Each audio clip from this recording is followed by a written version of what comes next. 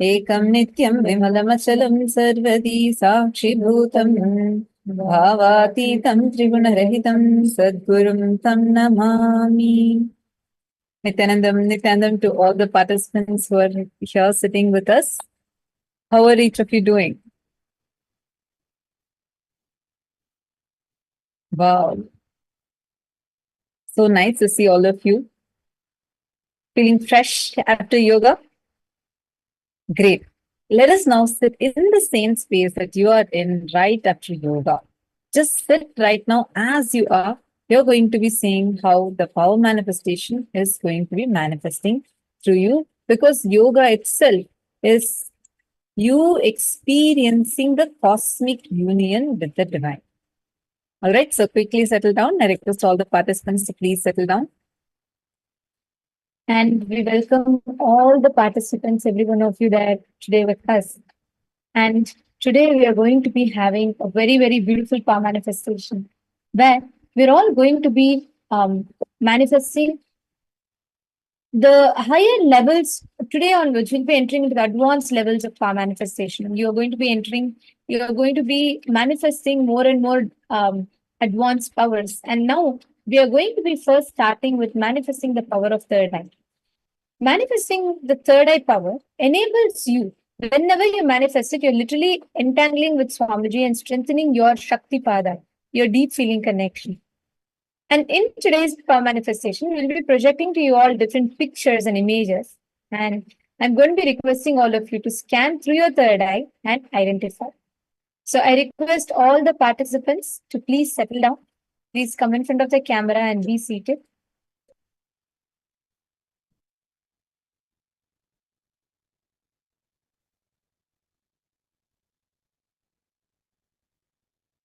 Ma Leelavati, Nithyanandam.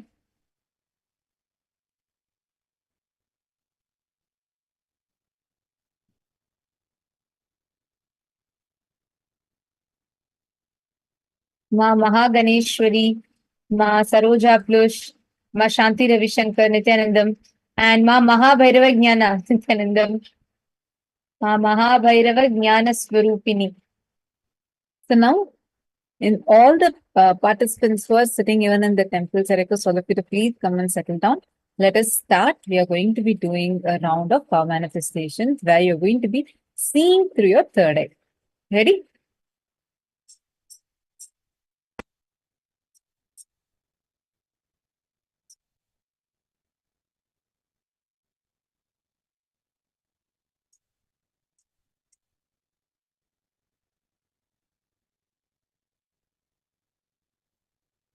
All right. So now we'll be entering into the power manifestation, the power of the third eye.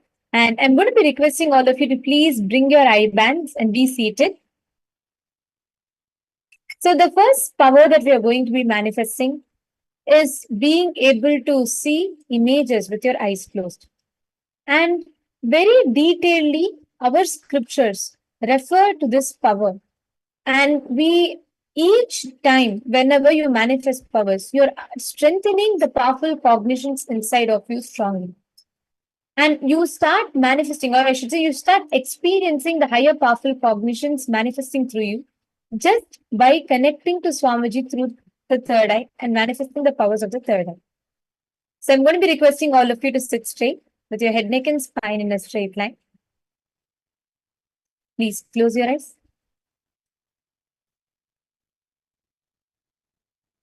Please tie your eye bands. I request every one of you to please blindfold yourself. Please tie your eye band.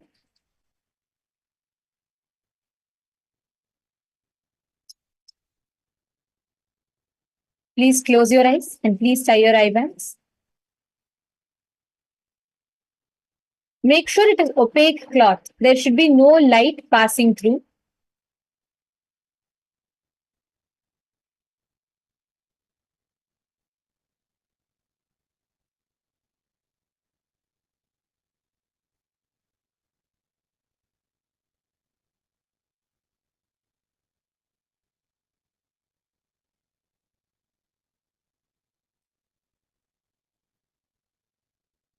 Please close your eyes.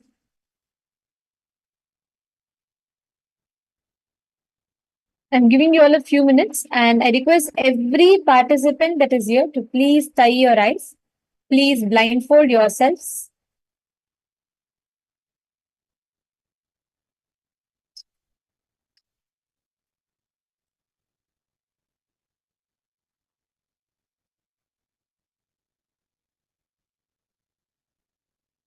Now, we will be chanting the Shastra Pramana for this power manifestation. This is elaborately given, the reference for this power is given in our source scriptures in the Vijnana Bhairava Tantra. This verse goes as Kapalantarmanonyasya Tishtanmilitalochanaha Kramena manaso dadyat Lakshaye Lakshyamuttamam. In this verse, actually, Paramashiva gives a very detailed revelation of how exactly the power of third eye should be manifested. See, when you fix the mind in the inner space, and when you're established, bringing your awareness and sitting stably without any movements, Parameshwar reveals in that, through that, by the stability of the mind and inner space, one gets the vision beyond the sight, which reveals any object or place beyond our normal sight.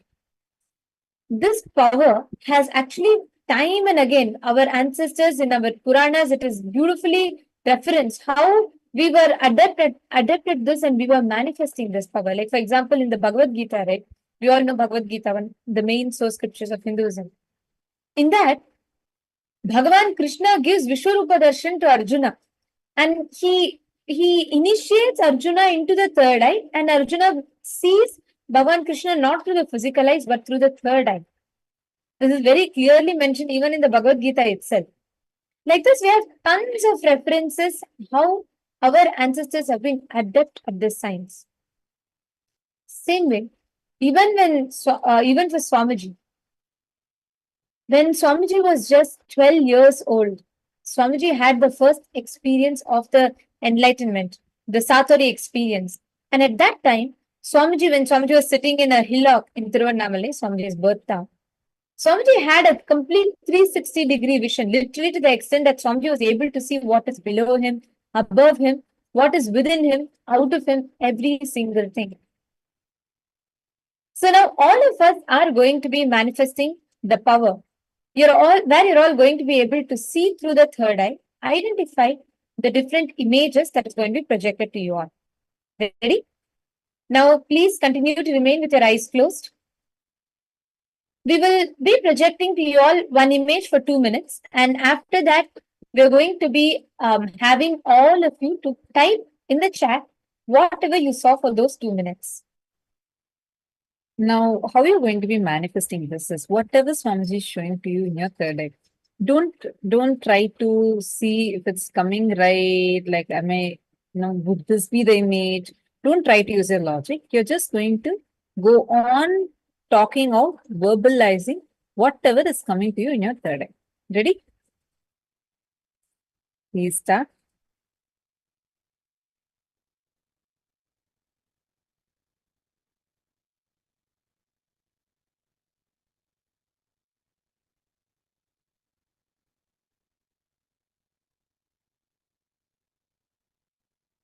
Now connect to Swamiji and see through your third eye. Chant the Mahavakya without using your physical eyes. See through your third eye and identify what is being projected to you.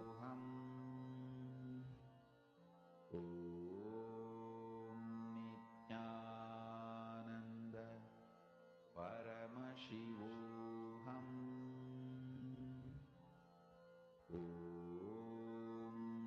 Nithyananda Paramashivoham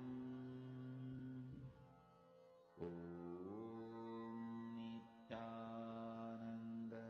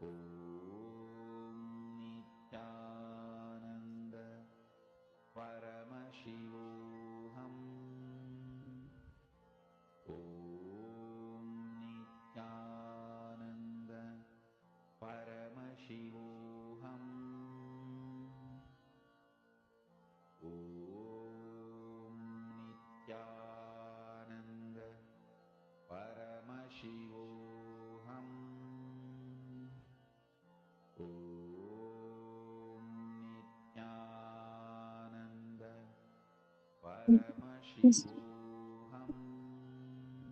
Yes, you want to say this. Huh? You check? Then?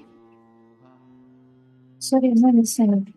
I don't understand. There's no feed in the SJP intentions room. I need to inform. Please check. So you're supposed to check.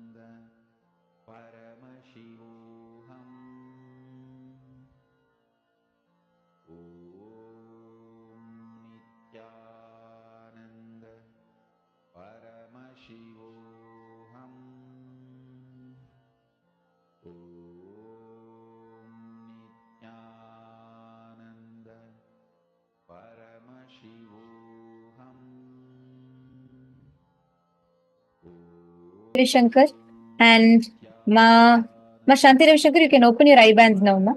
Ma Mahabhairava Jnana Swarupini. Please post whatever you saw in the chat.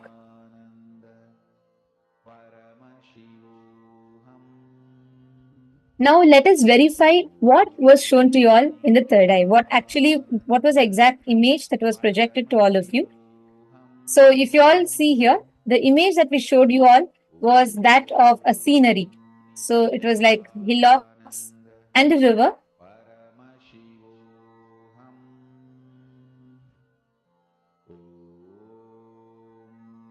All right. And we will now be doing one more round, one last round before we enter into the day today.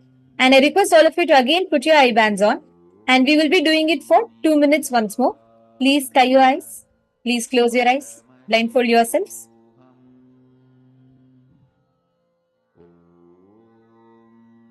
Nithyananda Paramashivoham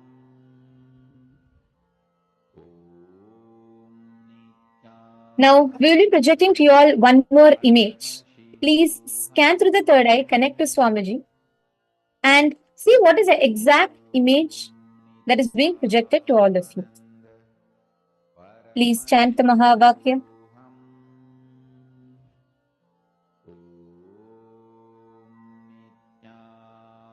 Nithyananda Paramashivoham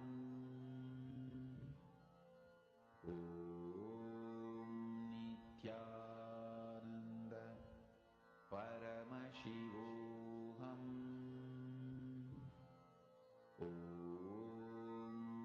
Nithyananda Paramashivoham Nithyananda Paramashivoham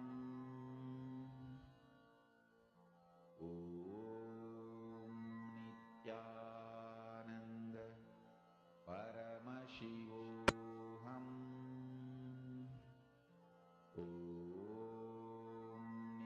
Nithyananda Paramashivoham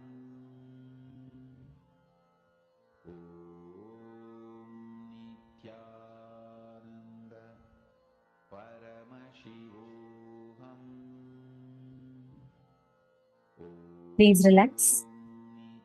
Please open your eyes.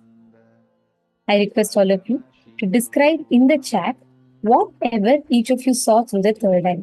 Describe all the details, every single thing that came to you all in the chat. Ma Shanti Ravishankar, can I request you to please describe, ma? Okay, you saw Prabhavali, Blackstone, and deity. Ma Mahabhairava, come on, manifest powers for a few minutes. Power manifestation actually, see ma, it prepares your whole, literally it prepares your whole brain and body to receive the initiation.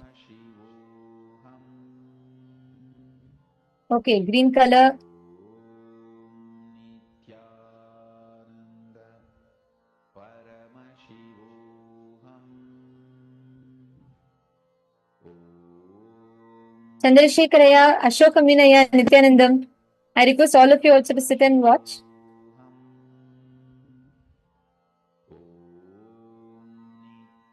Now, let us verify the answer. I request all of you to now we'll be projecting the answer for you all. And let us verify what was the picture that was projected. Nithyananda Paramashivoham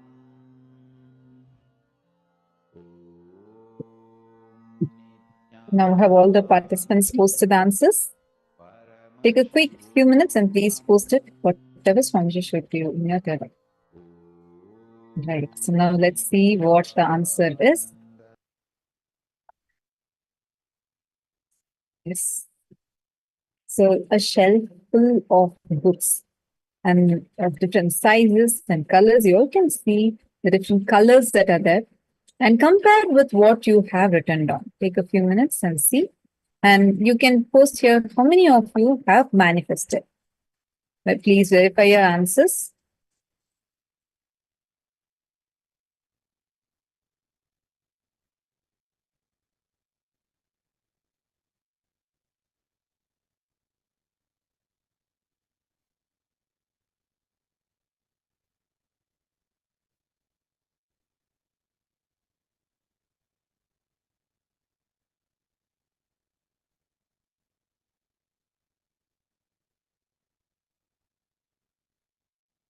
Yes.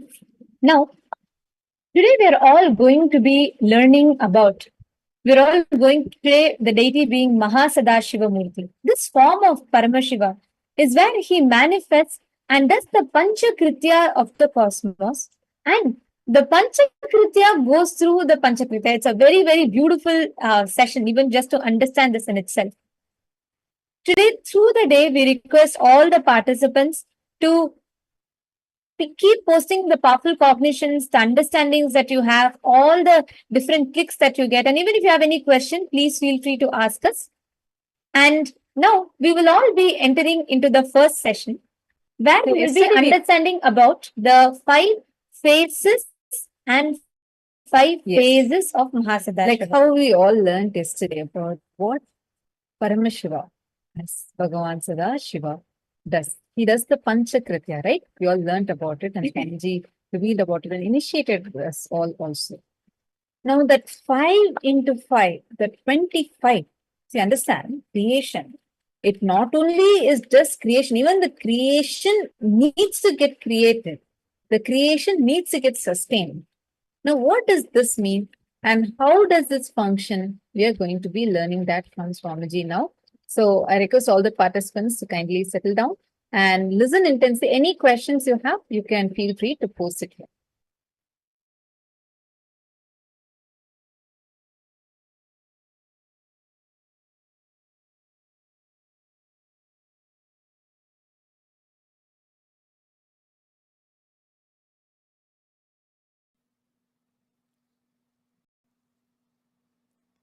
Paramashiva,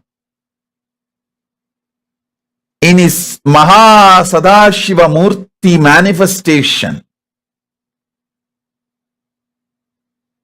who is the Lord of KAILASA, with 25 heads, 75 eyes, 50 hands, Sarva Mangala, Sarva Atsarya, Sarva Swatantra, Sarvanyatva, Ananta Kalyana Gunaswarupa, Tejomaya, Swayam Prakasa, in his form is alive.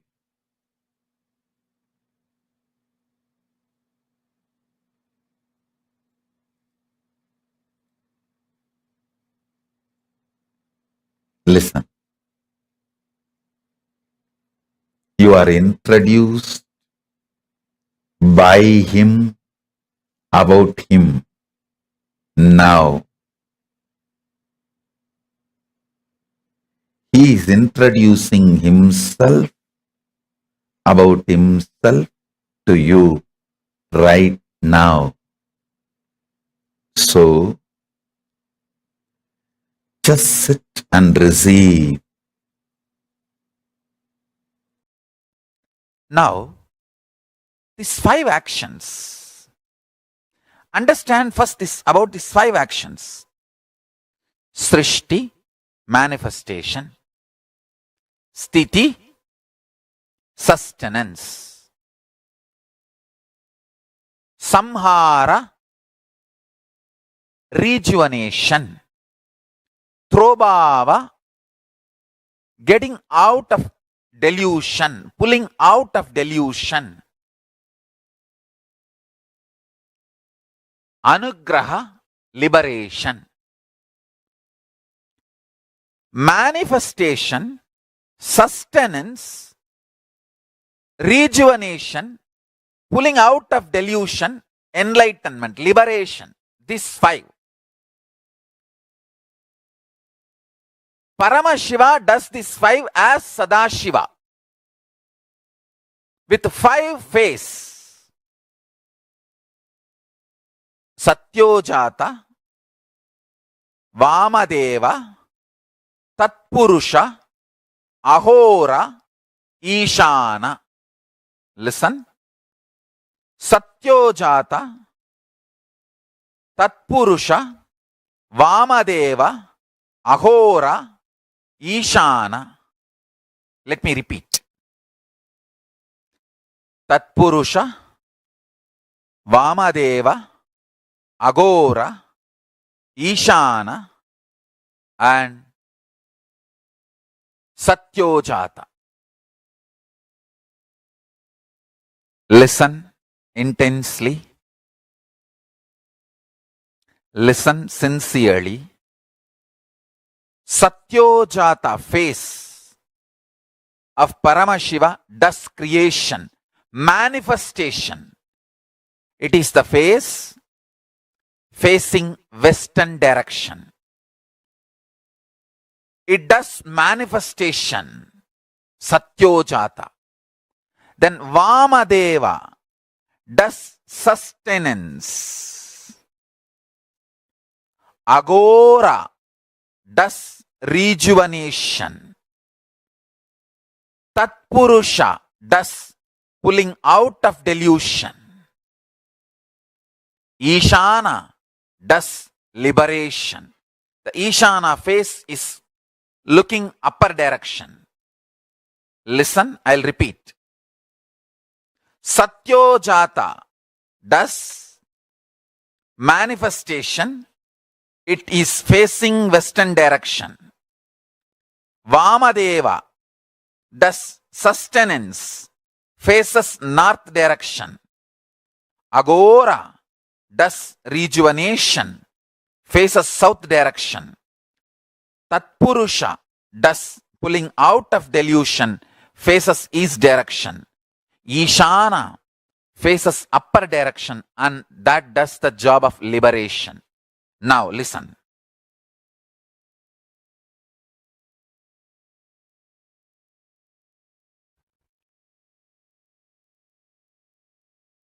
The Sadashiva, he exists doing this 5 Panchakritya.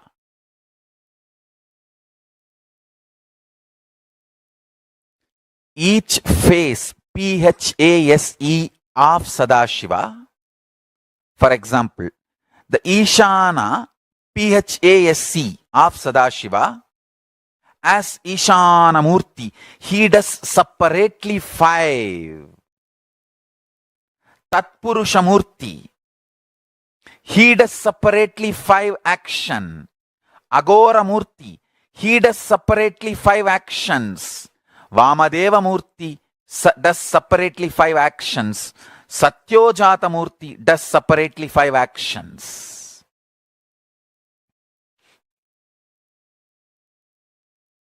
I'll tell you one by one. Sadashiva has 5 Phases, paces, not faces alone, paces. Each pace has 5 phases. Listen, listen, please listen.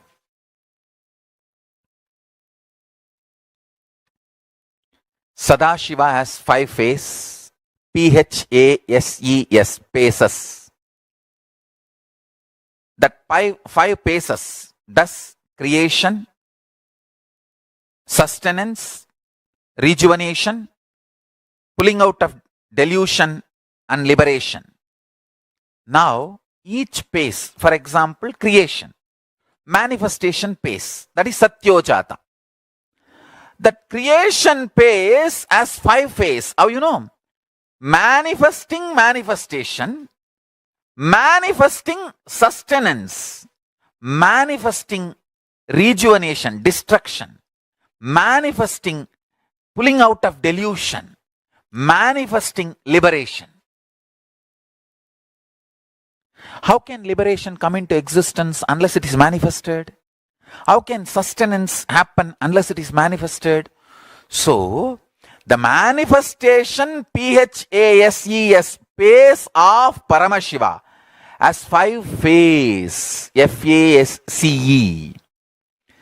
Manifestation pace of Sadashiva has 5 phases.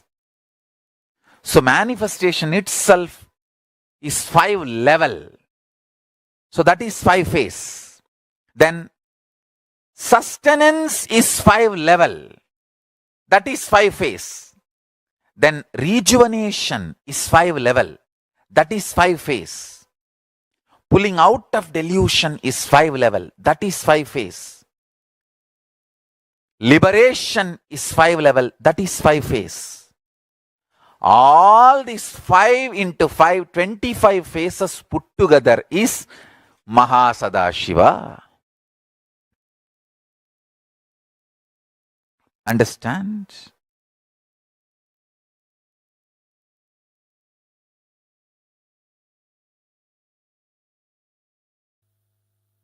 I'll introduce this word, algebraic topology.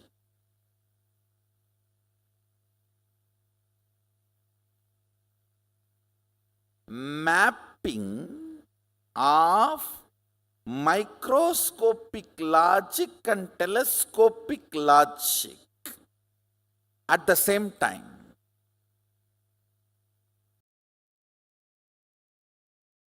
I'll reveal step by step.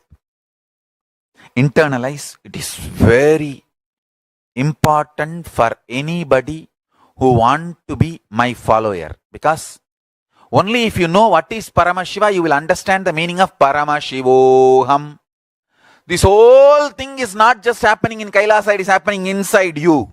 It is happening inside your brain now. It is happening inside you now. Paramashiva is sitting inside you now.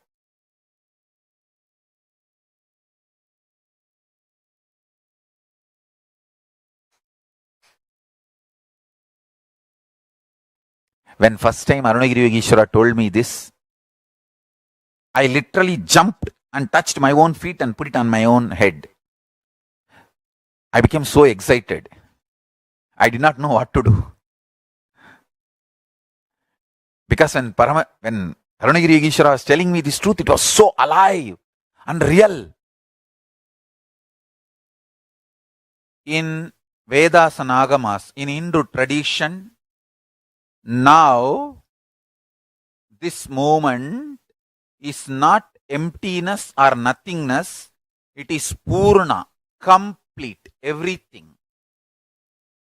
This moment, this Chana, this second, now is the time Kala Bhairava meets our consciousness. And in this moment, universes come in, exists, dissolve, gets pulled out of delusion and gets liberated without chronological time gap, spontaneously, simultaneously. Meditate on it. Understand? Samhara is created, creation is destroyed. Sustenance is deluded, delusion is sustained. Liberation is deluded, delusion is liberated. Creation is destroyed, destruction is created, sustenance is destroyed, destruction is sustained.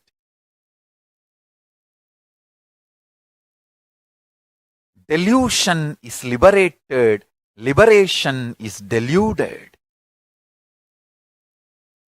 Creation is deluded, creation is liberated.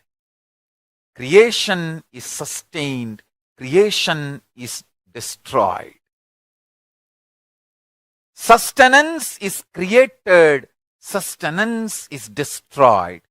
Sustenance is deluded, sustenance is liberated. Destruction is created, destruction is maintained, destruction is destroyed. Destruction is pulled out of delusion. Destruction is liberated. Delusion is created. delusion is maintained, delusion is destroyed, delusion is pulled out of delusion, delusion is liberated. Liberation is created, liberation is sustained, liberation is destroyed, liberation is deluded, liberation is pulled out of delusion, liberation is liberated. Understand these 5 principles: Srishti, Sthiti, Samhara, Prabhava, Anugraha. Manifestation. Srishti, manifestation. Sthiti, sustenance. Samhara, rejuvenation. Prabhava, pulling out of delusion. Anugraha, liberation. Understand these 5 principles. I am reading out from Akashic records. So watch this satsang at least 5 times. Let these truths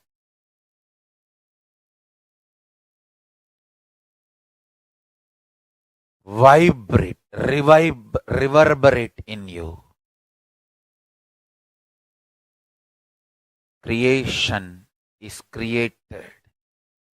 Creation is sustained. Listen carefully. Srishti. Manifestation is manifested. Manifestation is sustained. Manifestation is destroyed. Manifestation is pulled out of delusion. Manifestation is liberated. Sustenance is manifested. Sustenance is sthiti. Sustenance is manifested. Sustenance is sustained. Sustenance is rejuvenated. Sustenance is pulled out of delusion. Sustenance is liberated.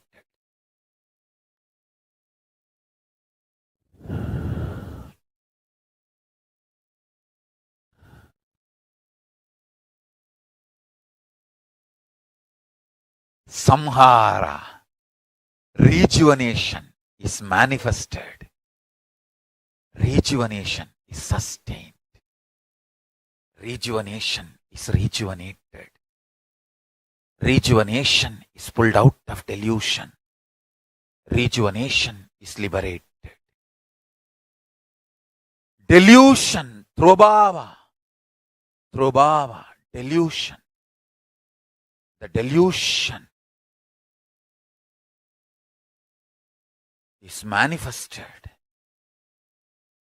The delusion is sustained. Delusion is destroyed. Delusion is pulled out of delusion.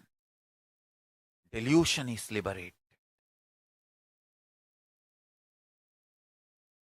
Anugraha. Anugraha is manifested.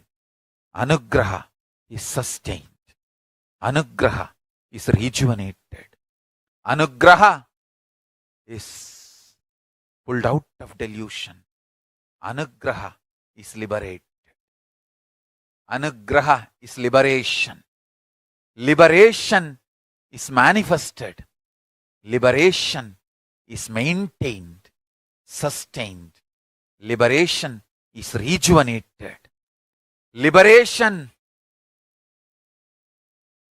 is pulled out of delusion. Liberation is liberated. Understand these 5 principles of existence.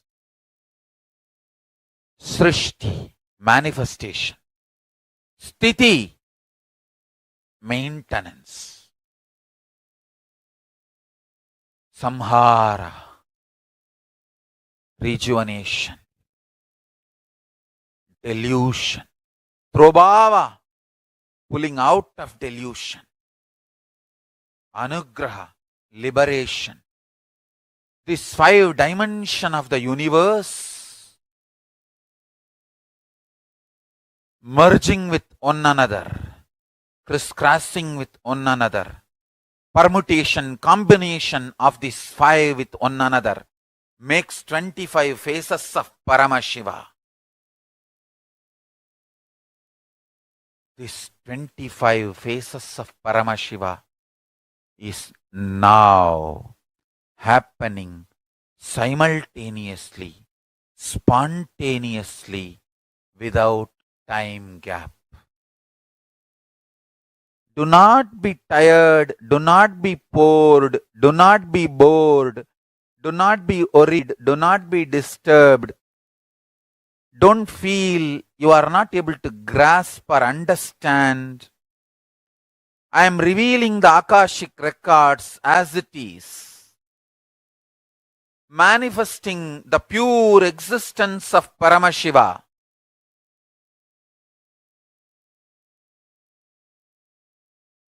Principle of creation getting created. Creation energy getting created. So, the permutation combination of all these 5 into 5 is 25. All the 25 happening in you now. Now. Listen. Listen. If you meditate on this, you will understand. Some people manifesting in your life is creation. Some people leaving your life is rejuvenation. Some people getting back to your life is pulling out of delusion. Some people are adding bliss, joy to you, and you adding bliss and joy to them is liberation. All this, understand, whether it is people, places, object, health, anything you experience, it is all just the 25 principles manifesting, happening in you. If you are fighting with that happening, you are Jiva. If you are master of that happening, you are Shiva. If you sit now and complete with all these 25 happenings in your life, internally, externally, some good things getting created. Some things which you think as good getting destroyed, rejuvenated. Some things getting pulled out of delusion. Some things getting liberated. Listen carefully. 5 into 5, 25 happening now in you is the meaning of Om Nithyananda Paramashivoham. This is the meaning of Mahavagya. Understand? This is the powerful cognition of Mahavagya. What is the powerful cognition of Mahavagya? All the 25 happening now in you.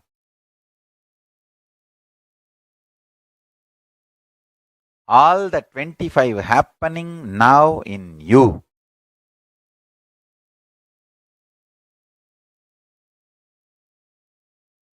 Satyojata Murti, Vamadeva Murti, Tatpurusha Murti, Aghora Murti, Ishana Murti. All the 5 put together as Sadashiva Murti, and all the 5 into 5 put together as Mahasadashiva Murti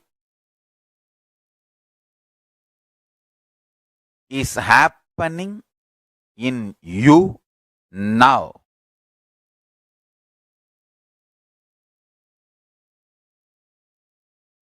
Understand?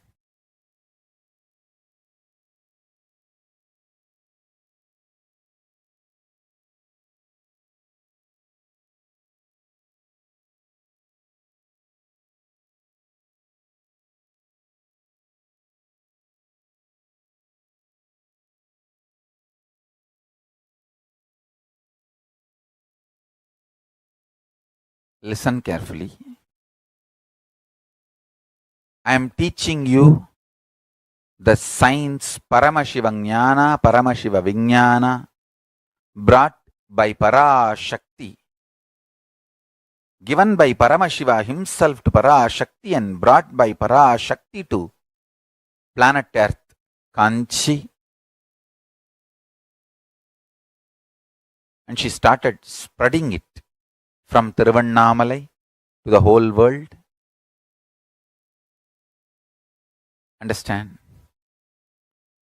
Few things you need to really understand.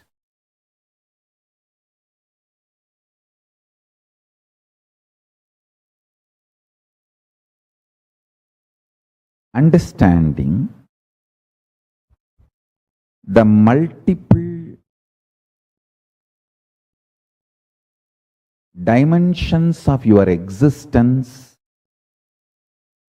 can coexist without chaos and prioritizing simultaneously, spontaneously in you makes you chaos free, stress free, tiredness free, incompletion free, worry free.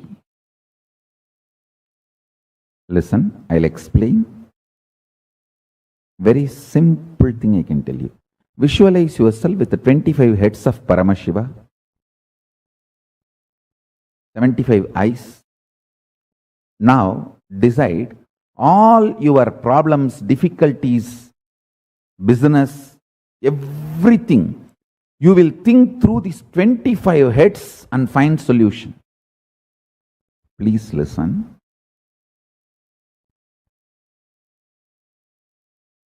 These visualizations like 25 heads of Paramashiva, 75 eyes of Paramashiva, 50 hands of Paramashiva, all these expands your conscious elasticity.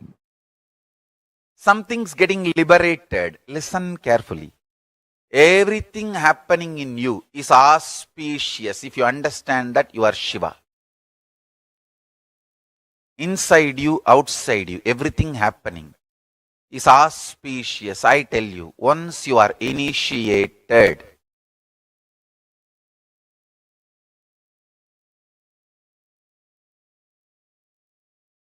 once you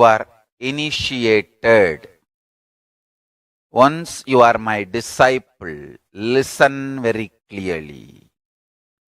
Even if you think in your life things are falling apart, they are falling in proper place. Understand?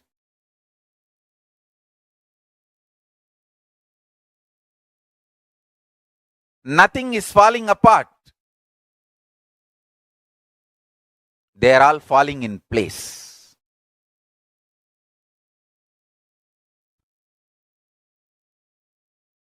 Once you are initiated, you are integrated to Guru, Linga, Sangha.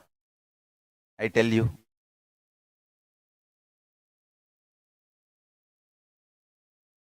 nothing falls apart.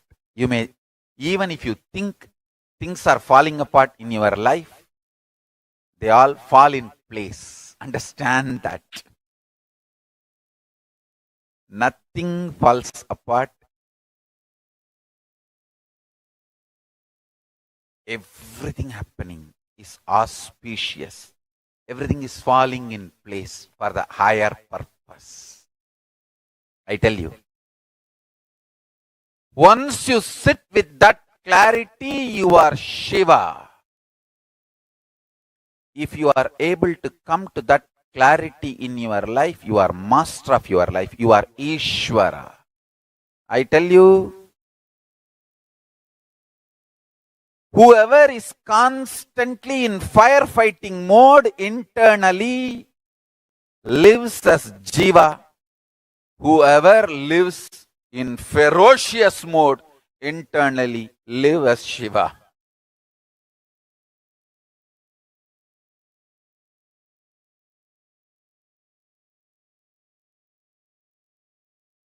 Listen. Please listen. Whatever is happening is auspicious. Things are not falling apart in your life, they are falling in place in your life for your higher purpose. Listen carefully. This 5 action like creation, sustenance, rejuvenation, pulling out of delusion, liberation. These 5 principles means like creation of the universe is creation. The permutation combination of this 5 into 5, 25, is happening constantly in you. So understand the truth.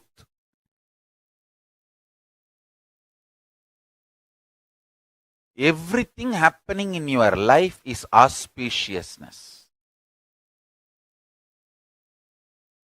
With this one truth, one powerful cognition, if you sit and bring this clarity, completion, joy, restful awareness, this one principle in your life alive, then you are free from death. You are free from death.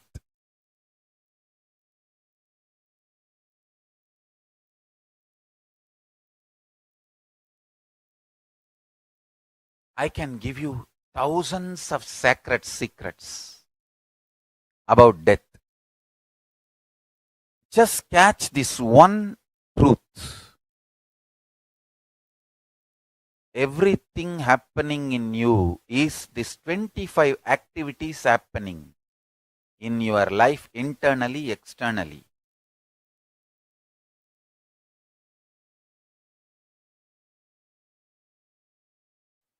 Listen. Sadashiva, the 5 dimension, creation, sustenance,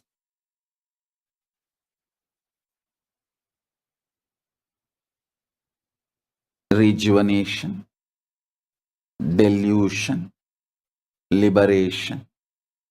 This 5 becomes 25. Mahasadashiva. Sadashiva becomes Mahasadashiva. Listen. Listen intensely. Only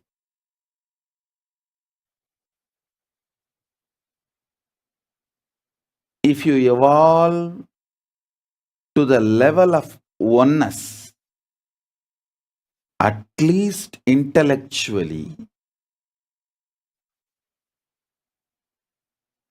you can understand creation, sustenance, rejuvenation, pulling out of delusion, liberation, all the 5 happens simultaneously, spontaneously, synergetically, like synesthesia. Listen. Today I have introduced one more new word, synesthesia. Listen. Synesthesia means, I'll give you direct meaning. Synesthesia is an anomalous blending of the senses in which the stimulation of one modality simultaneously produces sensation in different modality. Synesthetes hear colors, feel sounds, taste shapes. Listen. if you understand, this synesthesia is actually experience of a power of oneness in physical sensory level. It is an anomalous blending of the senses in which the stimulation of one modality simultaneously reproduces sensation in a different modality. Synesthetes hear colors, feel sound, taste shapes. Synesthetes, people who have that synesthesia capability, they actually, when they see the colors, they hear the colors in the ears. When there is a sound, they feel it in their skin. When they see the shapes, they taste it in their tongue. The tongue can taste the shapes they see. So it's like a one sense material, object. They can taste it in all five. It's a kind of a power. Listen. Same way, these five, creation, sustenance, rejuvenation, delusion, liberation, these five, you can taste liberation in creation, delusion in creation, sustenance in creation, rejuvenation in creation. You can taste creation in liberation, rejuvenation in liberation, delusion in liberation. You can taste delusion in creation, rejuvenation in sustenance. All the five happens simultaneously, synergetically, spontaneously, synesthetically. Listen. Only when you understand this intellectually, you will see your five aspects of 5 head of Paramashiva becoming 25 head. I asked once my guru, why Mahasadashiva's form is not worshipped in many temples commonly? See, all Paramashiva's 64 forms are worshipped in many temples commonly, like Nataraja will be there in every Shiva temple. Lingodbhava will be there in every Shiva temple. Linga will be there almost in all Shiva temples. Ardhanarishwara, many Shiva temples has. Even the rare forms like a Veerabhadra or Agora are worshipped in some temples. Kala. All 64 forms are worshipped in so many temples, but Mahasadashiva, totally I have seen only 2 temples having Mahasadashiva form.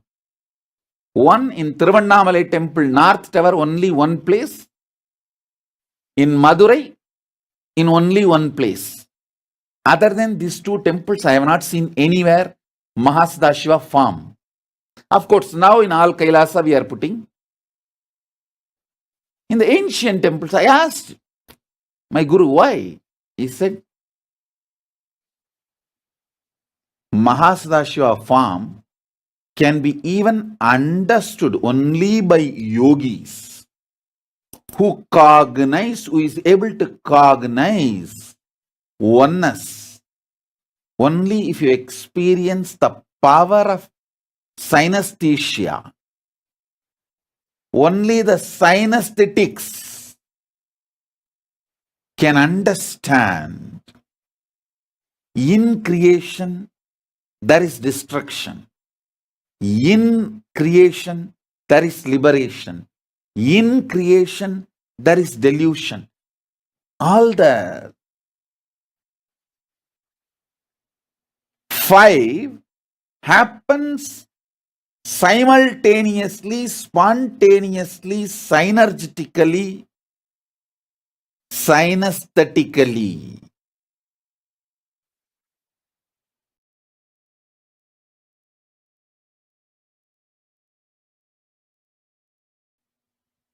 Even intellectually, if you sit and contemplate, you will understand the 25 heads of Paramashiva. Creation, sustenance, rejuvenation, delusion, liberation are not 5 separate acts. It is 5 different dimensions of Paramashiva happening spontaneously, simultaneously, synergetically, synesthetically.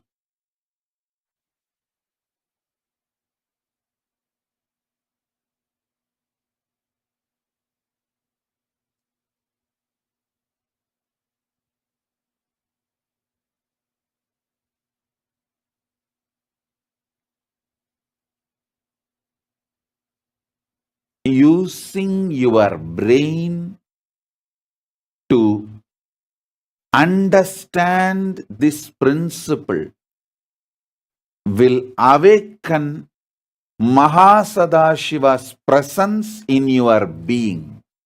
Listen, you can use the capacity of your brain's capacity to think to reach Paramashiva.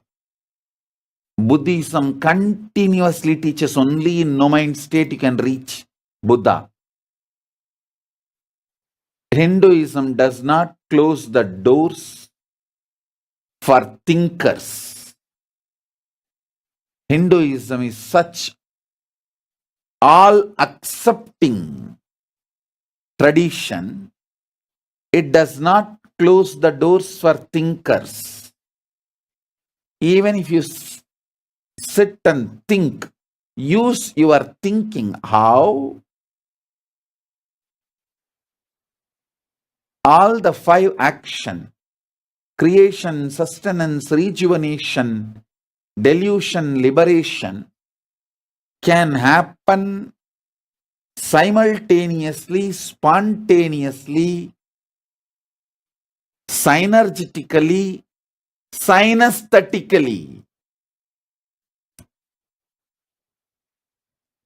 Just even if you sit and start contemplating, your brain's capacity will increase. It will start cognizing Mahasadashiva's qualities. Listen, when you meditate on his qualities and request his being to land inside you, he just manifests. Actually, he is inside you. When you meditate on his qualities, when you try to understand, your thinking will surrender to his vastness and greatness. You will realize he is more than all these put together. Then he simply manifests himself in you. Now,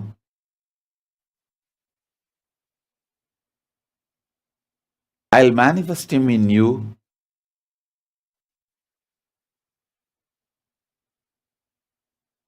Just you understand, try to think what I am saying.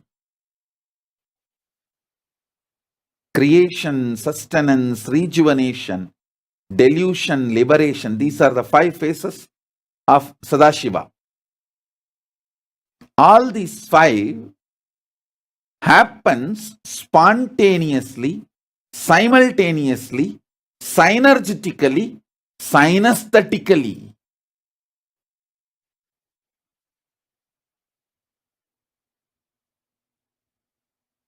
how this is happening, start thinking. Listen.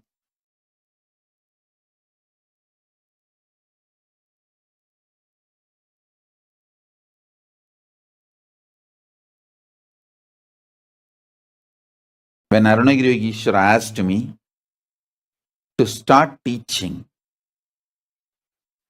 initiating, I asked him, bless me, that whoever I initiate will receive the experience.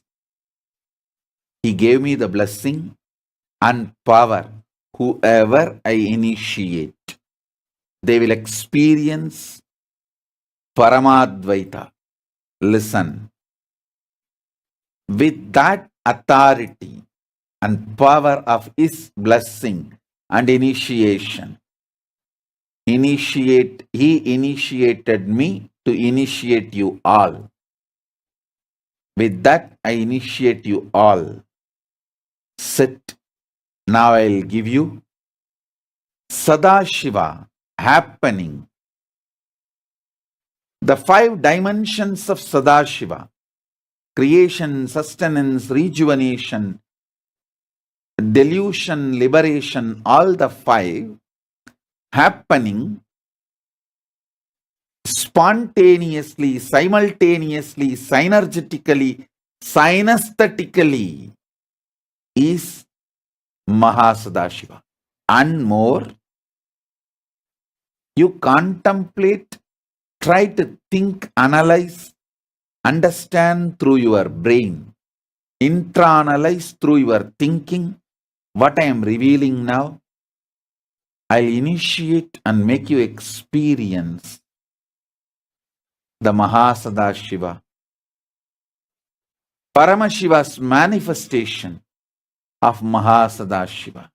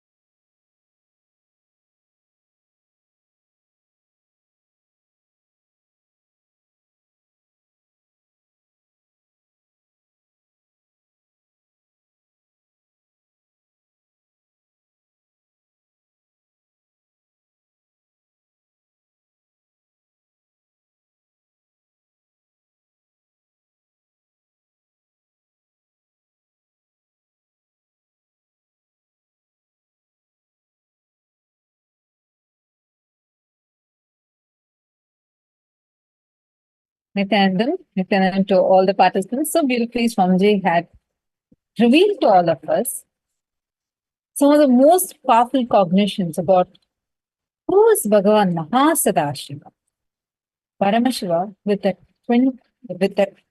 25 heads, 50 hands, 75 eyes, that form. He is called as Bhagavan Mahasadashiva. And just by connecting to his form, Swamiji revealed to us about how the very power of synesthesia gets awakened inside of us. And Swamiji actually revealed that how only a synesthetic brain can understand Mahasadashiva. And the synesthesia, the power of what we experience, like Swamiji said, right, your ability to simultaneously, spontaneously, synergetically experience the Panchakritya is what is Swamiji calls as a synesthetic brain. What Swamiji revealed to all of us, even if we just meditate on this, even if we just meditate on the form of Paramashiva, we will start manifesting synesthesia. And vice versa. The more and more we manifest synesthesia, the more and more we understand the manifestation of Mahasadashiva form of Paramashiva.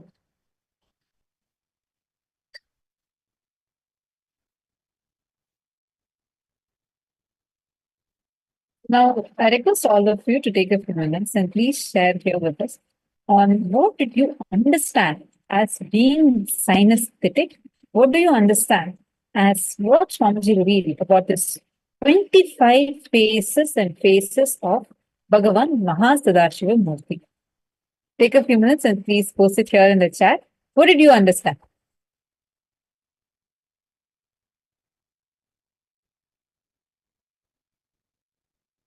All the participants that are here, Balasubramanyamaya, Ashokaminaya, and Peter Wajda, Chandrasekharaya, all of you, please take a few minutes and please post it here in the chat. What did you understand as how Bhagavan Mahasadashiva Murti exists? Who is he? How does he exist?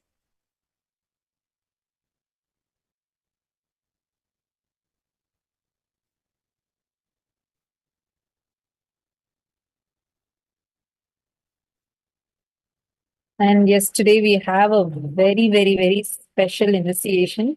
We are going to learn how you can hack your brain and literally be able to rewire your brain and to have the best experience in your life.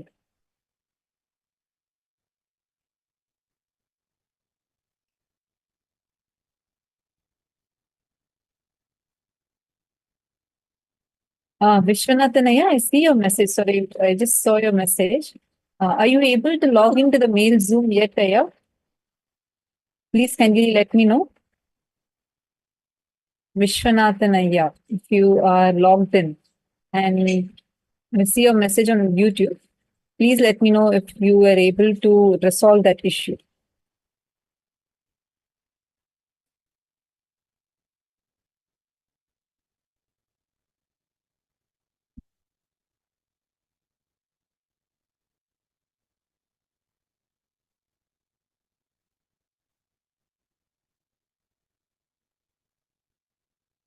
See, when you understand how Paramashiva performs, he functions simultaneously, spontaneously, and how he manifests himself. If you just understand that and if you meditate on that, you will start grasping what your possibilities are, what your higher possibilities are, what are all the things that you can manifest. Now, to all the participants that are here with us, whenever you manifest the powers, understand, every single time you manifest powers, you will see how the whole experience, the whole, the ultimate manifestation, the powerful cognition starts becoming an experience for you. Same with Mahasadashiva. How you will understand Mahasadashiva is whenever you connect to Swamiji, whenever you manifest powers, you start understanding the higher dimensions, what Mahasadashiva embodies and represents. Like Swamiji said, all the 25 aspects happening in your life simultaneously, spontaneously is the truth. Each phase, like for example, creation. Creation is getting created. creation is getting sustained, creation is getting rejuvenated, creation is getting put and pulled out of delusion, and creation is getting liberation. The first and foremost thing we need to understand, yesterday we all learned about the basic, what the Panchakrityas are. Now, today we are understanding a little bit more deeper about it. We are starting to understand the deeper levels of the Panchakrityas. Just sit and try to understand, try to see how exactly does the Panchakritya happen inside of you. How can sustenance happen? How first just see how exactly creation, maintenance, rejuvenation, putting into delusion, pulling out of delusion, and liberation happens inside of you. Please pen down.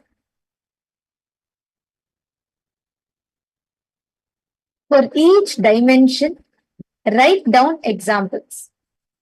Like, let's say you have a, like, for example, how do you manifest? How does creation happens? Manifestation is getting created. Like, for example, let's take an example of a thought. You create a thought. Then how does sustenance happen in that creation? You hold on to a particular thought. You think about it. Then how do you rejuvenate? You replace the previous thoughts with rejuvenate them by replacing with a new thought. And how do you liberate yourself? Putting yourself into delusion, pulling yourself out of delusion. Whenever you brood over the incompletions, the powerlessness, all of that is putting yourself into delusion. When you give yourself powerful cognition, you're pulling yourself out of delusion. And if you just understand this, if you just understand what Swamiji revealed in his truth, even if you just write down and put down, pen down and actually just meditate on this, you will have a breakthrough in the way you understand. I request all of you to take a few minutes and please do this. We'll be projecting the table to all of you. Please pen down. See this as an example.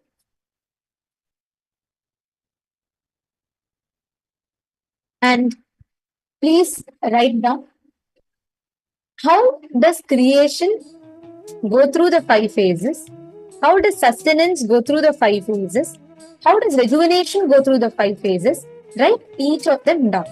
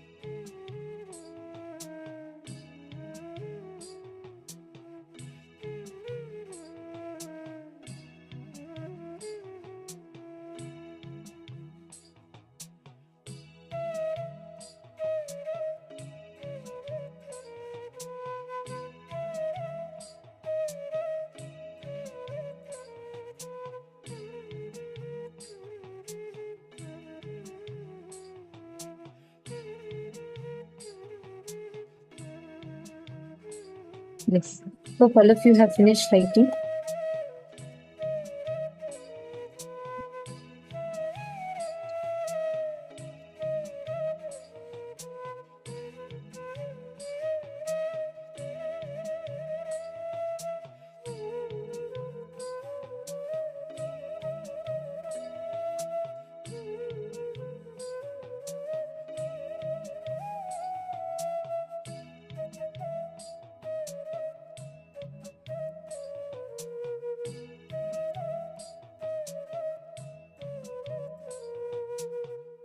If you must let us know in the chat. If you have finished putting this table is very, very important as this will help you understand further.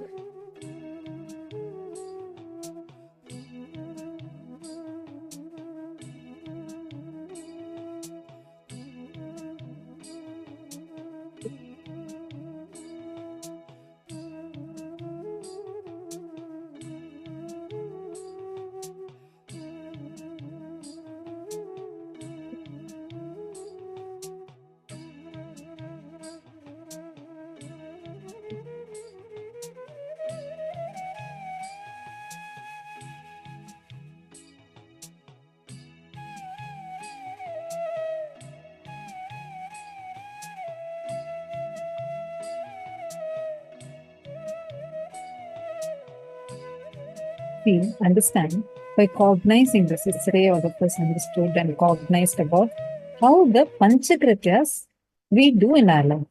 Right? We all learned about how to own up for the creation that we do, the rejuvenation that we do, the sustenance that we do, pulling out of the illusion that we do. Like each of the Panchakrityas, how we are doing, when we own it up, Swamiji revealed how we will become Ishvara, the Lord of our lives. We learned this yesterday. Today, we are going a little more advanced.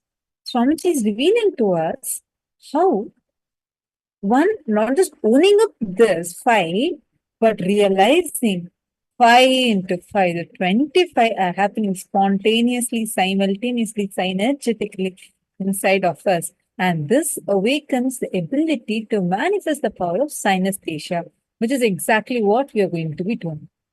Just by cognizing this, how many of you have seen, when you wrote down, how many of you are starting to understand about creation getting created, creation getting sustained?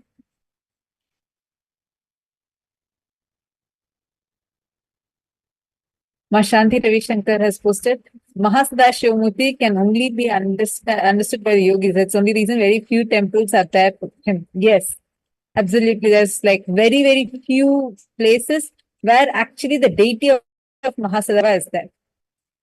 And you briefly quoted Swamiji Ma. Actually, when that is why, and today, whenever this is Swamiji also told in the session, right? When you meditate on Mahasada when you connect to his form, remember, visualize, and just show this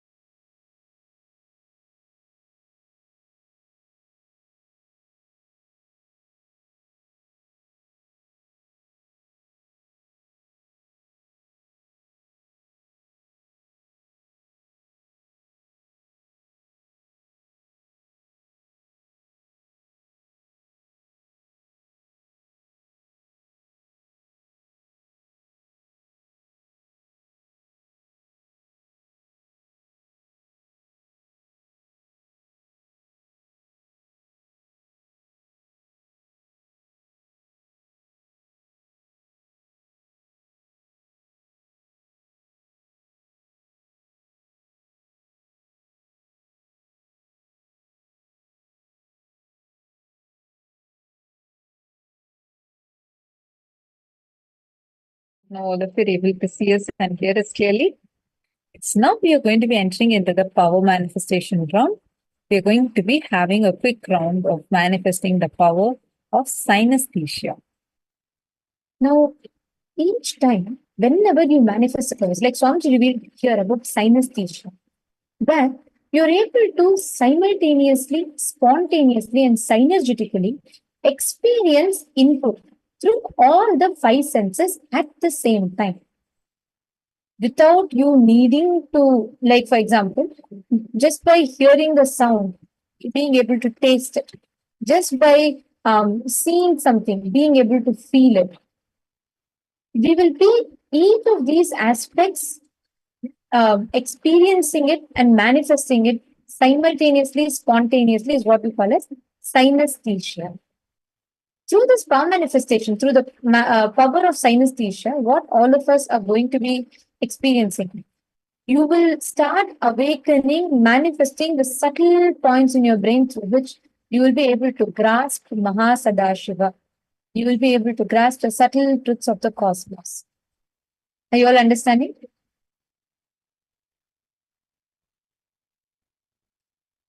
Okay, so now we will first be taking you all through what exactly is synesthesia. See, when you're like what all of you are going to be manifesting. Normally, when you have to describe the smell of something, what do? You smell it, correct? Or when you have to describe the taste of something, what do? You have to eat, taste it. Am I right? For each of the things that we manifest or experience, we keep depending on one sense for us to experience it. Am I right?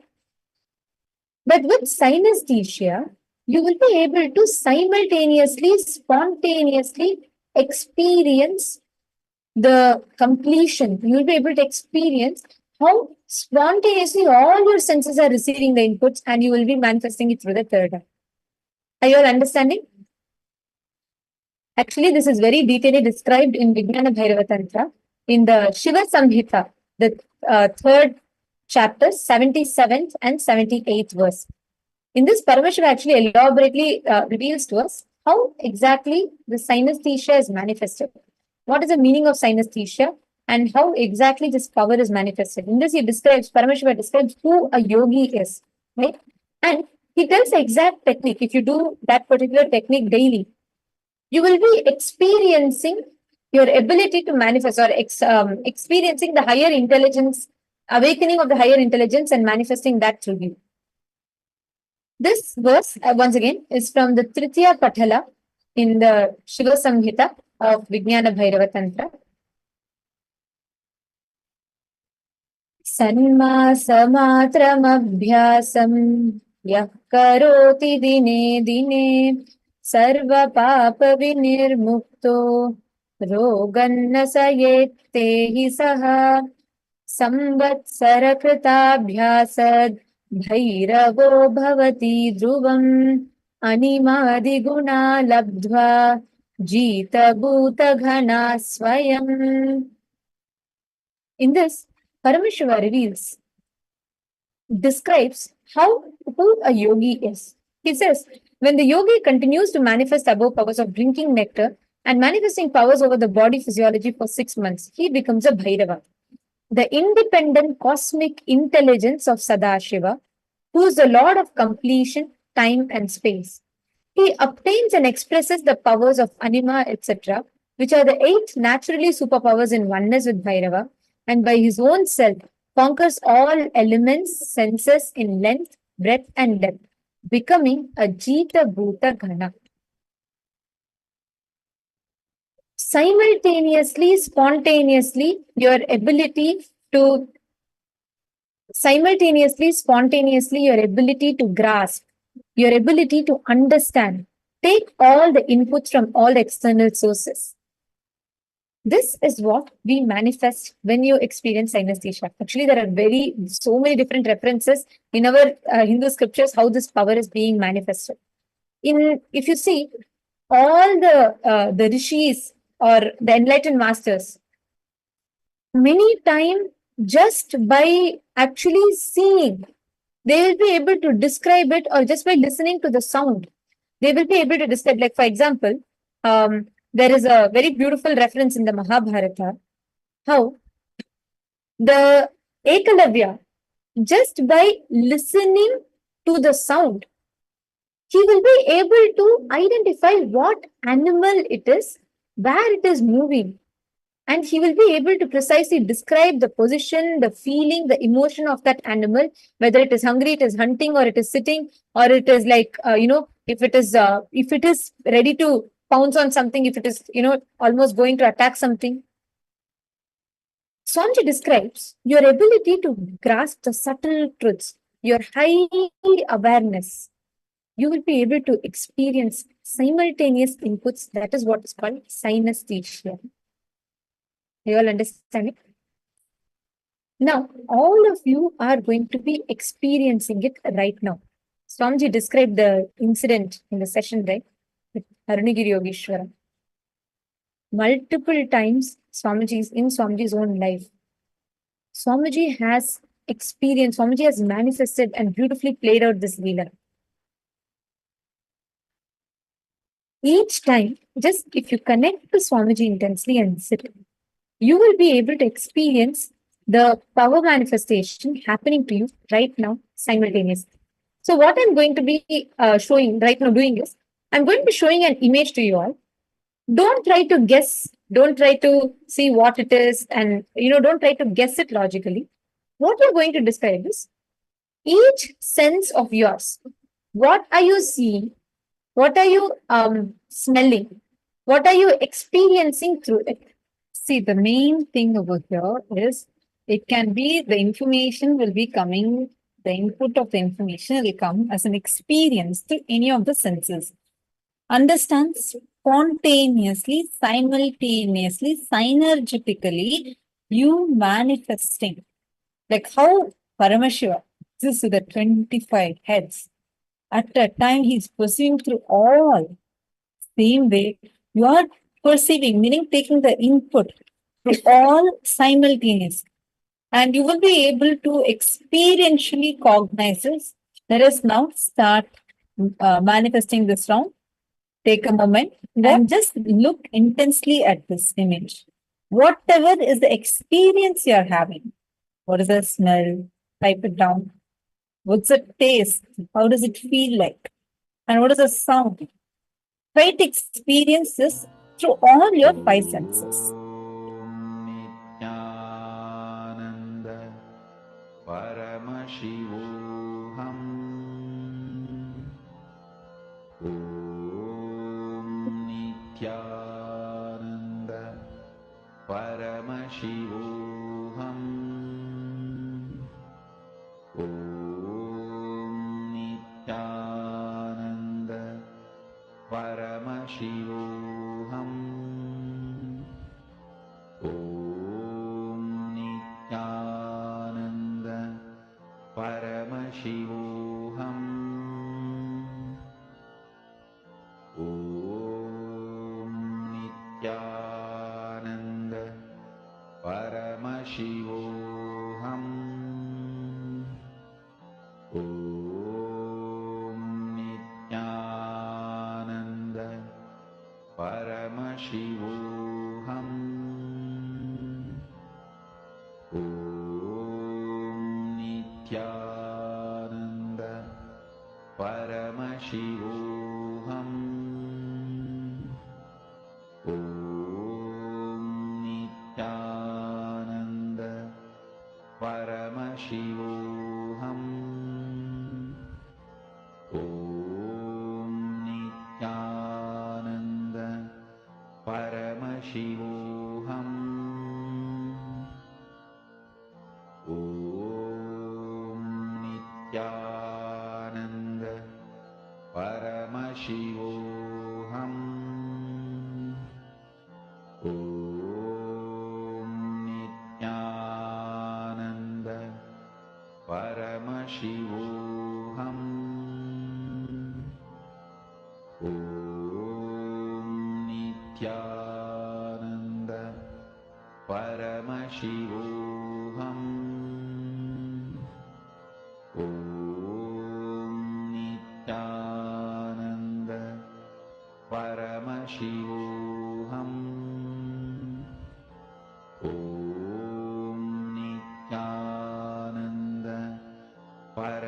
Paramashivoham Om Nithyananda Describe all the senses, whatever inputs you're receiving in all the five. Actually, if you see simultaneously, all the five senses of yours takes in the input.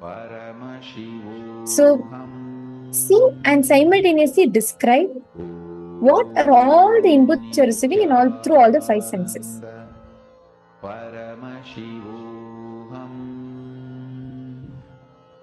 Okay, now please relax. And I'm going to request all of you to type out in the chat and describe what is the smell, what is the taste, what is the sound of this object, what is the feel of the object when you touch it, what does it feel like. Post whatever comes in your third eye in the chat. You should actually have it as an experience. So take a moment and all of you type it on whatever Swamiji is showing to you in your third eye. Please post it.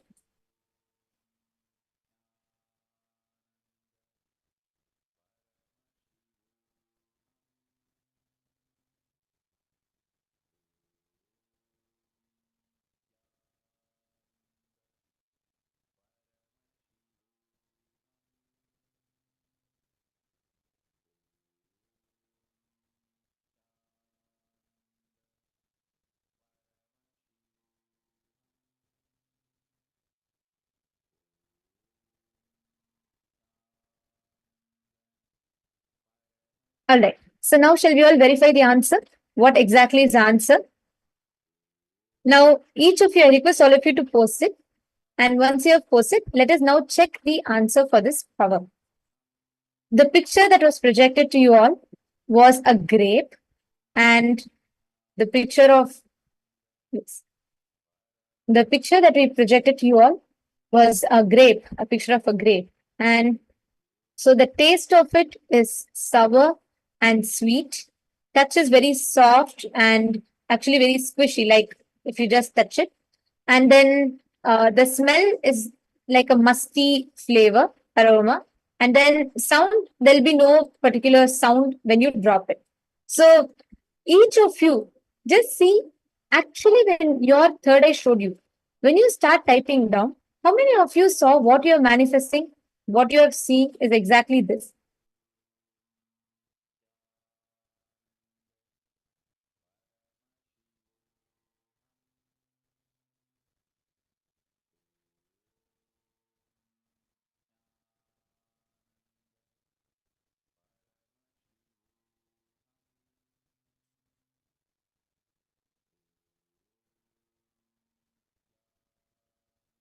Ma Julie Silla, Ma Sharmaine Muse.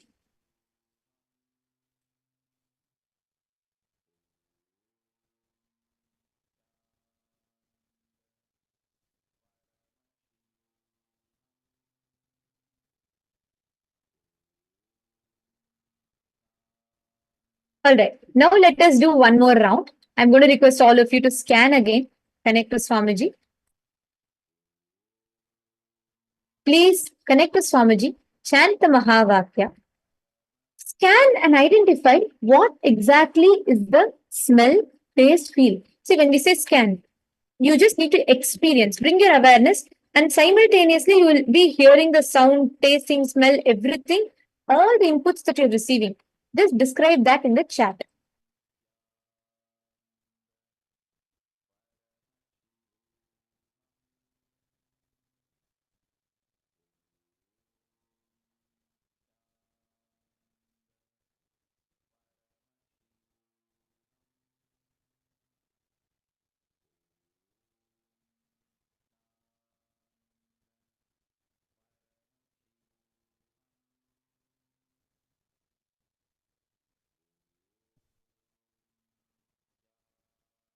Describe in detail what is the exact sight, what are you seeing, what are you smelling, what are you sensing. See in all the five senses, what are the inputs you're receiving and describe that in the chat.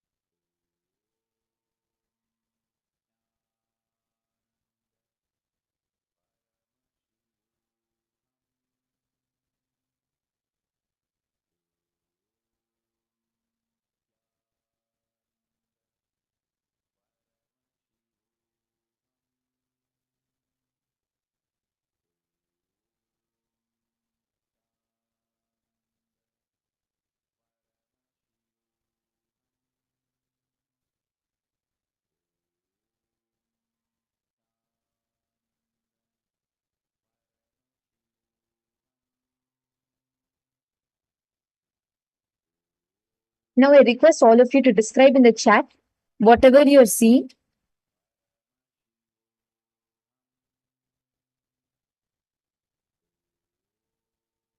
Please describe in the chat whatever Swamiji revealed to you in the third eye. Whatever you experienced, please describe it in the chat.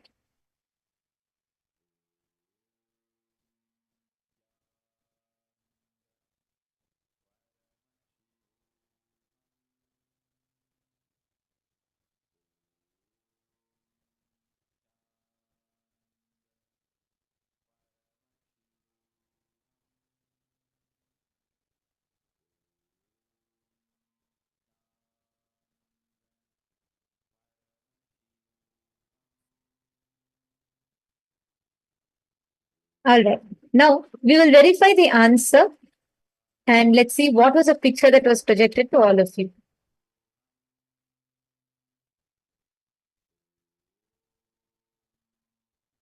Yes.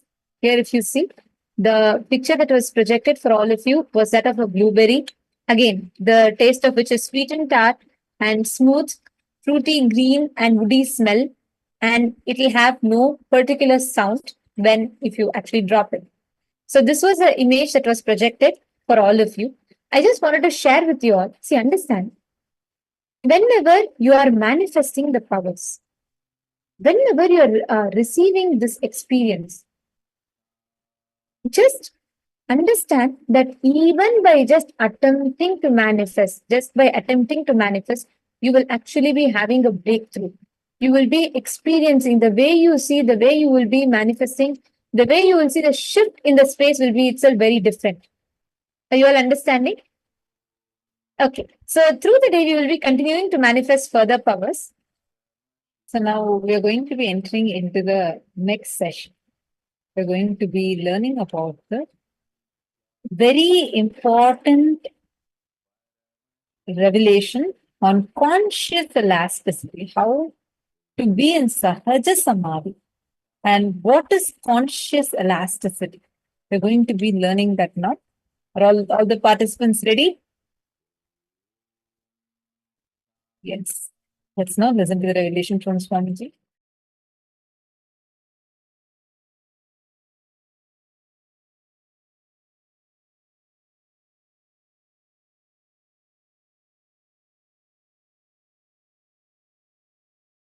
Paramashiva's message directly from KAILASA. Conscious elasticity is ability to unclutch and operate. Ability to unclutch and operate. In Sanskrit, we use the word called Sahaja Samadhi. Ability to be absolutely stress-free, but alive, active, vibrant.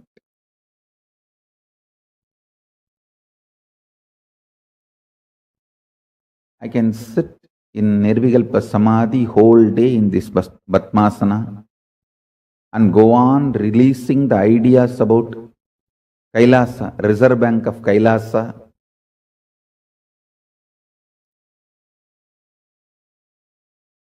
Understand the principle of conscious elasticity, then you will be able to understand what I am trying to share with you all. Conscious elasticity means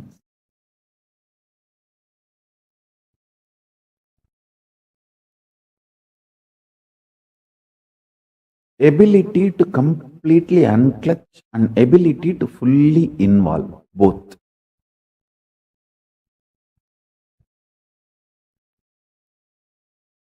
This ability gets built in your system when you start enjoying unclutching more and more.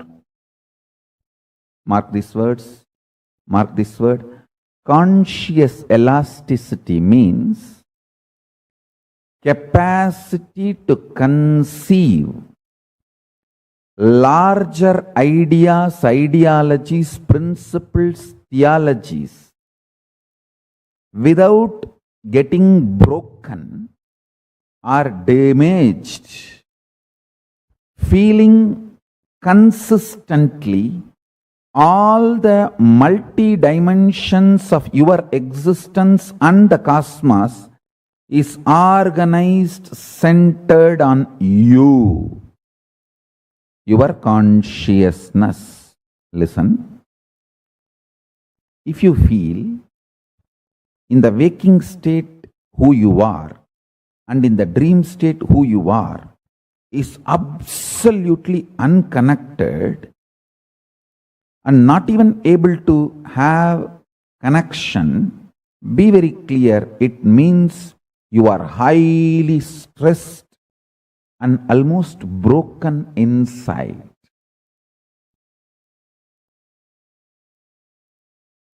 The multiple parts of you, dreaming part, visualization part, thinking part, emotional component, feeling component, deciding component, all this,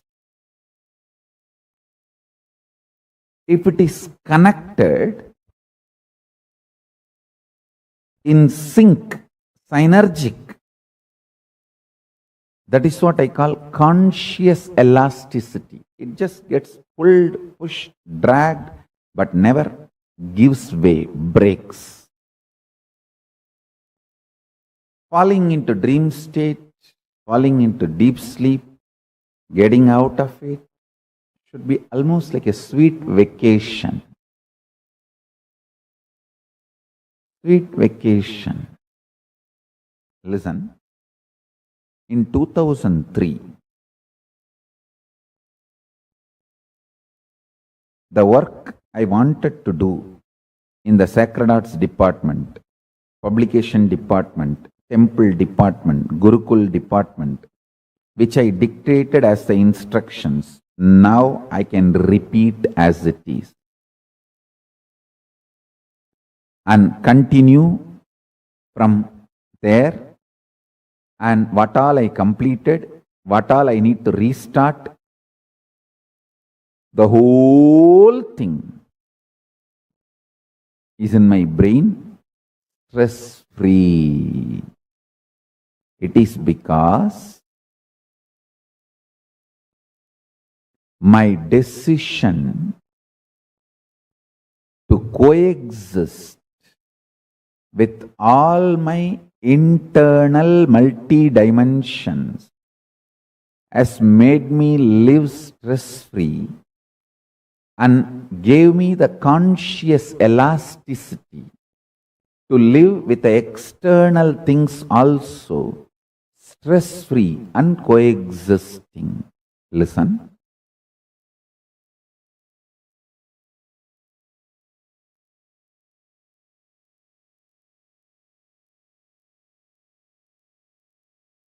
Your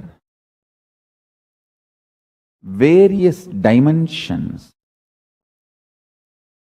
your dreaming part, your decision-making part, your emotional part, your violent part, your compassionate part, your loving part, your hating part, the multiple things happening in you, decide to assimilate all of it and bring everything to a larger, clear, connected, smooth way of existing. Listen. Your conscious decision to integrate you can heal a lot of conflicts inside you. Bring a lot of completion inside you. Like how the intermittent fasting alters your liver enzymes cycle pattern and heals your body.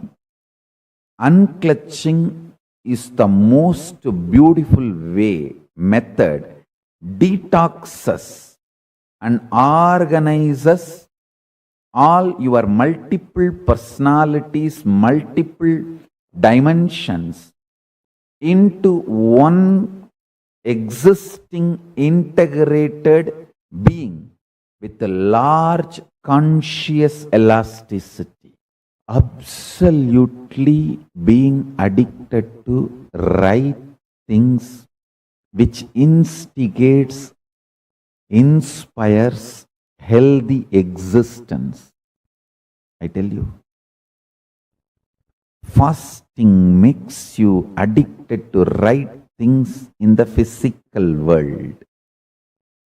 Unclutching makes you addicted to right things in the conscious world.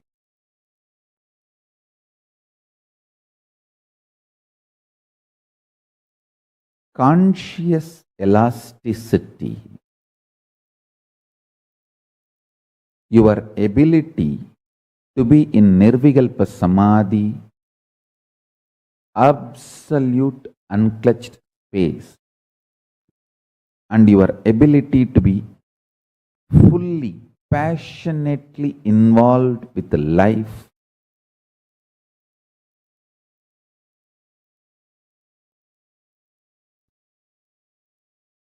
living in Sahaja Samadhi,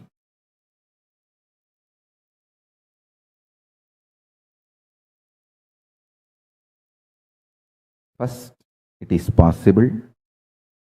Second, it is supposed to be built consciously. Third, human brain is hardwired for it.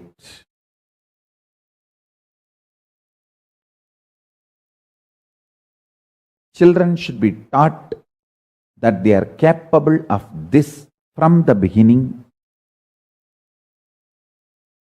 Even if human beings have missed learning this science as children, when they were child, they should be taught as early as possible. There was a great saint, Ramalinga Vallalar, in South India. He gives a beautiful 3 instruction. Pasittiru, Thanittiru, Vizhittiru. Means, always body should feel hunger. You should never dump the body with food and seal it up to this. Pasittiru. Always body should be functioning,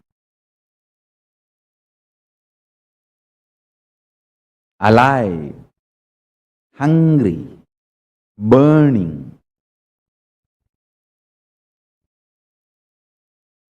Jataragni should be burning. See the Homagni also in Yagavunda also. If you dump the whole thing, the fire will be choked and it will not even be able to burn whatever you offered as ahuti. So you should do it in such a way that the fire should not be overloaded. Same way the Jataragni, the fire in your stomach, responsible for hunger, digestion. It should not be overloaded. It should be kept alive, constantly burning, alive.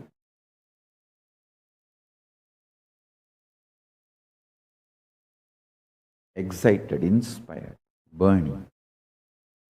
Listen carefully. Pasittiru means keep your body hungry.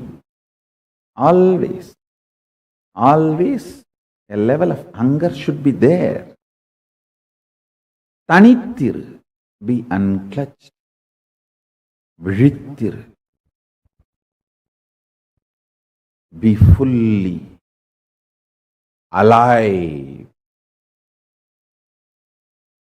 in the state of Turiyatita and Turiyatita. That's the essence of this great saint's teaching, Ramalinga Vallalar. Pasittiru, Thanittiru, Vizhittiru, These three will make the conscious elasticity happen in you. But I tell you, real unclutching is neither only going inward nor only going outward. It is expanding your conscious elasticity. The more you learn unclutching, you will have the ability to go inward, and you will have so much excitement and deep involved thinking through. I tell you, conscious elasticity,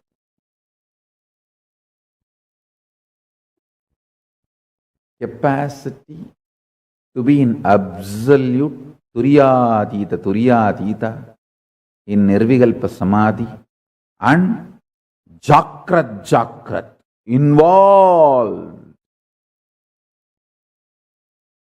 Conscious elasticity means you can catch a thought before it gets formed inside you. Microscopic. And you can see the stars. Telescopic. And know the path it is traveling. Understand? You can catch a thought before it forms inside you. Microscopic. You can see the stars and its path. Telescopic. Is what I call as conscious elasticity. I tell you, you are simply capable of it. You are simply capable of it. A lower ability of visualizing invokes greater fears in you due to your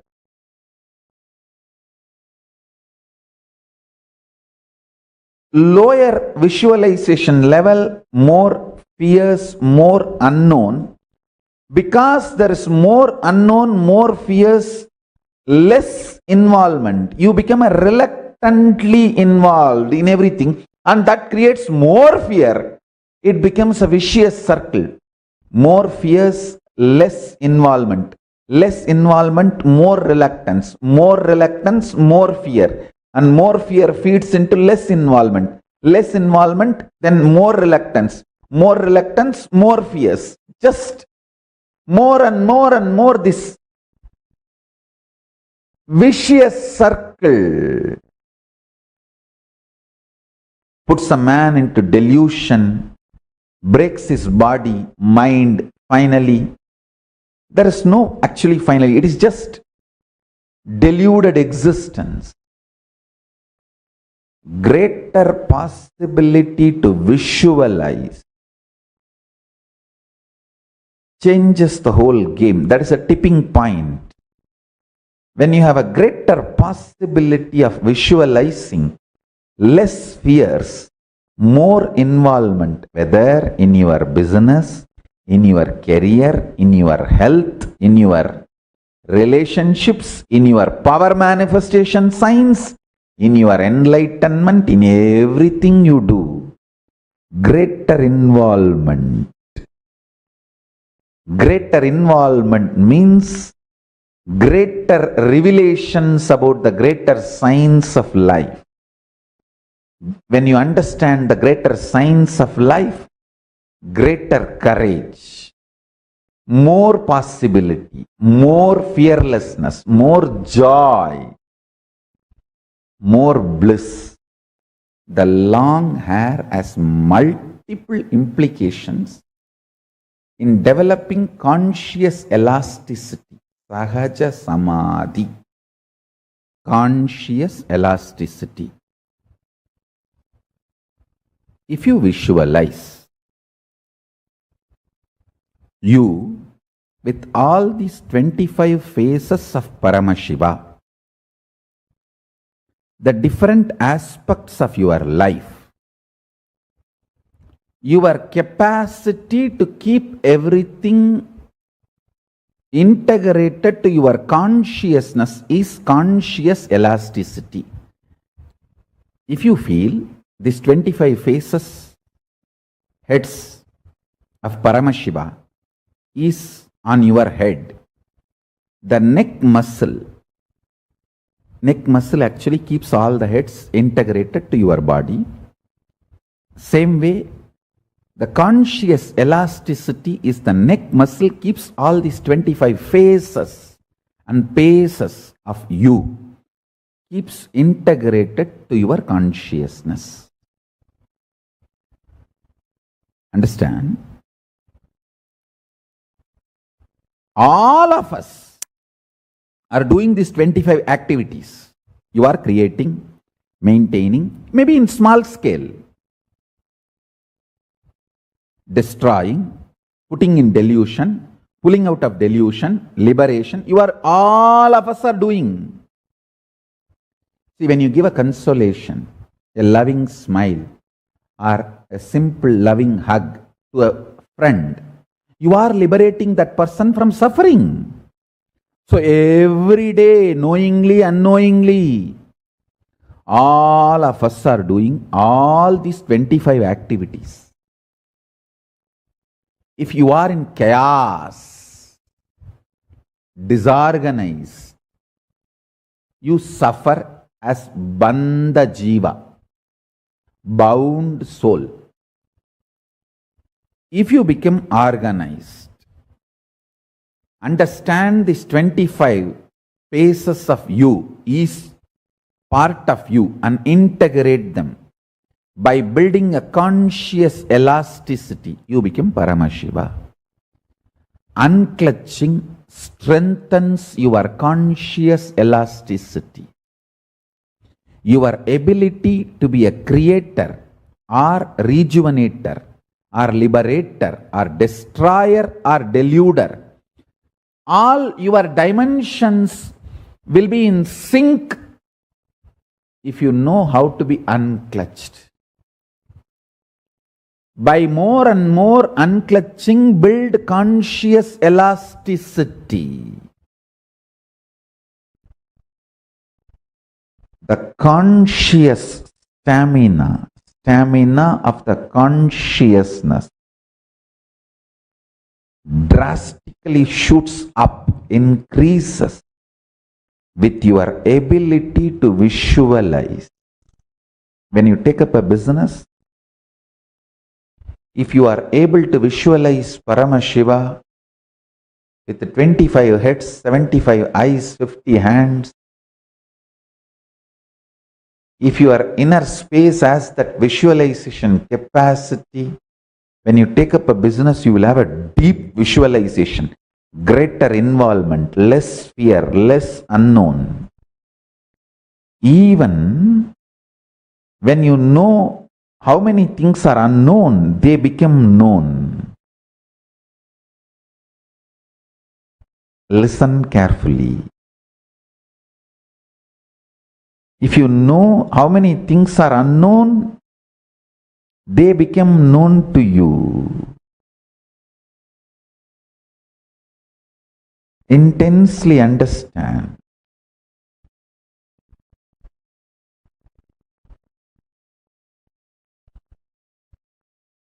Work continuously to increase your ability to visualize. Once you start working on your ability to visualize, that leads to more and more involvement.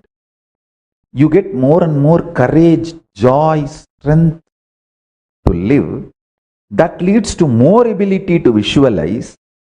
It becomes virtuous circle. When you are intensely, continuously talking to God or Guru inside you,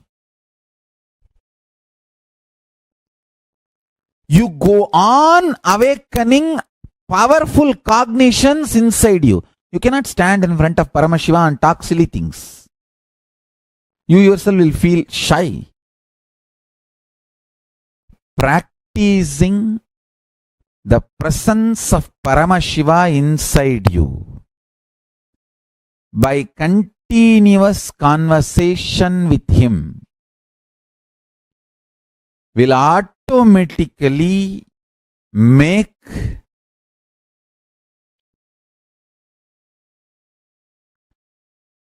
you being stable in very powerful cognitions. I tell you, power manifestation is nothing but the simple science of developing continuous feeling connection and conversation with Paramashiva. That's it.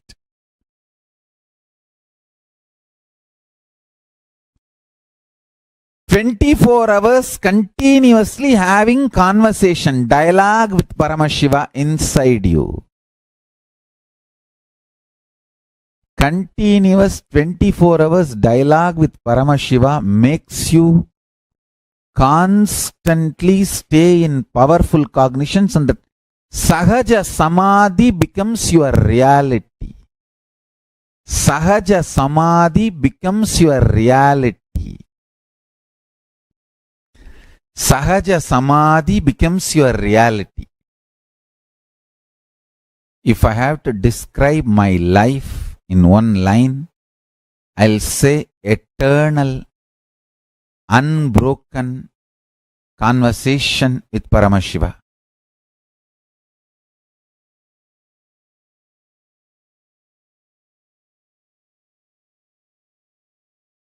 Life is all about stamina to take the risk, unclutching and tasting ultimate peace will give you tremendous strength to take risks.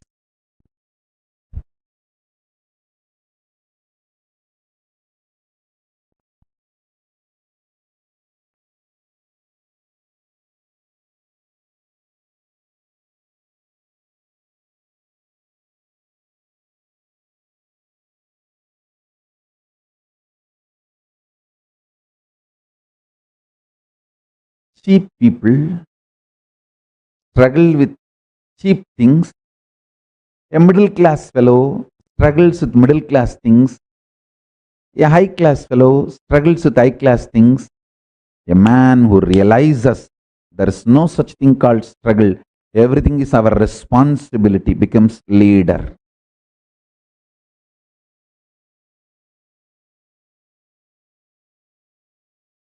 Becomes leader.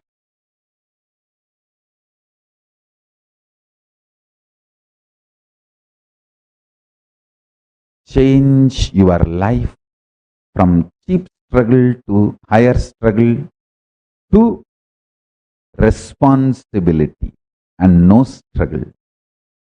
From cheap struggle to higher struggle, from higher struggle to no struggle, only responsibility.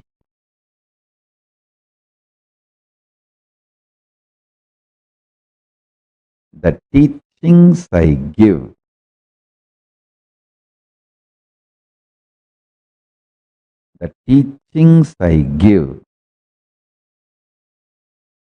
for my own kids are the essence of Paramashiva's teaching.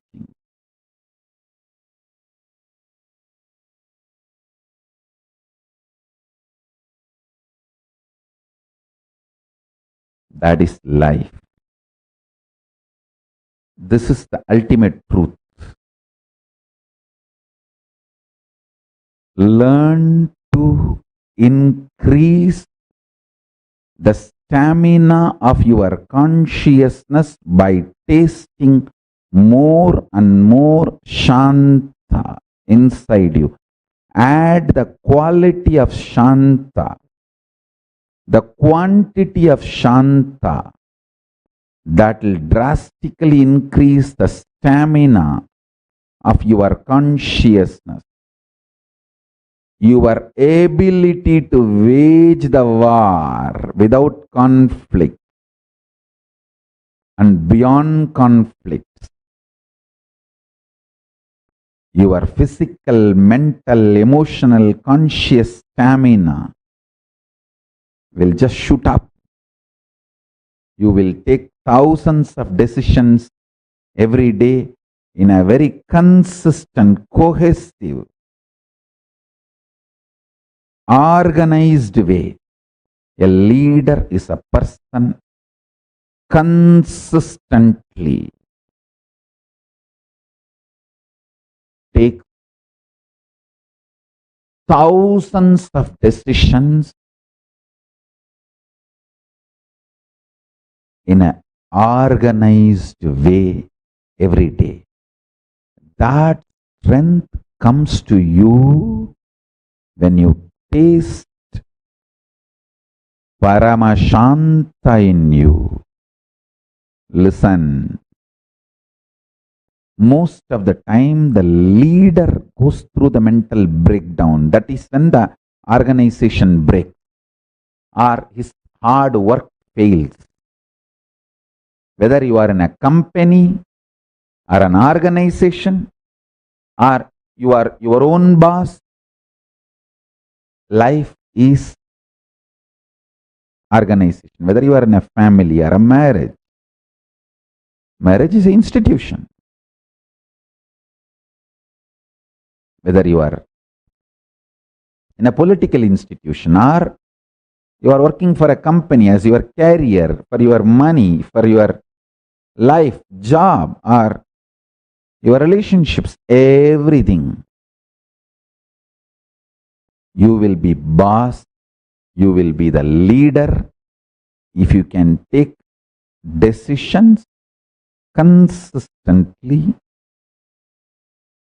organized way, multiple times. Nobody is your enemy. You mentally broken and taking inconsistent decisions is your enemy. Taking inconsistent decisions is rajas. Not taking any decision, tired, bored is tamas.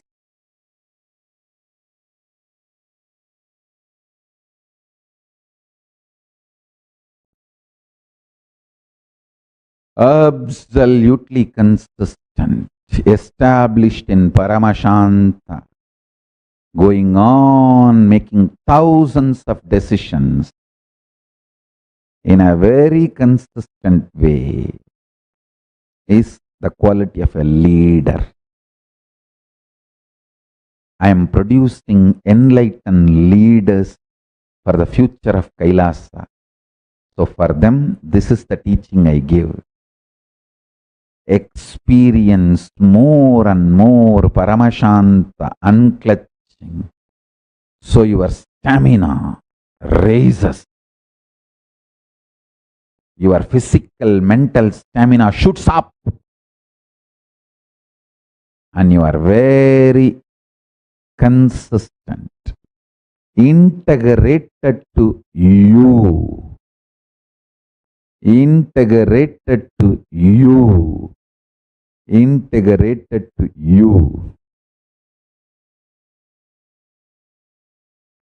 Being integrated to you makes you leader.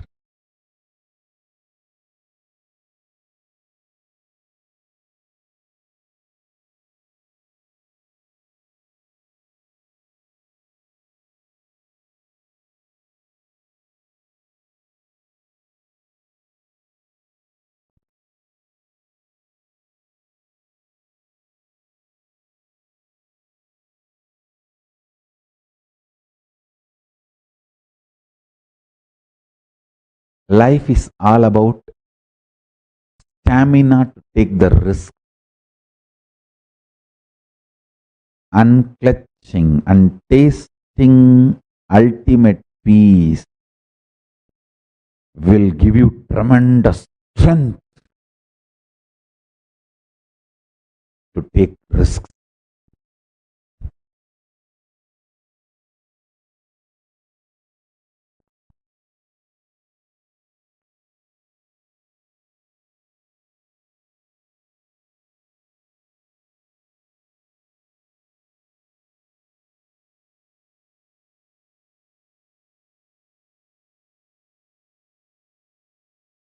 Cheap people struggle with cheap things.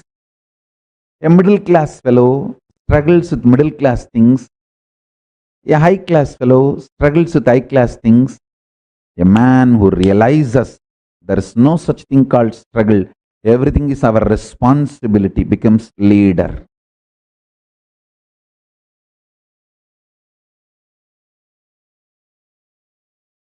Becomes leader.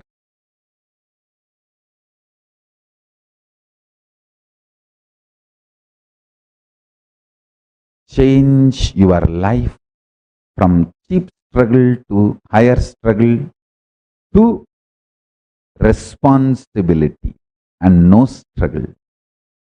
From cheap struggle to higher struggle, from higher struggle to no struggle, only responsibility.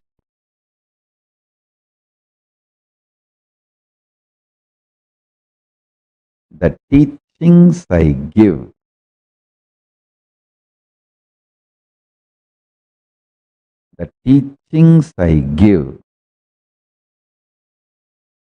for my own kids are the essence of Paramashiva's teaching.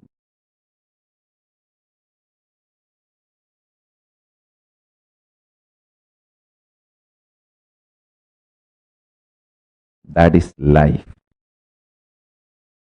This is the ultimate truth.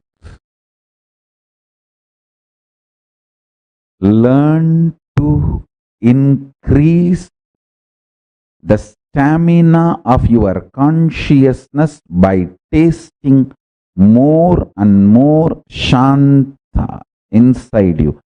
Add the quality of Shanta, the quantity of Shanta, that will drastically increase the stamina of your consciousness.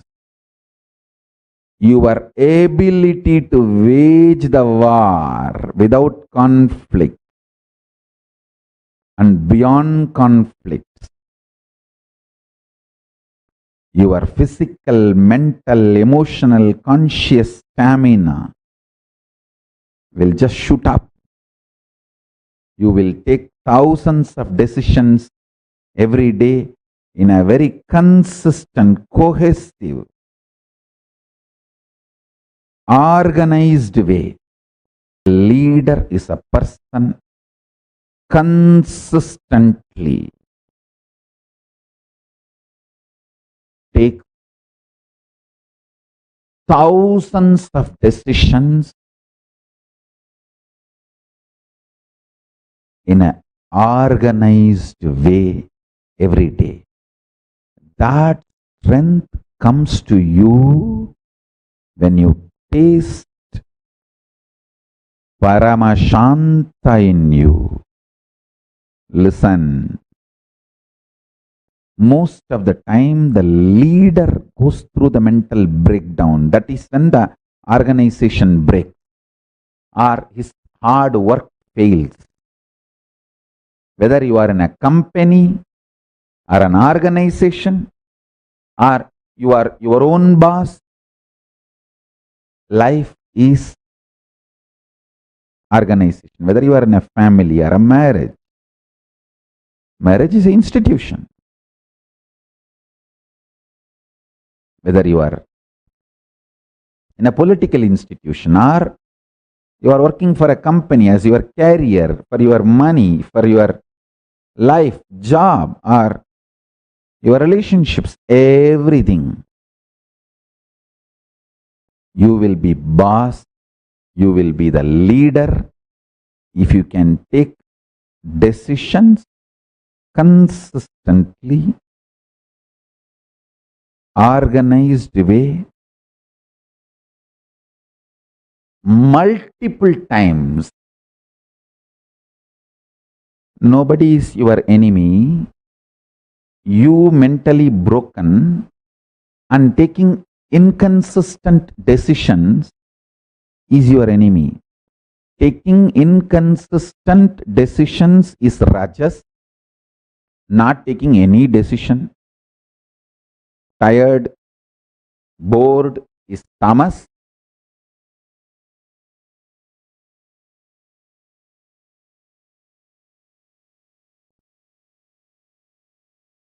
Absolutely consistent, established in Paramashanta, going on making thousands of decisions in a very consistent way is the quality of a leader.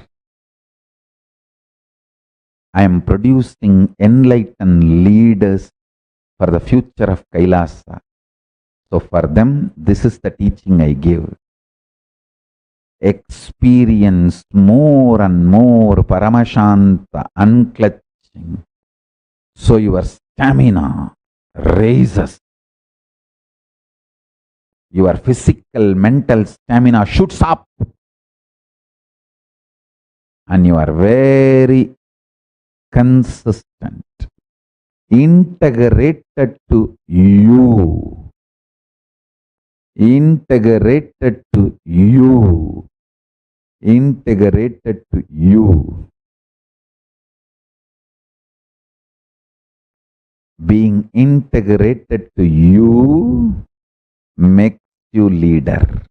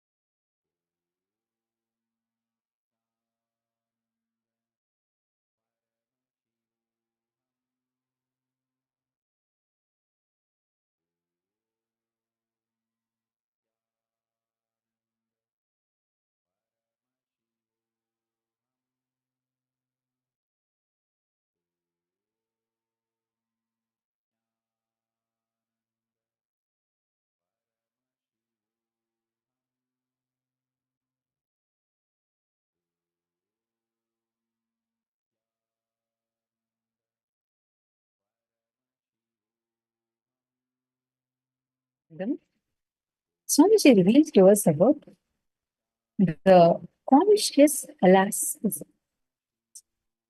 How all of us are doing all these 25 actions of Paramashiva continuously in our life.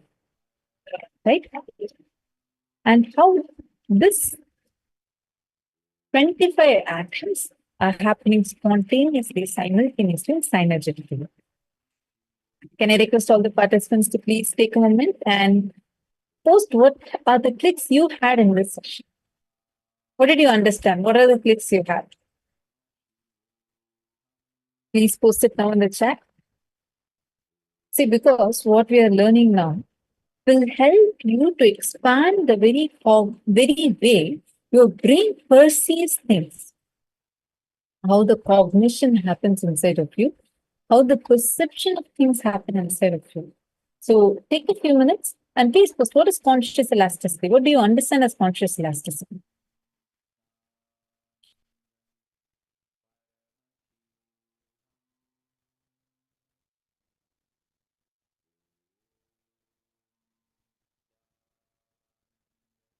All the participants, are all of you able to see us and hear us clearly?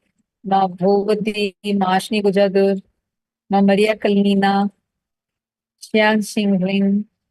Can I request all of you to please state and intensely listen?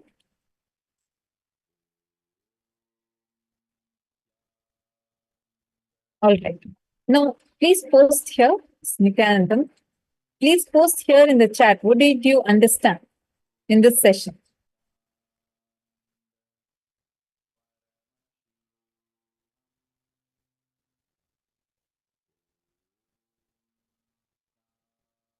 The ability for us to be able to handle lot of information without even getting broken down. Conscious elasticity means you can catch a thought before it gets formed inside you, my perspective, and you can see the stars telescopic and know the path they are traveling.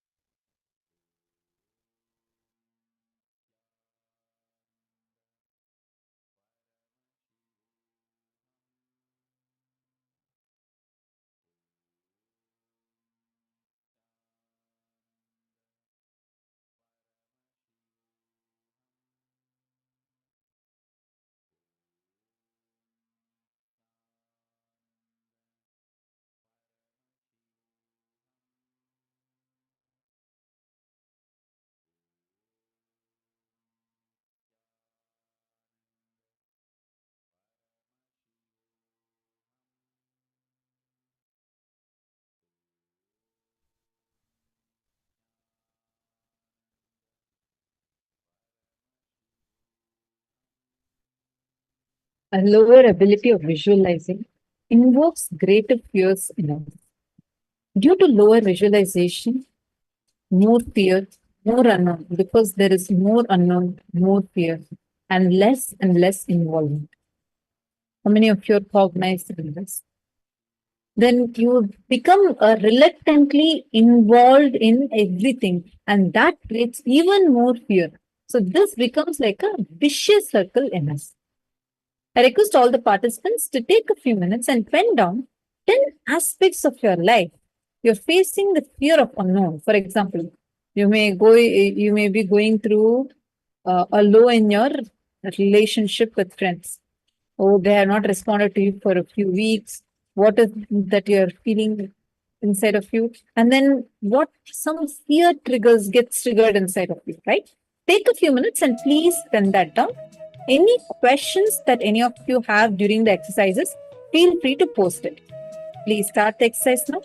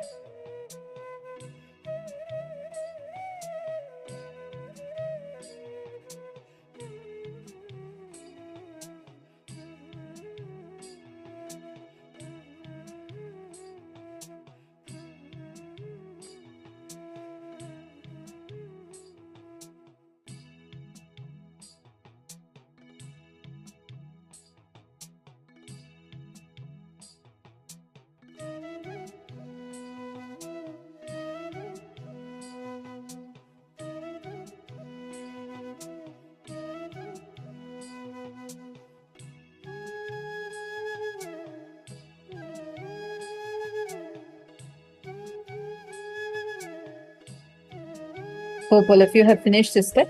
Now let's move on to the second step. Have all of you written down? If you've written down, can I request all of you to please post it in the chat? Please post it. If you've written down, please post it in the chat.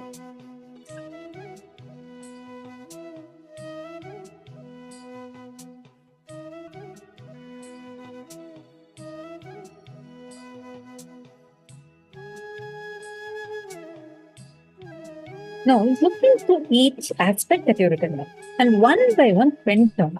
How involved have you been? For example, in a situation with your friends. When was the last time you actually sent that message or called? How involved have you been? Many times, our own reactionary assumptions come in. You would start seeing that your fear is making you more reluctant. And it is making you withdraw from the situations. How many of you are able to see this? Take a few minutes.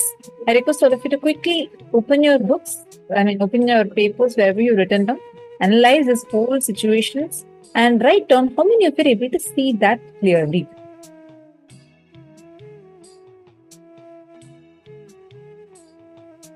Yes, Shanti Ravishankar. Conscious elasticity is the ability to understand and operate, and also the capacity to conceive larger ideas and principles without breaking. Lalita says, Lalita Kabin has posted, I am having my cognitions. Is that stressing energy? I am struggling, making me feel strange, needing deep changes. I feel lost with myself. Ma Lalita, Nithyananda. Ma Lalita, are you able to hear me? First, that part of you that's feeling so unsure of, shaking, needs something, feeling whatever you're going through right now, right?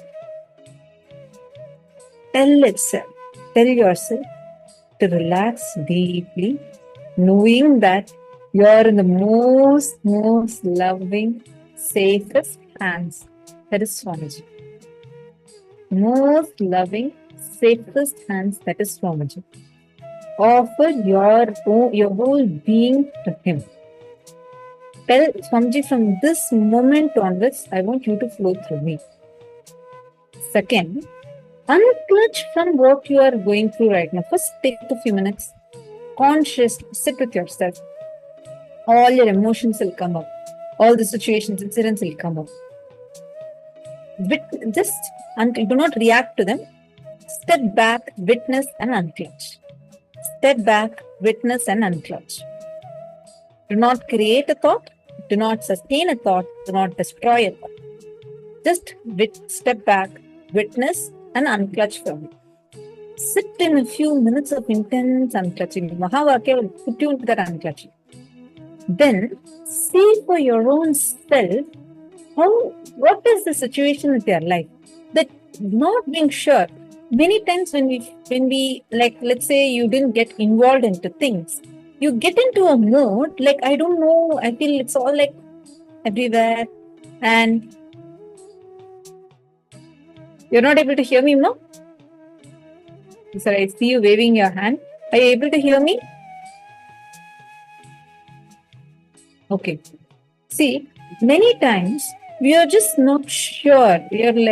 We start feeling like we are so unsure of what is going on. Only when we start being afraid of something unknown, like you feel like something bad is going to happen. You know for sure this is not the right way to exist. But you also don't know how to clear the mess that you already created. All it requires is first your understanding that this whole mess itself got created only because you were not involved into it. Now your conscious involvement can completely change the way how life responds to you. Decide to just get involved. Are you understanding, Ma Lalita? All right. Now with this, shall we all do a round of power manifestation? We are going to do a quick round of power manifestation. Once again, continuing with the power of synesthesia. So in the last two rounds, we all manifested in the last power manifestation. We all manifested the power where you're able to see and you'll be able to identify just by knowing something, right? Now, again, you're all going to be manifesting the same power where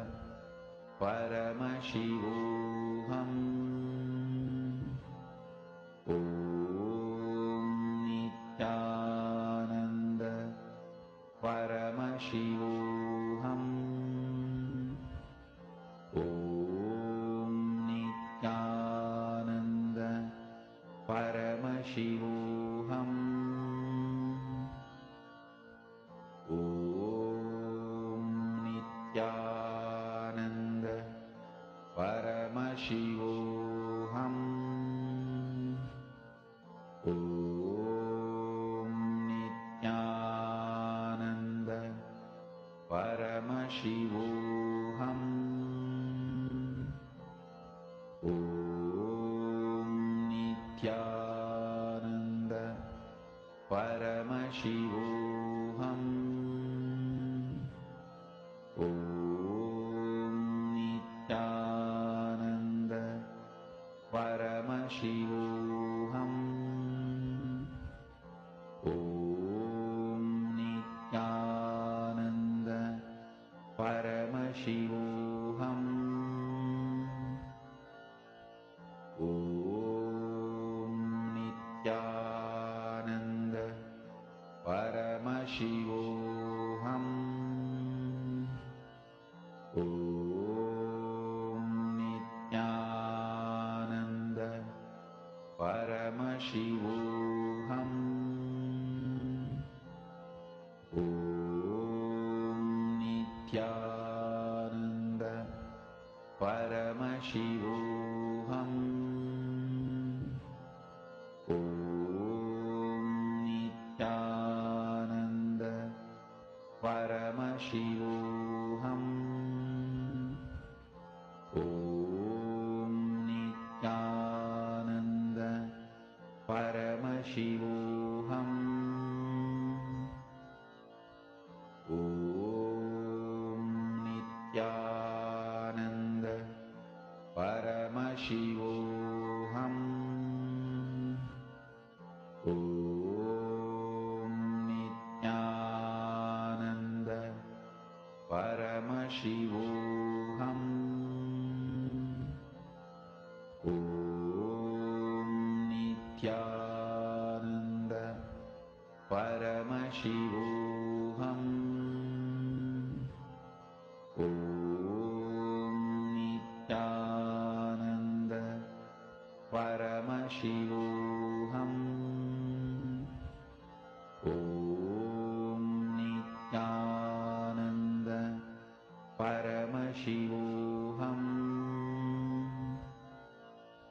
Om Nithyananda Paramashivoham. Om Nithyananda Paramashivoham. Om Nithyananda Paramashivoham. Om Nithyananda Paramashivoham. Om Nithyananda Paramashivoham. Now I request all of you to please post in the chat whatever you're all seeing through the third eye. Please take a minute to describe in the chat whatever you're seeing. Okay, I see different definitions, tone. Okay. All right, Ma Lalita and Ma Anandeshwari has also posted. Okay, Ma Saroj Aklush. All right. Actually, now we are going to see what exactly it is. See, this actually, the exact image that is shown to you all is that of table salt. So the salt, the taste of the salt, naturally salty and rough and grainy texture, and there's no particular smell or sound. This was a question that was projected to all of you. I wanted to share with all the participants, please understand, as and when you keep manifesting, again and again and again, connect to Swamiji and remember this one truth inside you. You just need to declare you and manifest that experience within you. Right or wrong doesn't matter. The only thing that matters is your experience, the powerful cognitions becoming an experience for you. Now declare that as a reality. Declare that as your identity again and again and align yourself back to it. Align yourself with the powerful cognition. See, Ma Saroj or Ma Lalita, all of you have guessed, oh, it looks like a stone. It could be something ancient, something old. Again, there you're bringing your logic, you're guessing. And that is where every time we miss in power manifestation.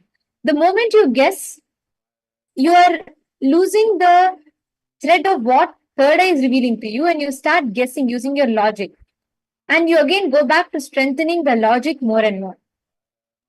So I request all of you going forward to please make sure you're posting only what Swamiji is revealing in the third eye immediately as and when Swamiji reveals.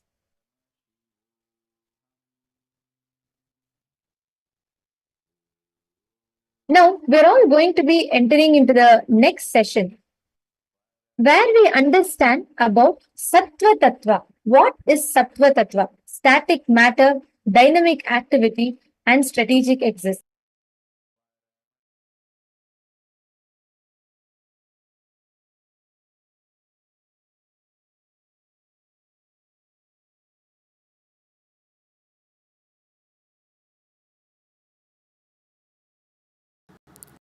Static matter. All of you know what is static matter. This pillar, the seat on which you are sitting,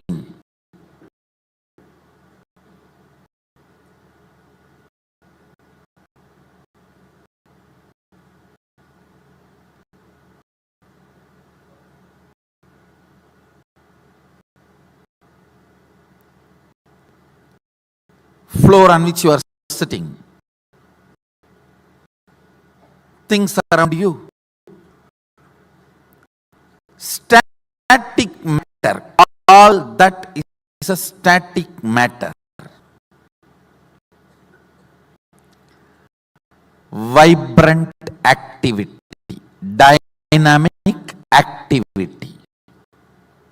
That is like electricity, electron, proton, neutron movements. Ordinary electricity connection to this microphone, to atomic explosion.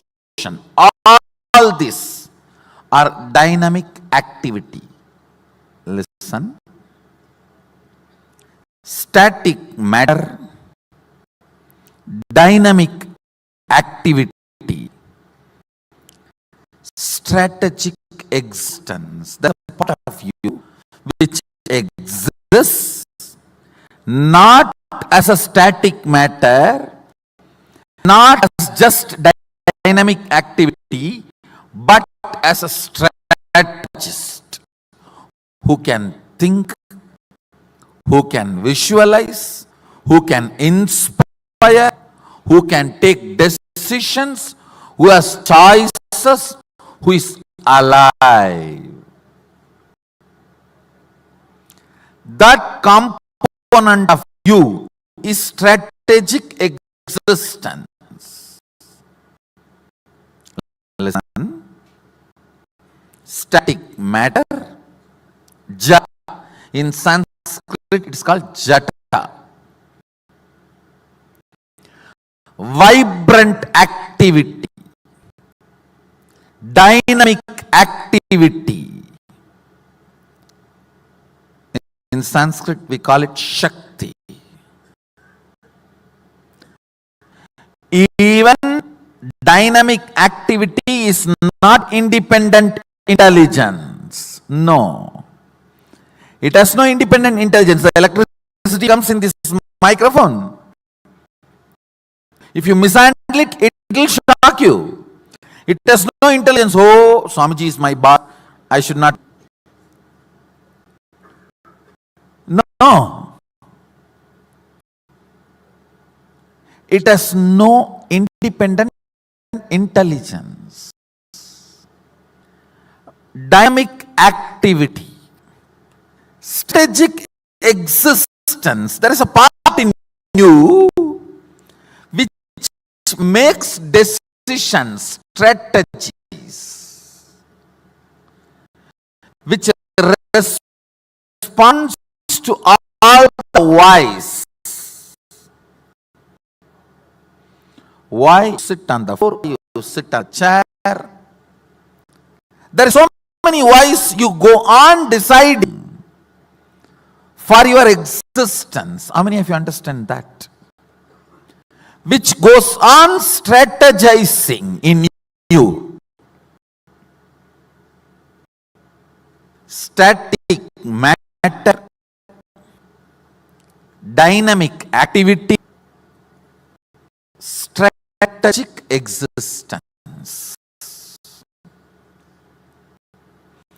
Existence of you which goes on strategizing. You go on strategize based on what you perceive as you.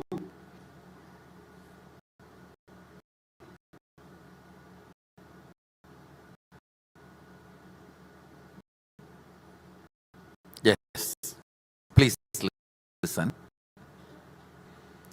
Static matter, dynamic activity, strategic existence. Usually all of you feel these three are different. Am I right? Now I'm declaring one of the most sacred secret, important truth. Static matter, dynamic activity, strategic existence.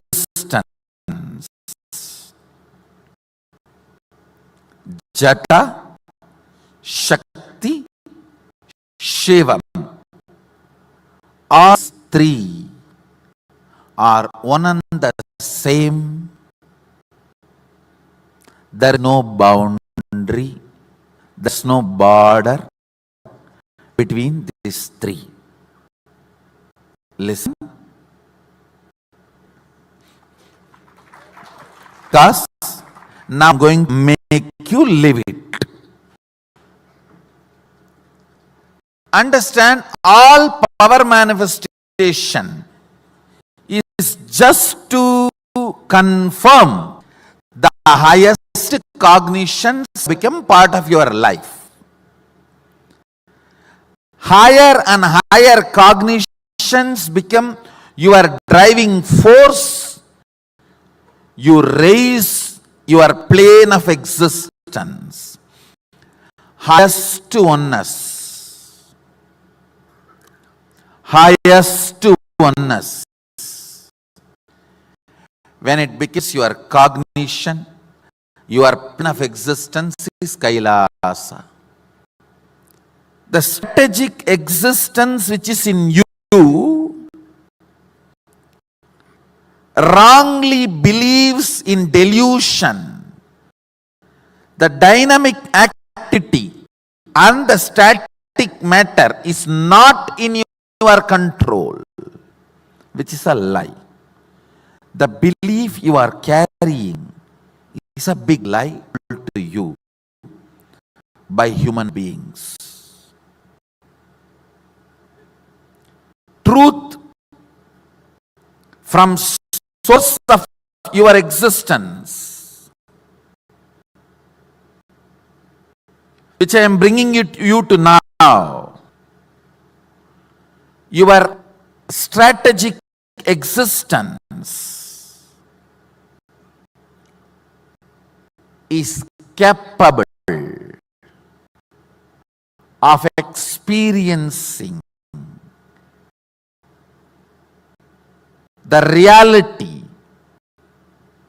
The reality is your strategic existence, dynamic activity, and static matter has no border, has no boundary. It is in oneness. Now I have to make you manifest 21 powers. Just to make you understand multi-dimensions of this truth. Listen. Listen carefully.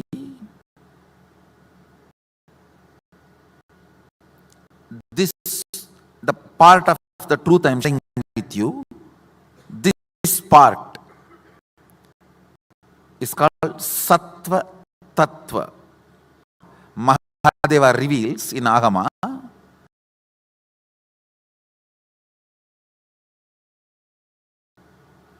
See, I use 4 or 5 words for Mahasadashiva.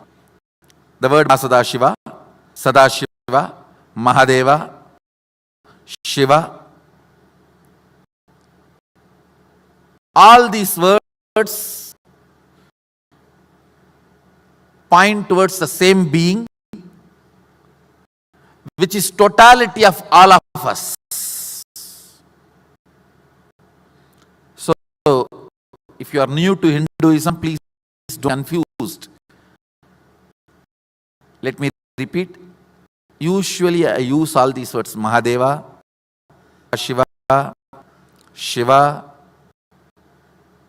Mahasadashiva, all these words, Parashiva, all these words denote the same being who is totality of the whole existence. All of us. Nithyananda, all these words denote the same. Mahadeva explains Agama, this part which I am talking to you now, as Sattva Tattva.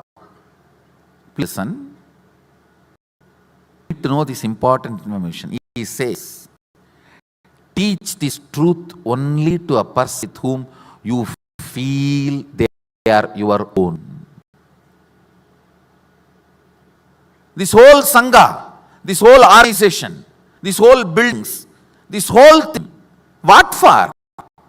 For both of us to sit and for me to transmit this highest cognitions to you and you manifesting it, that's all. And I tell you, not this Sangha, whole humanity's purpose is this only. Purpose of the whole humanity, human being having the next breakthrough. Understand, when these cognitions, higher cognitions become your driving force, you are more a human being. What drives you decides whether you are an animal, human or divine. If these higher cognitions drive you, I tell you, it is not just about power manifesting, even your existence will be so sweet. You will be happy about your existence. Let me repeat once more. Static matter,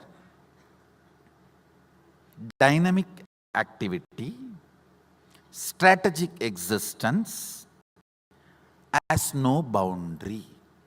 So if your strategic existence decides something, declares something, dynamic activity and static matter obeys literally, simply.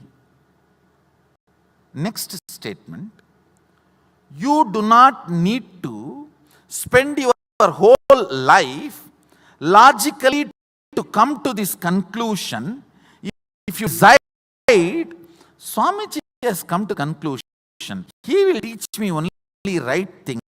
Let me declare, this is my cognition, and that declaration is enough for me to help you to manifest the powers related to this truth. When you start manifesting powers, you naturally you will understand not just Swamiji's conclusion, it is now your own conclusion. Till I sign that can put the money in you, only it is money. Once I put it in your account, it is yours. Same way, till it is my conclusion and not yours only, you need to depend on my cognition. Once you start manifesting powers and understanding, now it is your cognition. Now it is your conclusion. Now it is your way of existence. How many of you are understanding? That's all.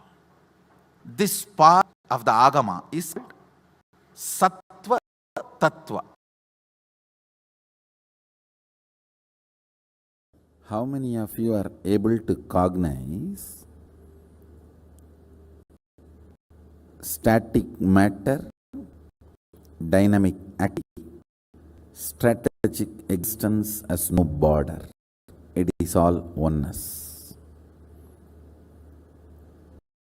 Wonderful. Listen.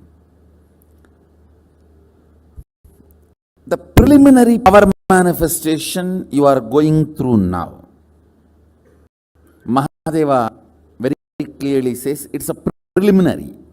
Sattva Tattva means, please listen, I am repeating the introduction, the word I used, Sattva Tattva, unit of high energy. Sattva, see, we function through three energies. Pure high energy, confused, restlessness, dullness. So the pure high energy unit, when it is increased in you, the first response happens in you is preliminary power manifestation.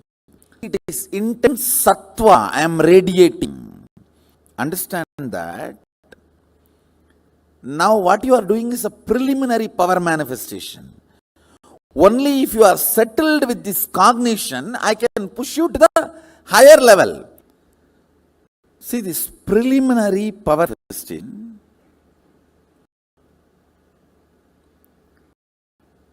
need to bring you to the conclusion of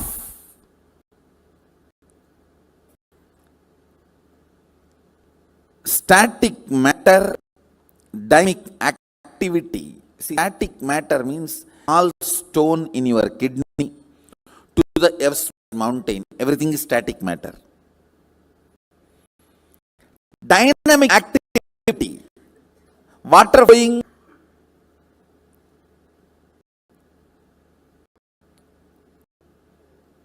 in your bathroom tap to the atomic explosion, everything is dynamic activity. Strategic existence, your ability to generate a will, what I call strategic existence, your existence which goes on strategizing. How many of you are understanding these three?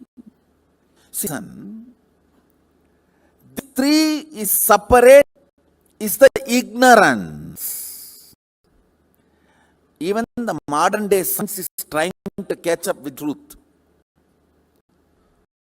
Science is the most fanatic religion promoted on the planet Earth. Fanatic religion promoted on the planet Earth is science, modern day science. Again and again and again,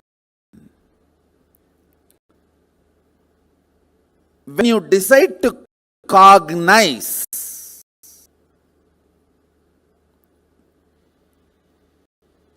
please understand, your will has too much power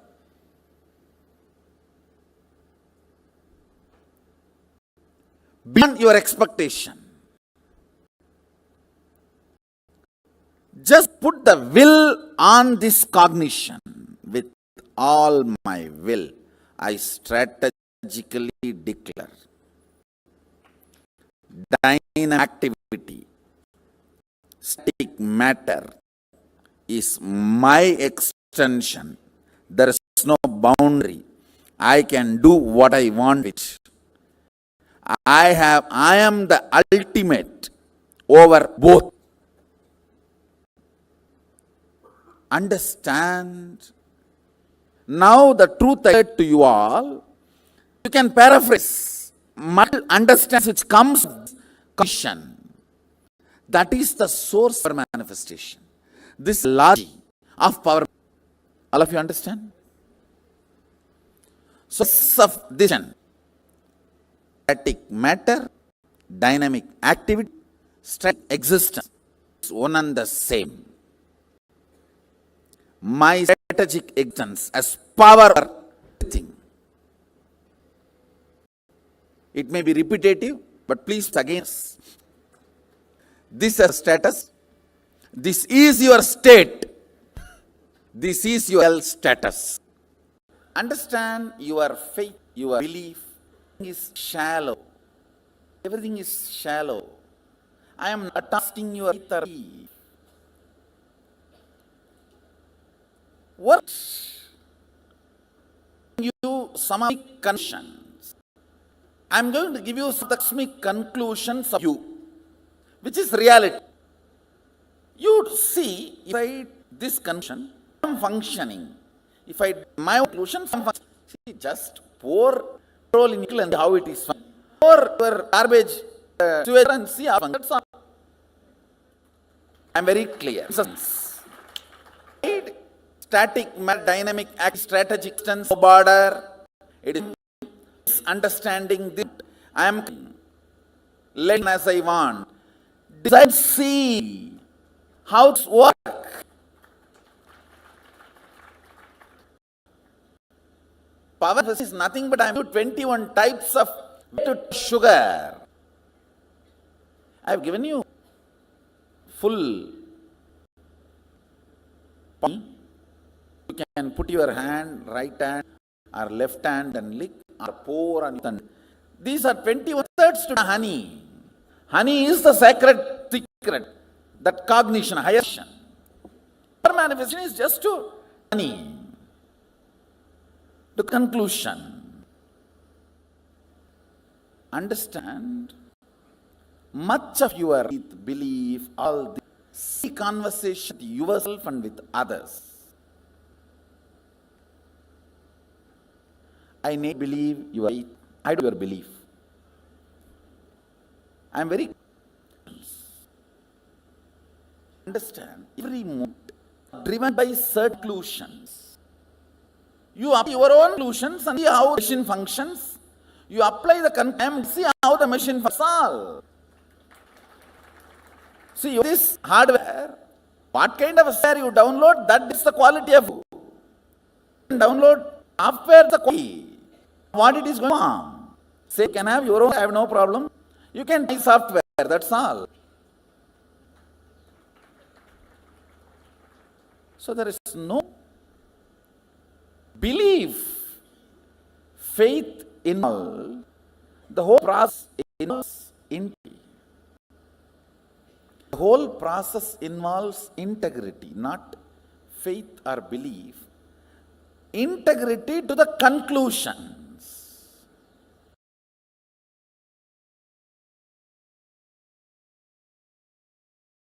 Understand, whatever sampradayas in Hindu tradition, whether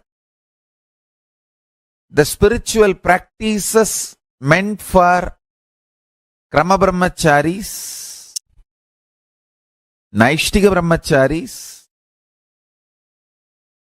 Rudras, Rudraganyas, Rishi, Rishikas, Yogi, Yoginis, Bhairava, Bhairavis, everything is aimed only to raise you to vertical time zones and reach you ultimately to the space of Paramashiva KAILASA.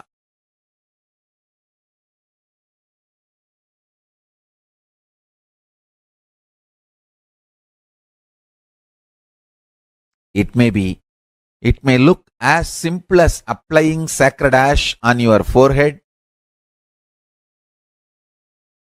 or as difficult as you think practicing absolute asteya aparigraha, non-stealing and non-possessiveness, living with minimal things and brahmacharya and satya, absolute integrity. All these great vows. Understand, actually these great vows are not like a forced rules.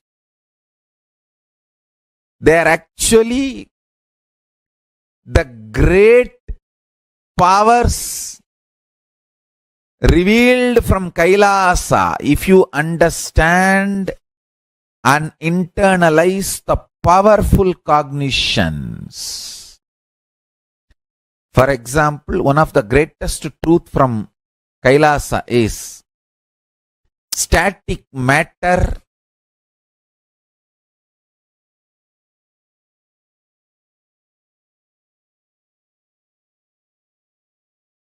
strategic existence, vibrant energy. All these three is one and the same. Carefully listen. Static matter, vibrant energy, strategic existence.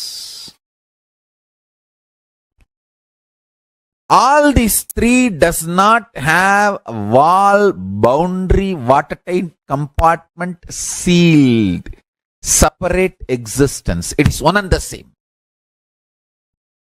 If you internalize this powerful cognition and start meditating on it, you will see, you will start manifesting powers, because all these three is separate because of your false cognition, false belief. Once you lift the false belief, it is like a bamboo floating in the Ganga. If you are looking short, small part of the Ganga, like if you take a close-up shot, it will look like Ganga is divided by the bamboo. If you go for a long shot, you will realize Ganga can never be divided by bamboo. If you think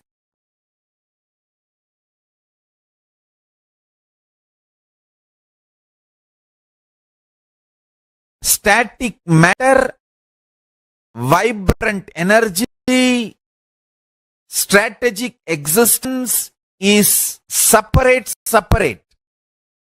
you are like a blinded person who has a small vision. You are seeing the existence with a close-up. You don't have a larger vision. You are looking at the Ganga in a close-up view. You feel Ganga is divided by bamboo. If you wake up and see the long shot, you will understand bamboo itself is floating on the Ganga. How can that divide Ganga? Waking up to that higher realizations is what I call powerful cognitions. Internalizing powerful cognitions. Static matter, vibrant energy, strategic existence is not separated, divided by any bamboo. If you feel static matter, vibrant energy, strategic existence is divided, you are deluded, you are seeing the bamboos floating, and you feel the bamboos are dividing the Ganga. No. wake up and see from the larger vision, you will understand all the three are one and the same. Static matter, vibrant energy, strategic existence is one and the same, and the bamboos are floating on the Ganga. They can never divide Ganga. Your beliefs and ideas are floating on this Paramashiva. They can never divide Paramashiva. I'll just finish the whole thing in 2-3 statements. Your hardware, this body, and thus there is a software, the programming which operates this body. There is electricity connection. Now, the software with which you were operating and the electricity, these two is completely screwed up. That is when the hardware also started getting destroyed. I am doing two things. One, again and again taking the powerful software. See, every powerful cognition I am giving you. When I say this static matter, dynamic activity, strategic existence is one and the same. And immediately, till you get into your old stupid screwed software, you will not have doubt. For a few minutes, because of my face value, I think this fellow must be telling only for my good. Some reason, it will be there as alive memory. Those few minutes when you decide, use that as your software. My super consciousness, my electricity connects with you. Not the regular electricity with which you are working. Bioenergy. No, Sadashiva's bioenergy. Who gave me the experience and authority to transmit this experience, his bioenergy just enters into you. Once you start moving, oh God, I think this is right. Once 21 times you move, then the software cannot be taken out of your software. How many of you are understanding what I am saying? Understand? That's all is the whole game.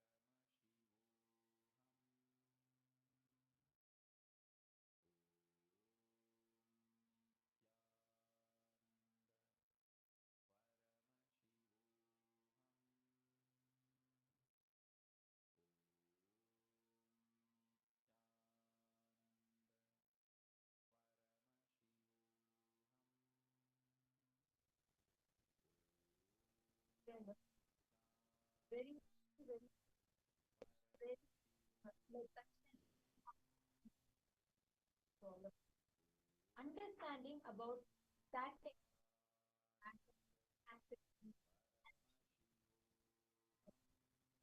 for each of us, when we understand, when we learn about what static matter, what dynamic aspect is it, life, how is it for you all?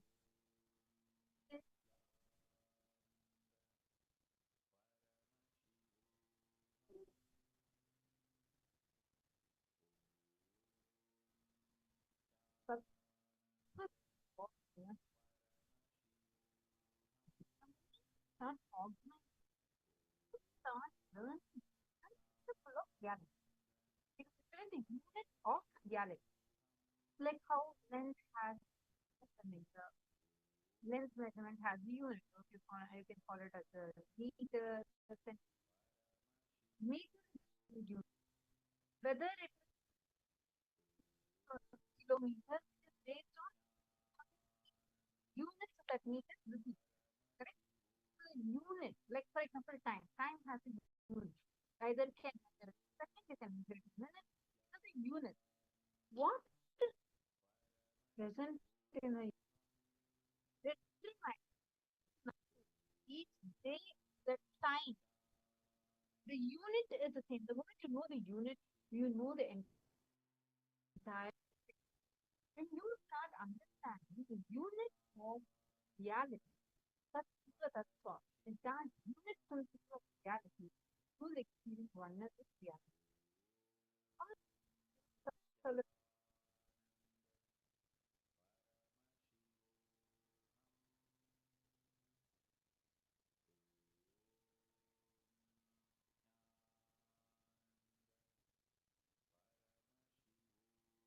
Now, when you understand what is that,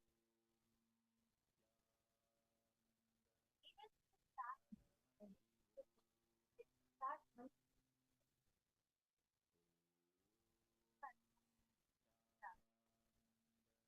for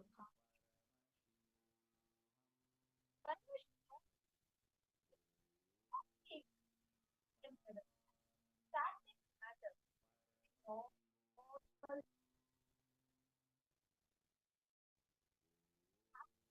that is strategic and the absolute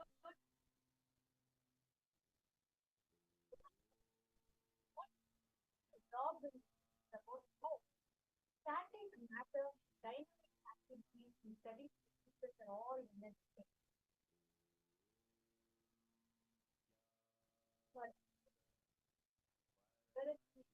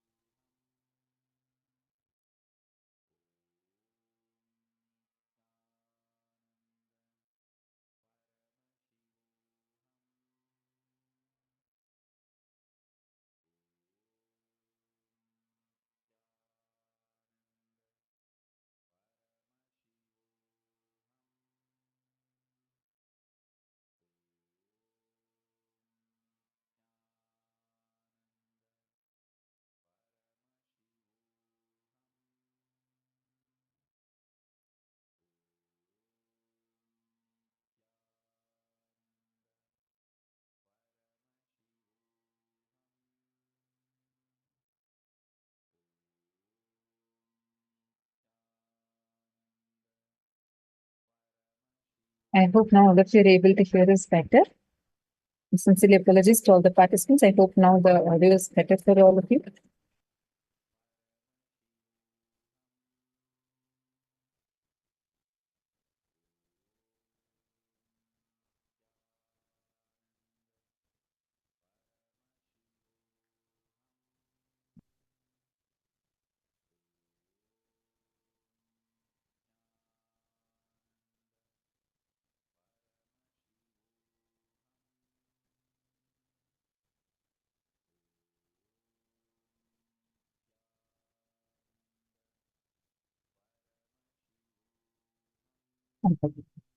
Now let's understand the Sattva Tattva some more deeper. And during this exercise, if any of you have any questions, feel free to ask. You can post your questions and you can ask. And do not worry, any question you have, you can feel free to ask. And we will definitely answer your questions. Just post it here in the chat. You may not be able to unmute. I see some of you in the Zoom room. See, you may not be able to unmute. You can definitely post it in the chat there. We'll be able to answer your questions. How many of you were there in Mahasadashivoham program when Swamiji was revealing this? Anybody here?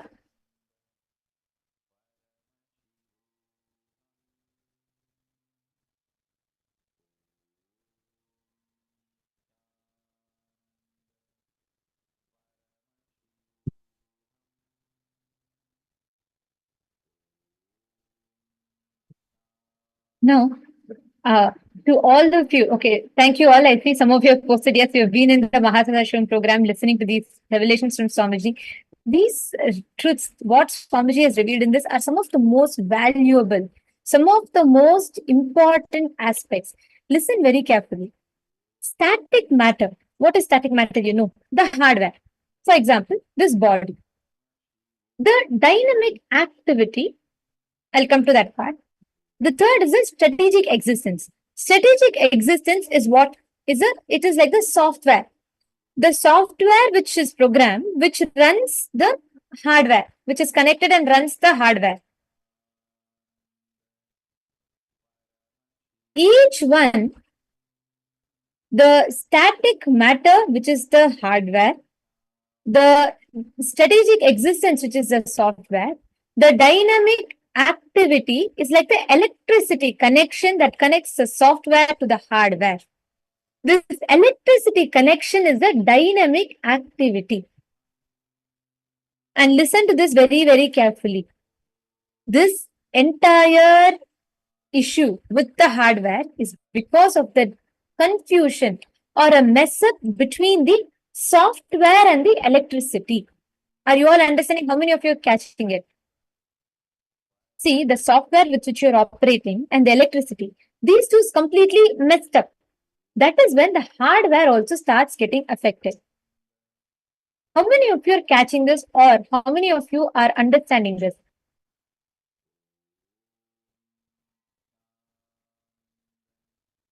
KAILASA, can you say how many of you are understanding this? Can I request you all to post in the chat? And the moment you start utilizing this powerful cognition of static matter, dynamic activity and strategic existence is one and the same. Just from that cognition, if you decide, let me operate from this cognition for a few minutes. Paramashiva's bioenergy just enters inside of you. Decide to use this powerful cognition as your software. Now, let's take a few minutes. Let's do a quick internalizing exercise. Pen down the false beliefs, false cognitions that you carry about static matter, dynamic activity, and strategic existence being one and the same. Take a few minutes and please pen this down.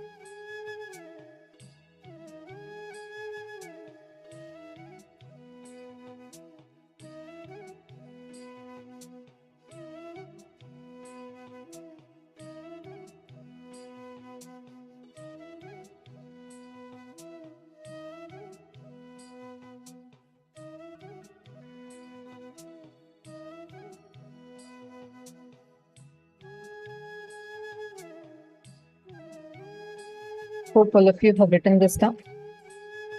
Now let's move to step number 2.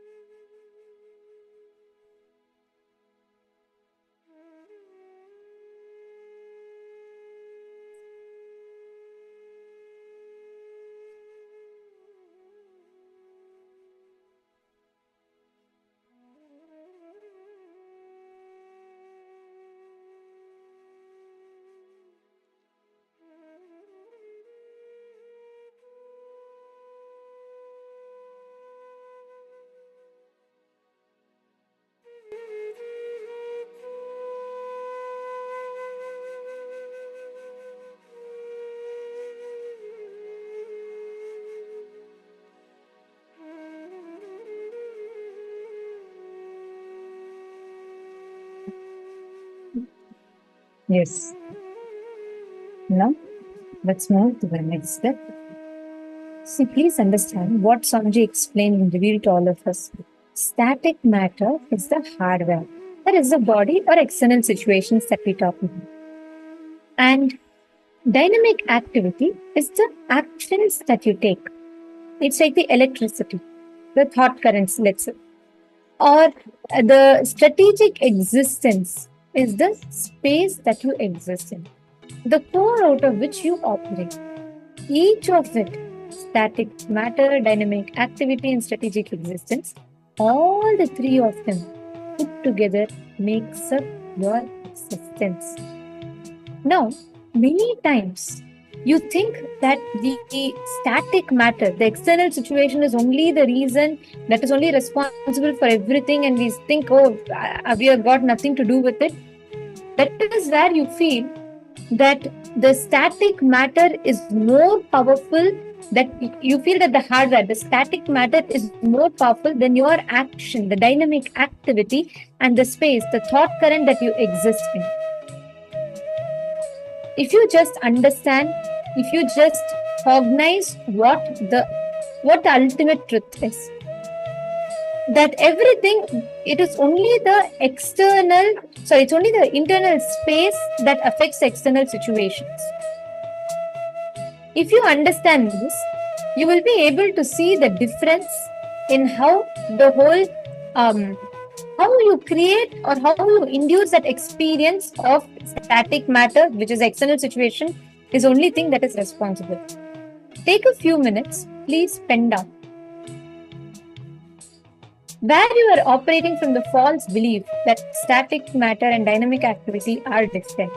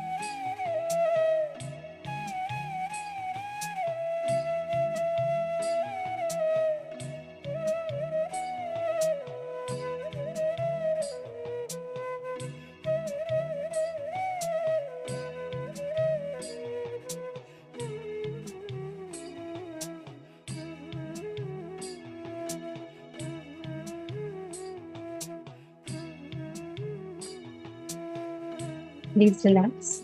I request all of you to now please relax. Hope all of you have finished writing.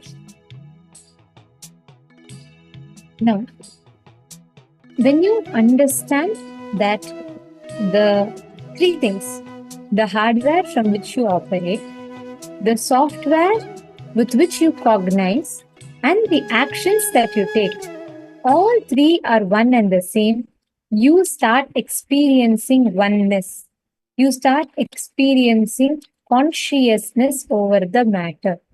You start experiencing how the object in front of you is nothing but one and the same with your very existence. Like Swamiji said, when you will, that will becomes a command and the object just moves.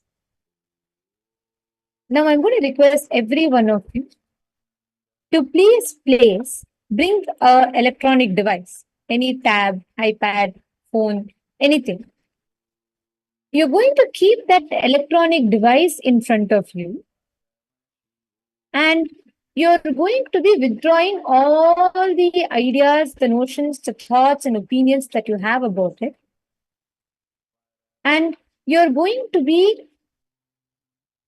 experiencing from that space of oneness, manifesting the power of consciousness over the matter, declaring the oneness, that static matter, dynamic activity, strategic existence, all three are one and the same. And from that space, you're going to be declaring and manifesting the power of being able to move the object. Sit straight.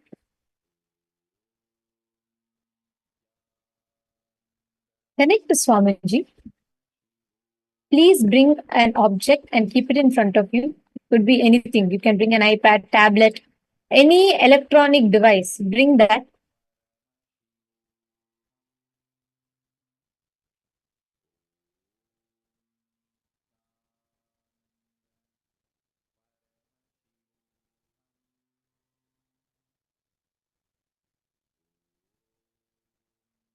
Now, first cognize inside of you this powerful cognition that Swamiji has given to us, which is static matter, dynamic activity, strategic existence. How one and okay, Vishwanathan is saying, I don't know how to relate to this now. Can I get one example? Sure, Aya.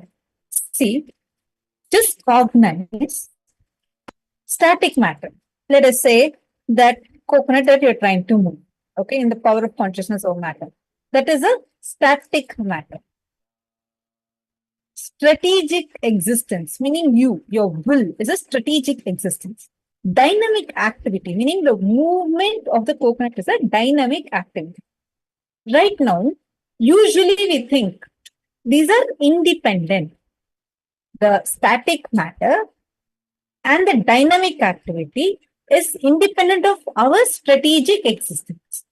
Like this, many times we think these three are not connected to each other, correct? But Swamiji is saying all these three are one and the same. Are you understanding? Robert Romaya, sorry, I just saw your message. Are you also catching this, Aya? See, I'll give it to all of you now in a practical example.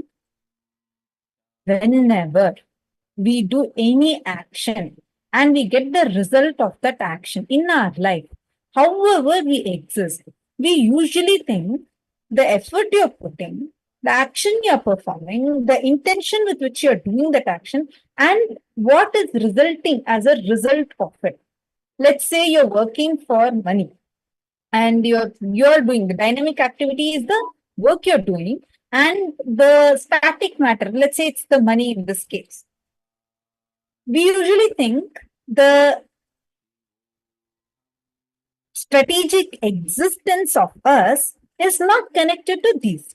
We think, oh, why all of a sudden I'm broke? I'm such a good person. Even though I work so hard, why am I suffering? Look at that fellow. Look at the corrupt people. They're corrupt like this, but they're having such a good life. And usually we all come to the conclusion saying life is so unfair. Why is it happening like this? Right? Because we think the strategic existence is different The dynamic activity is different, static matter is different. But the moment you cognize, hey, Swamiji said, all these are one and the same. I am Paramashiva. I am the one who is having, I am the strategic existence that I have itself is established on his strategic existence. Then it is from my will I'm manifesting this. You will feel so powerful. Not only that, you'll have the ability to move the matter the way you want. You're not getting a job interview done successfully. You're not getting any job that you want. Once again, decide with this power of static matter as a job. Dynamic activity is that person accepting you. The strategic existence is you, your intention, the will that you carry. Declare. Now I declare all three are one and the same. And from that powerful cognition, I declare, let this matter move. Simply Swamiji will move it for you. He will flow through you and give you the experience that you are him. He is the one who is manifesting through you. Actually, this is what exactly Paramashiva reveals in the Agamas, where actually this entire process for consciousness over matter is revealed in the Vijnana Bhairava Tantra, where Paramashiva reveals in the exact verse, it says, Vachid vastuni vinyasya shanair drishtim nivartayet tajnanam chitta sahitam devi shunyalayo bhavet. It is revealed exact words here. Listen to this process, okay? He says, Paramashiva says, having fixed one's eyes on a particular object, one should slowly withdraw the sight from the object along with the thoughts and impressions of it. Then Paramashiva says, one abides by shunya, the state where there is nothing other than this exists. That infinity or oneness. Where this is the exact process that Swamiji described, isn't it? Where Swamiji said, where you will realize there is nothing separate, neither the result, the situation, nor your existence, nor the activity, any of this is separate. All of them are one and the same. With that, consciously, when you will, that will is so powerful that it will manifest as reality for you. How many of you are understanding this? If you've understood the example, please do let us know. Robert Ramaya, these are not any fancy scientific words. These will reveal its depths to you. See, the words, every word that Swamiji is using will reveal the depth of the truths to us. Just hold on to it as static matter. Don't change it into matter. Do not change it into just activity, from dynamic activity. No. Each of these, the static matter means it is static matter. When Paramashiva is saying this Stavara, Jangama, it means like in every level he's existing. And the moment you cognize it, you will realize he is the one who's existing inside of you. He is the one, even, see, this body is static matter. The actions we are doing is dynamic activity. But what is it that is making this static matter do this dynamic activity? We may say the strategic existence because you are willing, you are doing. But who is the source of this? The same body. Now tomorrow, suddenly let's say the soul leaves the body. Let's say we die. What will happen to us? This body becomes inactive. Now what is actually happening? The moment you realize, see, there is one core of you which feels I am alive. As long as that feeling exists, this body is also functioning, mind is also functioning, the movements are also happening. At the core, we are one and the same because the whole thing is run by who? We feel that there is an aliveness that is there inside us. Who is that aliveness? Even that is a reflection of Paramashiva inside of us. It is continuously, that's why you will see many times, the moment you listen, see, have Swamiji's darshan. You will just feel your whole being changes, transforms. It's like the curtain opens and Swamiji is there sitting and gracing us with the darshan. That's all. All our eyes will be just filled with the bliss tears. You'll just not be able to stop smiling. The whole body experiences that bliss. How is that happening? How many of you are understanding that? The whole thing is happening in oneness because the source is the same. Actually, there's a very beautiful incident Swamiji tells from Ramanujacharya's life. Very beautiful story.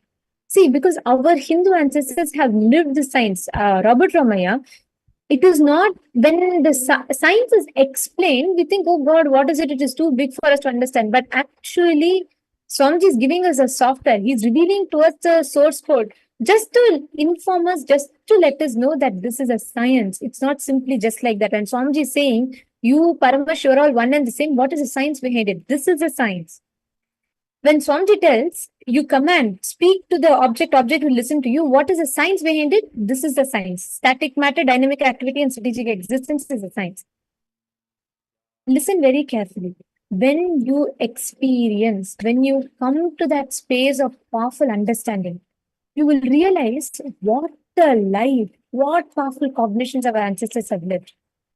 I'll tell you a beautiful story that Swamiji tells. This is actually not a story, it's a history. This happened around in the time of Sri Ramanujacharya, who's a great seer and enlightened master. He is a great devotee of Bhagavan Vishnu. Once, during the Mughal invasion, the Delhi Sultanate, they come to Melkote. Melkote is where a beautiful temple of Lord Vishnu is there, Mahavishnu is there. And the deity of Parandhama, Mahavishnu, is established in Melkote. It's a city in Karnataka. That's where the temple is established. What I'm talking about happened many centuries back. So what happens is Ramanujacharya goes to the temple and he sees that the main deity, when the Delhi Sultanate, they invade the Melkote temple and they loot and plunder the deities and they go. And the main Moola Vigraha of the Melkote temple is taken.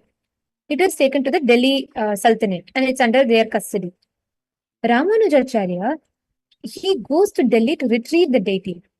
Very beautifully, the event unfolds there. He goes to the court of the Sultan and he says, I please return our deity back. And the Sultan shows him a huge set of, we all know the history, how the Mughals looted millions of temples, right? So the Sultan takes him to a room and he says, see, this is a hall full of deities. I don't know what deity you're talking about. If you can find your deity and take, and he gives only a very particular time. He says, by then, if you're not able to find, you'll not get your deity. So the Sultan thinks there is like millions of deities in front. So I don't think it's even possible for him to search through all the stone slabs, everything that's kept. So he can't take. And Ramanujacharya says, all right. And he doesn't even move. Time is ticking. He doesn't even move from his place. He just sits down and he calls out, Chella Pillai. He says, like, my dear, my beloved, come to me. Like how you'll call a small child, right? You'll say, you'll just adore the child and you'll say, can come and sit on my lap. Like that, Ramanujacharya doesn't even move. He just sits on the ground then and there and he says, Chella Pillai, come to me now. He calls Parandhama so sweetly, the deity. This is not just recorded in our Hindu history. In the accounts of the Delhi Sultanate, this history is very clearly recorded. When he went to the emperor, Mughal emperor, and Ramanujacharya tells, and when the Mughal emperor throws this challenge, he just sits on the ground and he says, come on. He just tells Chelapillai, come to me. Immediately, the deity of Parandhama comes and sits on Ramanujacharya's lap.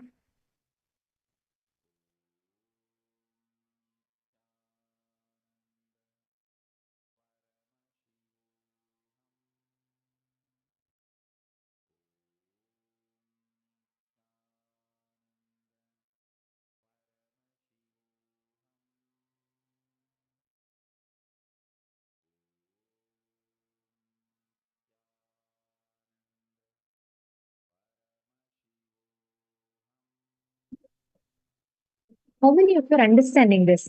See, this is too powerful, too sweet. When you just connect to the object, when you read all these stories, they are not just mere stories, they are the history. They are the possibility of what our human beings, what we as human beings can do or can experience. When you all sit, when Robert Ramaya, these are all not impractical philosophies. That's the best part. In Hinduism, nothing is a philosophy, it is an experience. It is an experience directly transmitted to your being. But at the same time, it is also important for you to understand the software behind it. When Swamiji says static matter, dynamic activity, he's talking about very important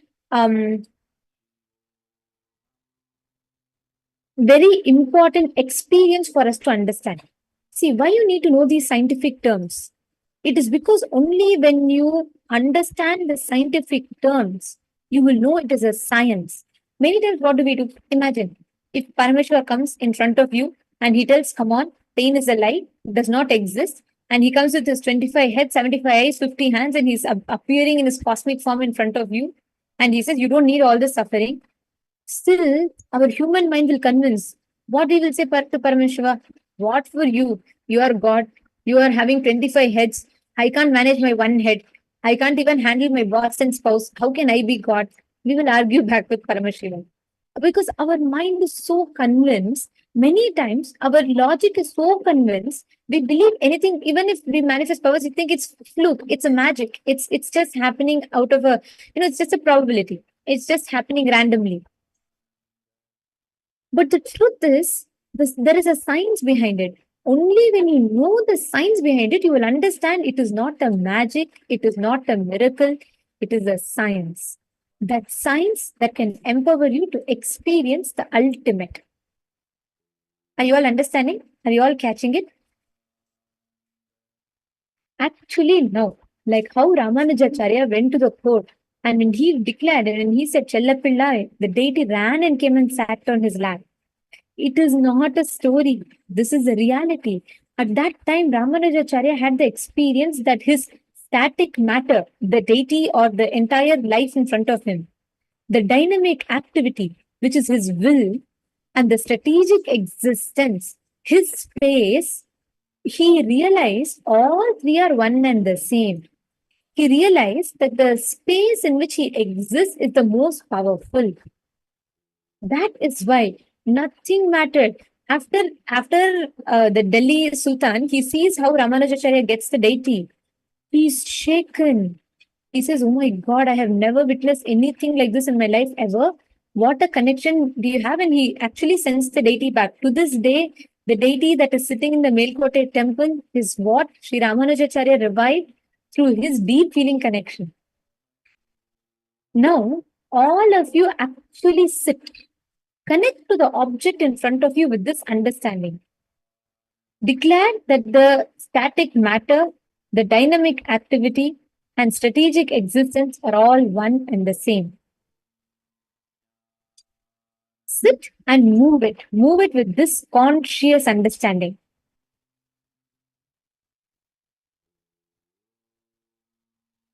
I request every one of you to do it.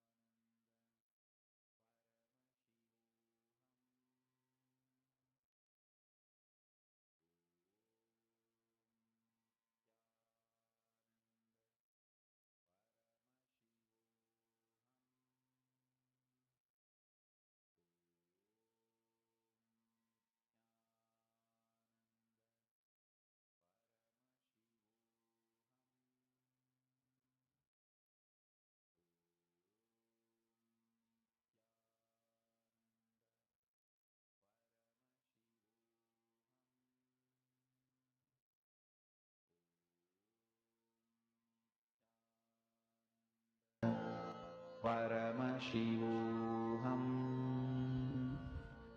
Om Nithyananda Paramashivoham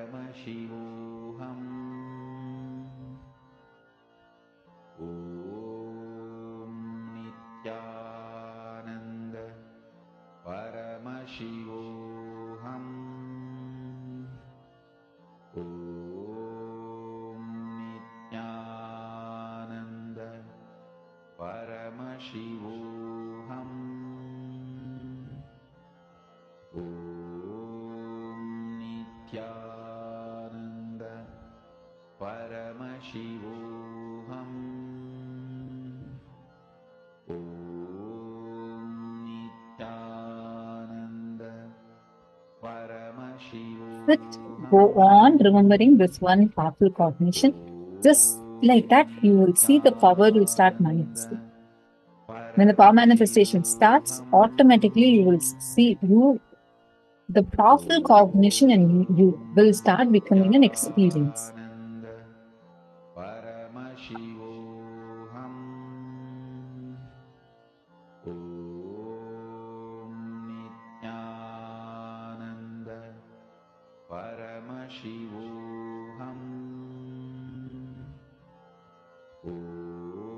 Anybody has any questions, any kind of support you need, feel free. Completely, you can ask anything you have as an issue. You can post it here, the chat.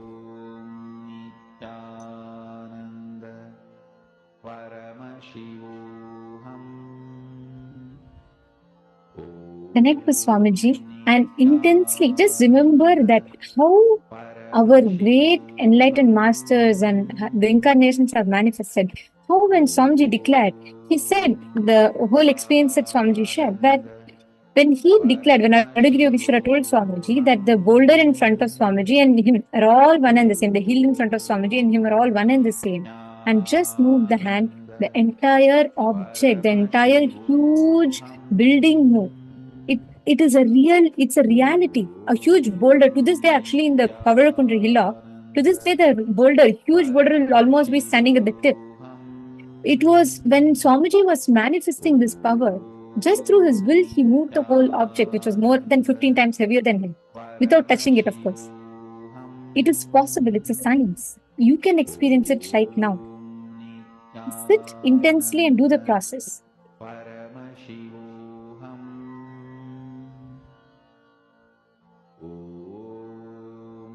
Connect with Swamiji. Chant the Mahavakya.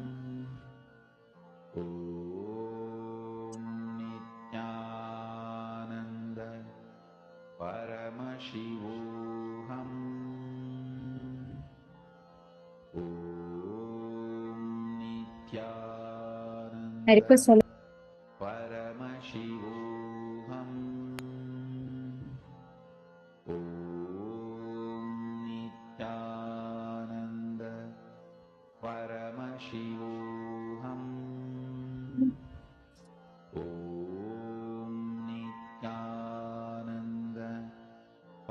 That when you consciously decide that you want the object in front of you to move, through your conscious will and the decision, the object has to move. It will simply listen to you move and it will manifest.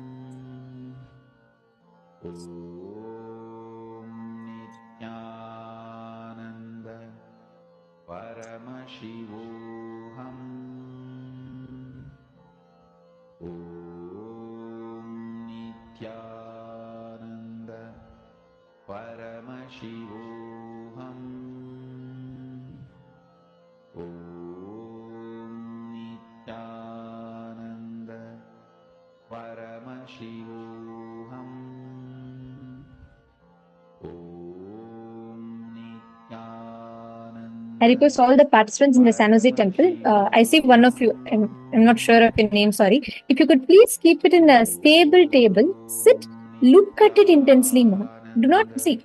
If you keep it unstable, you will not know the movement of the object. If it is because of your physical movement, or you will not know if it is because of the external situation. So please keep it on a stable surface. Do not move it physically. Just through your conscious will. You will have to make that conscious will and decide from that. And through that decision, you'll be able to manifest it. Nithyananda Paramashivoham Om Nithyananda Continue to chant the Mahavakya. I think in just sit and intensely connect with Swamiji. Hold on to this powerful cognition and do the power manifestation.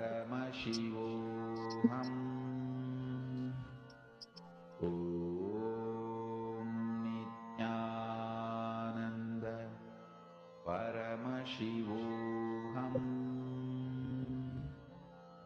Om Nithyananda Paramashivoham Om Nithyananda Paramashivoham Om Nithyananda Paramashivoham Om Nithyananda Now I'm going to request all the participants. Now start consciously withdrawing all the notions that you have that it's a separate object, it's something about. Just bring your awareness to experiencing. Keep reminding Swamiji's words in your inner space. The static matter, the dynamic activity, and your strategic existence are all one and the same.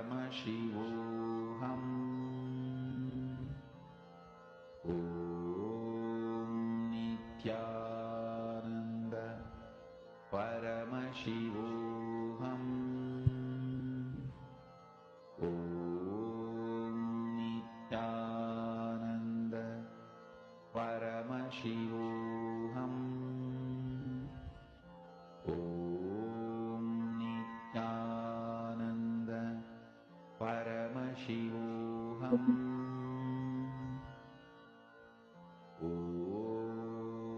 Nithyananda Paramashivoham Now, as all of you are continuing to manifest, we will all be entering into the next session where we will be understanding about what does it mean to rewire the brain, and how it is possible for you to rewire your brain. Paramashivoham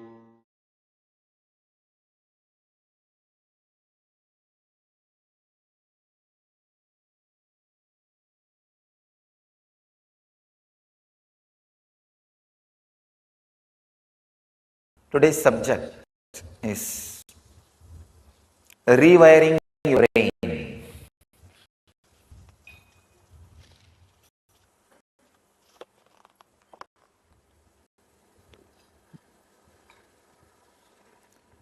Some of the Shastra Pramanas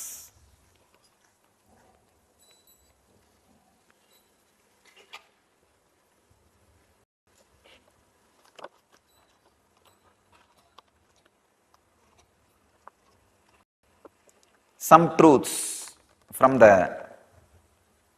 field of neurophysiology.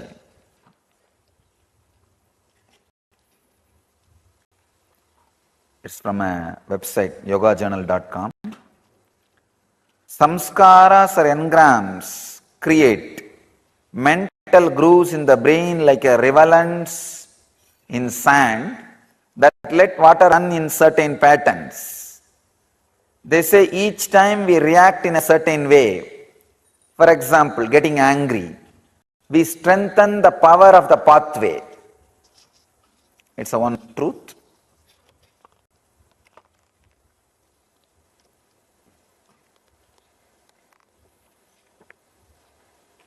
It's a very important truth. The more and more you react in the same way, the more and more you strengthen that engram. If you are habituated to fall sick due to any stress or fear, you encourage, you strengthen that engram of falling sick due to stress and fear. I tell you, if you are really feeling stressed or fear or anxiety, do something very active. Either cathartic meditation or kind of an intense weightlifting, activating body. I tell you, you will create a new engram. So whenever fear or stress happens in you, that whole thing gets converted as energy, useful energy. Instead of that staying in you and making you weak and diseased, that same thing can be used as energy.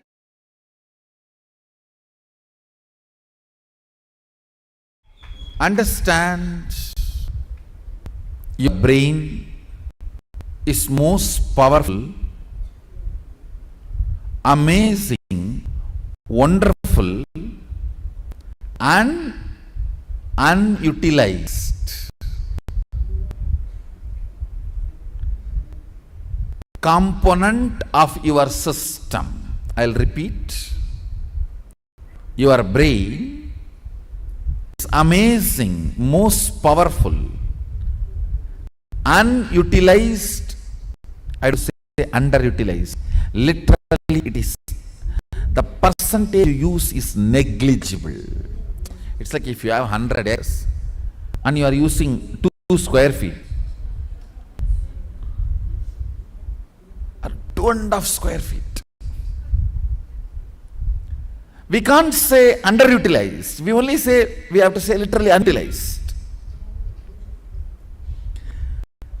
Almost, other than the automatic mechanical survival components, nothing else is used.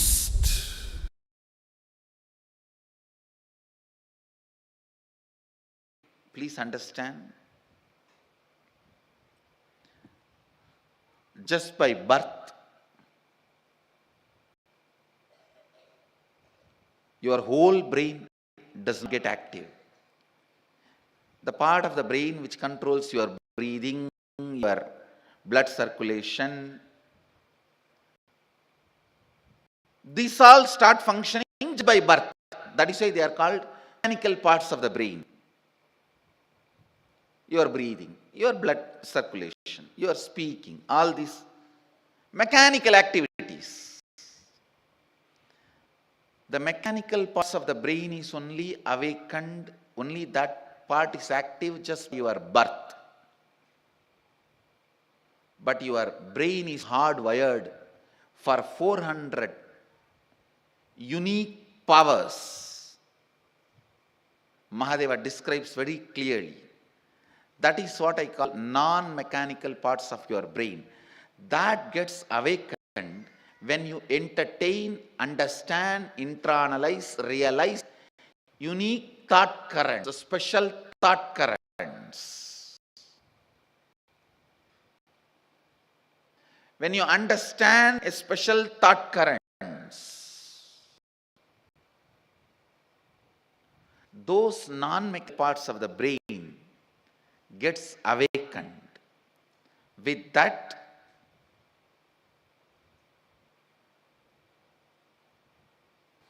wake up call, nothing else. Now if I give a pause during the satsang, suddenly people wake up. At least they feel what I am talking is like a lullaby. If I give a small pause, they understand something is wrong. Listen.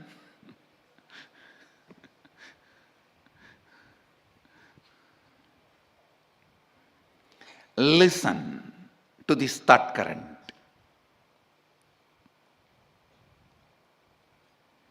When you internalize this thought current,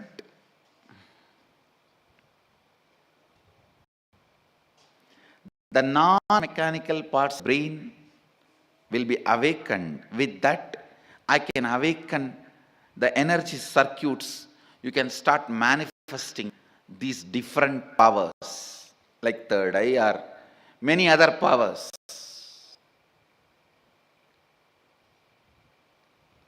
Listen carefully.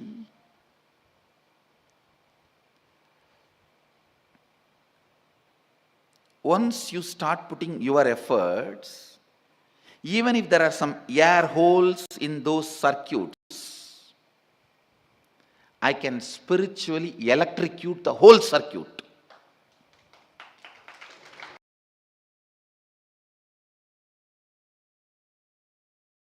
As neurophysiologists say, each time you react in certain way, you strengthen the power of the pathway.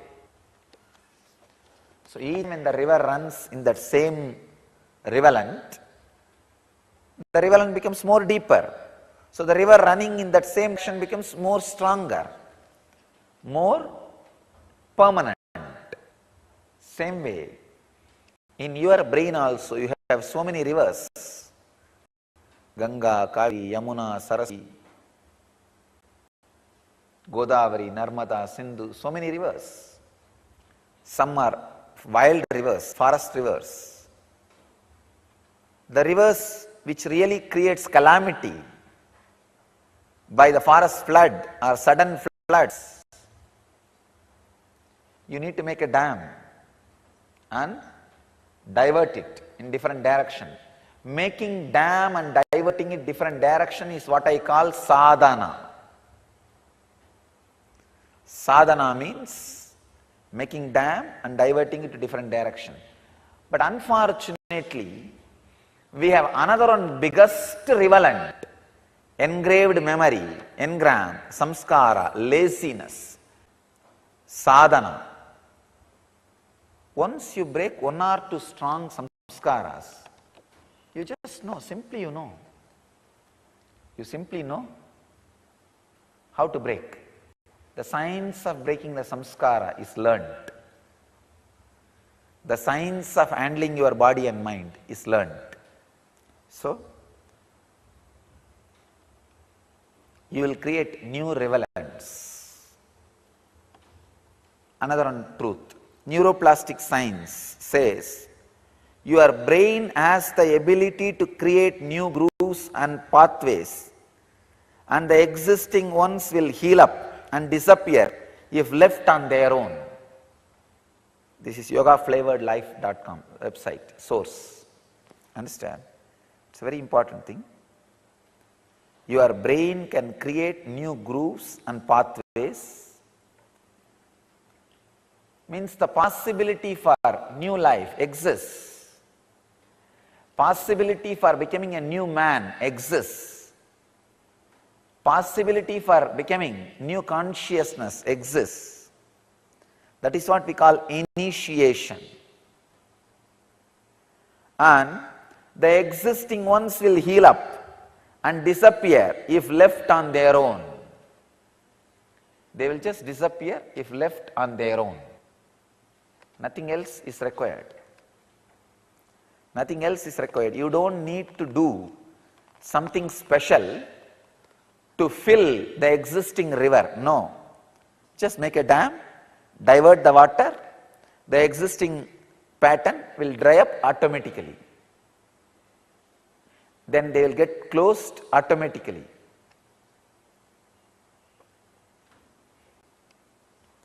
Scientists Debbie Whitmore says, the science of neuroplasticity focuses on how the brain can rewire itself to forge new connections and cycles of negative thinking and acting.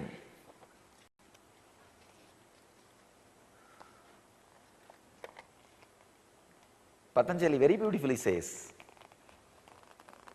if you are suffering with particular engram, just create the anti-engram, anti-emotion.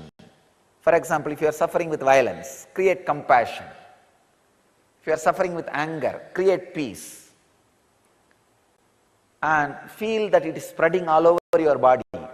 Release that into the cosmos through your every pore. You will see. You will just create new mental setup, new brain pattern as you want. Exactly what Patanjali is saying. Of course, he said it 5,000 years before, at least 5,000 years before. Now the neuroplasticists, scientists are proving it. Debbie Whitmore is proving it.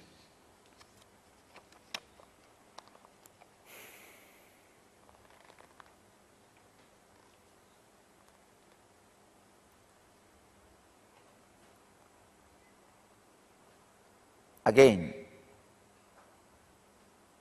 one more report, study done on yoga. The regular practice of yoga is the perfect formula for creating a new deep behavioral grooves in the brain that take advantage of neuroplasticity. Just as I was telling now, working on the body, straight away working on the body, uncompromising way, breaking the laziness system. Let us understand this truth, rewiring your brain for success. Please understand,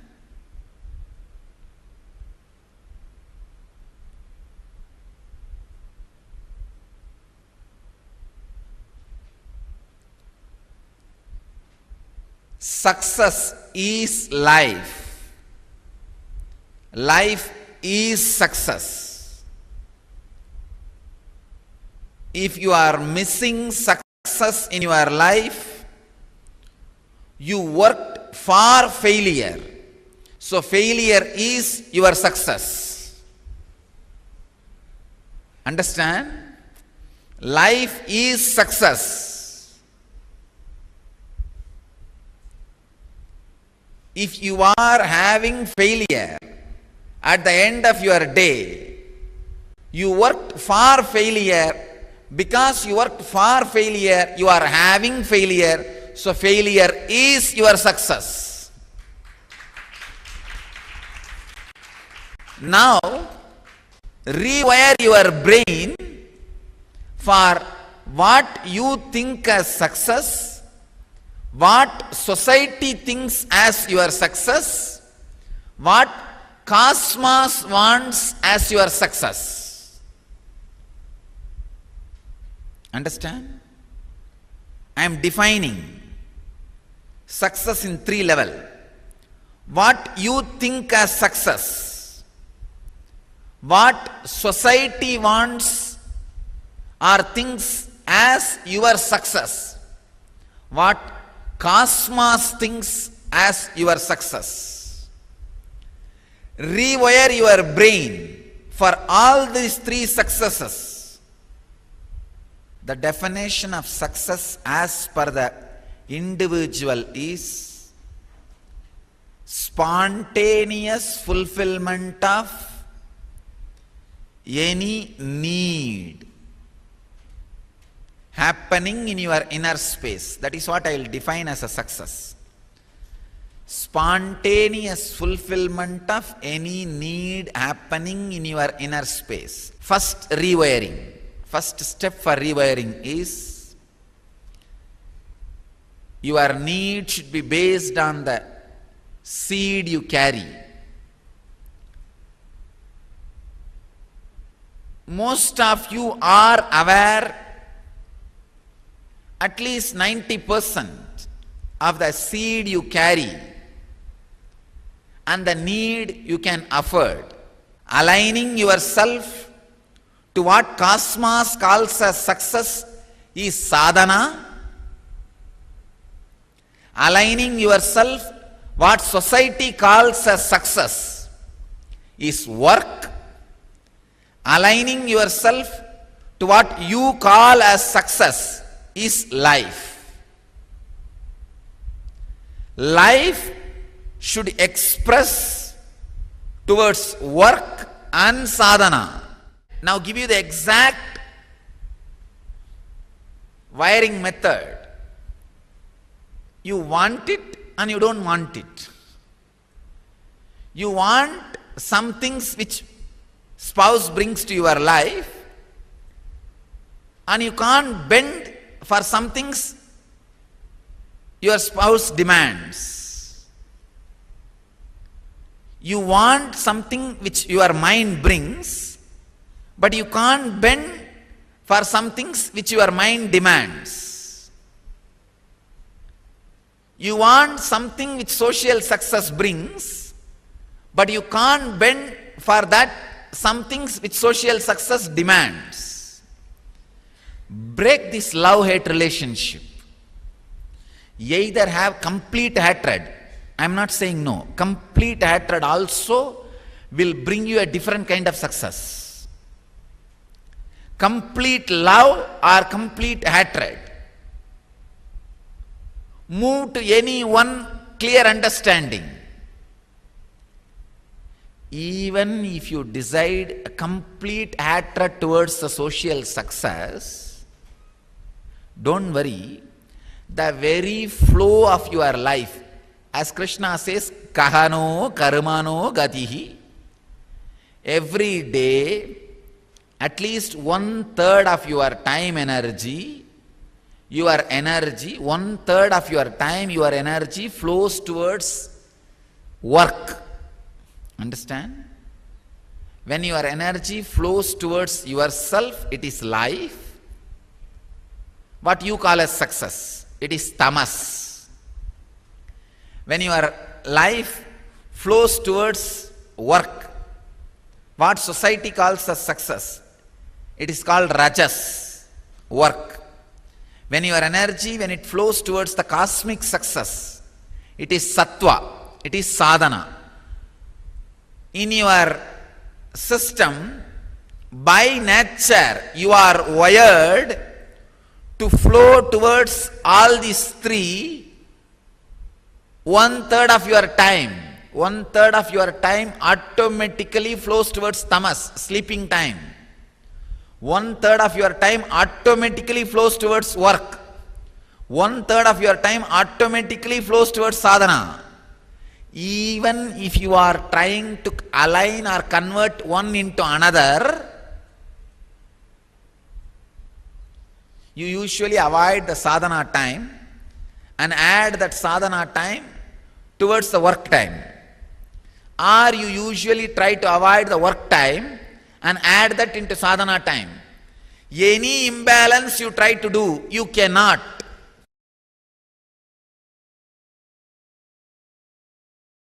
The subtle brain grooves get developed based on your thinking pattern. That needs to be completed. Before 30, the strong grooves don't get developed. That is almost like a rangoli only. You can wipe it by ordinarily.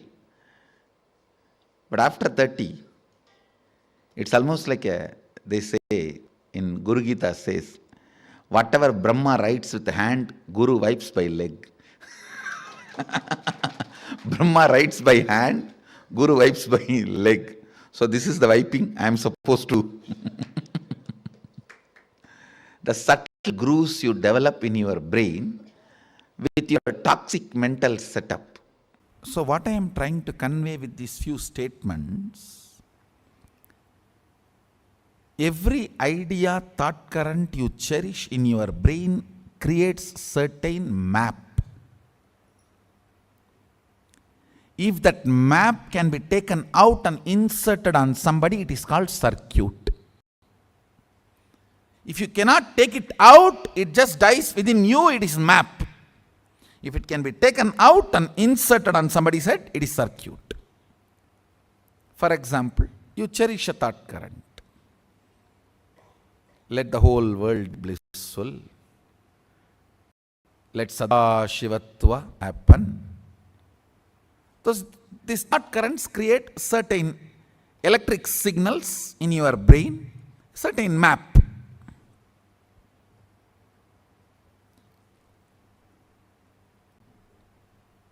If you are able to hold that stably till the other brain vibrates to the same frequency. It is called circuit. All your actions which comes from your very cognition, not from your pattern. How to differentiate? I'll show you. If your actions are celebrated by you when you are up or down, it is the actions from your cognition.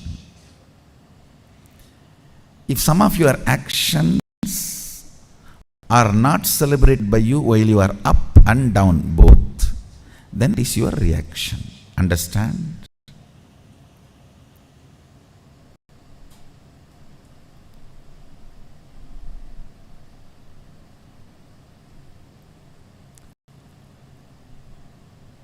If your action can be celebrated by you throughout the fortnight, it is from your depth cognition. For women, even one. It is from your depth. You don't need it for a fortnight to go through the ups and downs. That is a blessings in a way, because you have a scale read in your hand. Within 3-4 hours you can find out what you did is right on. Listen carefully. Throughout your ups and downs, if your action recognized by you, it is the action from depth, it's not reaction. This is the scale. If your actions are not celebrated by you, it can be even so-called spiritual practice, but it is only reaction. Listen carefully. I am not saying all reactions are wrong, but I am saying all actions are right. Understand? All actions are right, but I am not saying all reactions are wrong. Running away from snake is a reaction, but not wrong. Running away from fire is a reaction, but not wrong.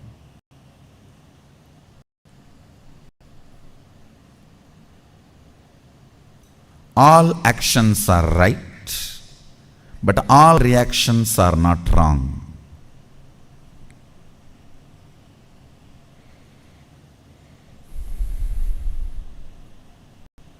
I am literally rewiring your brain. That is, feel, oh God, what is going on?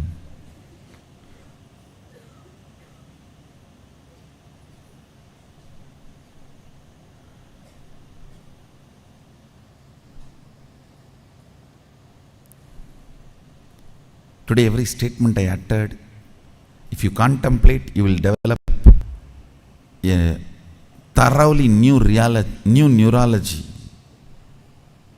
so you can perceive the reality as it is.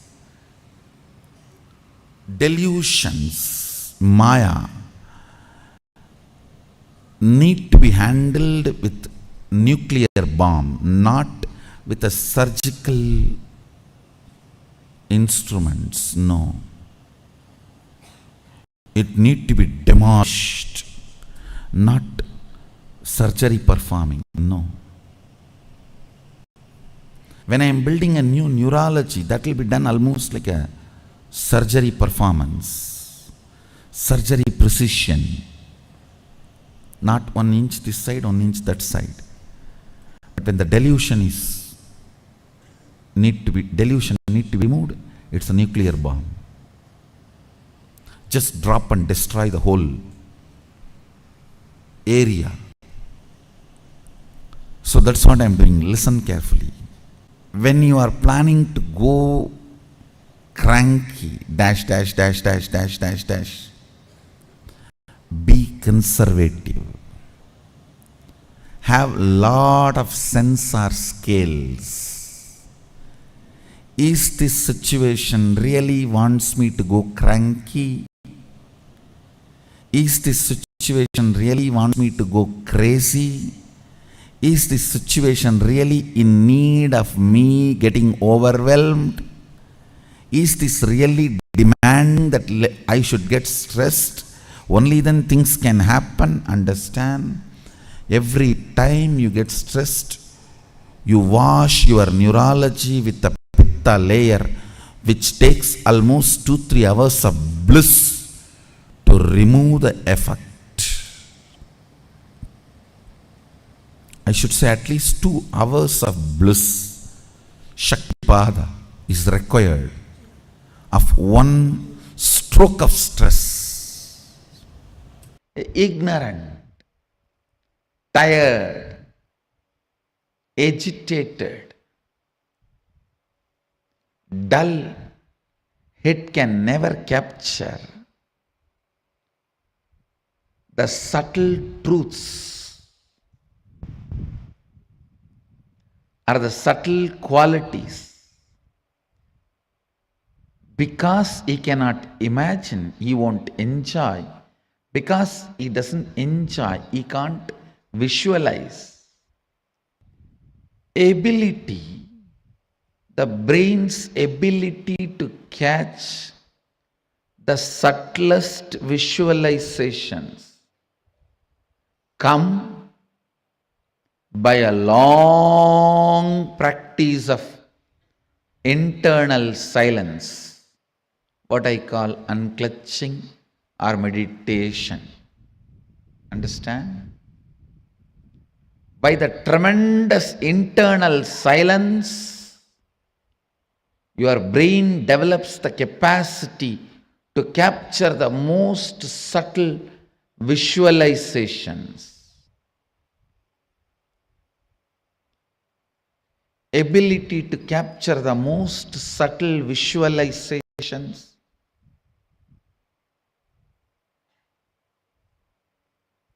is the awakened intelligence. Whoever is able to capture subtlest truths become rishis. His brain has evolved, developed such subtle grooves. It started reflecting the cosmic truths. It started capturing the cosmic truths. It started becoming a pure, silent water pond where the moon is reflecting as if it has come down to planet Earth. Moon is reflecting as if it has come down to planet Earth. Understand, practicing surrender or unclutching or Anandagandha Dhyana,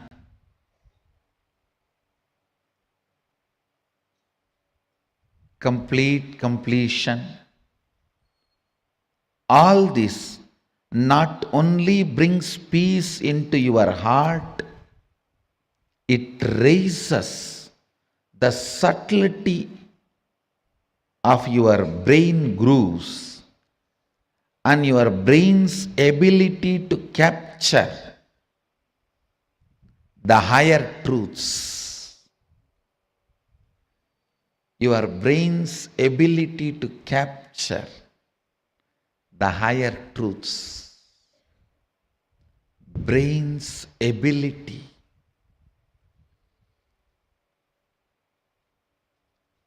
to live the higher truths. Anything your brain is able to capture. It stores as record. The most subtle one your brain captured makes itself as your cognition and life's goal. Understand? Even once, if you are able to understand, capture the word Satchitananda, Sat Chit Ananda, the existence, conscious bliss. Anything which is subtle, the most subtlest experience, imagination, visualization, your brain is able to capture. It will make that as a base for its function. I don't need to do anything other than describe how the materialization happens to my balasans, the way they are able to capture. The moment their subtle grooves in the brain captures this, that power will start manifesting in them.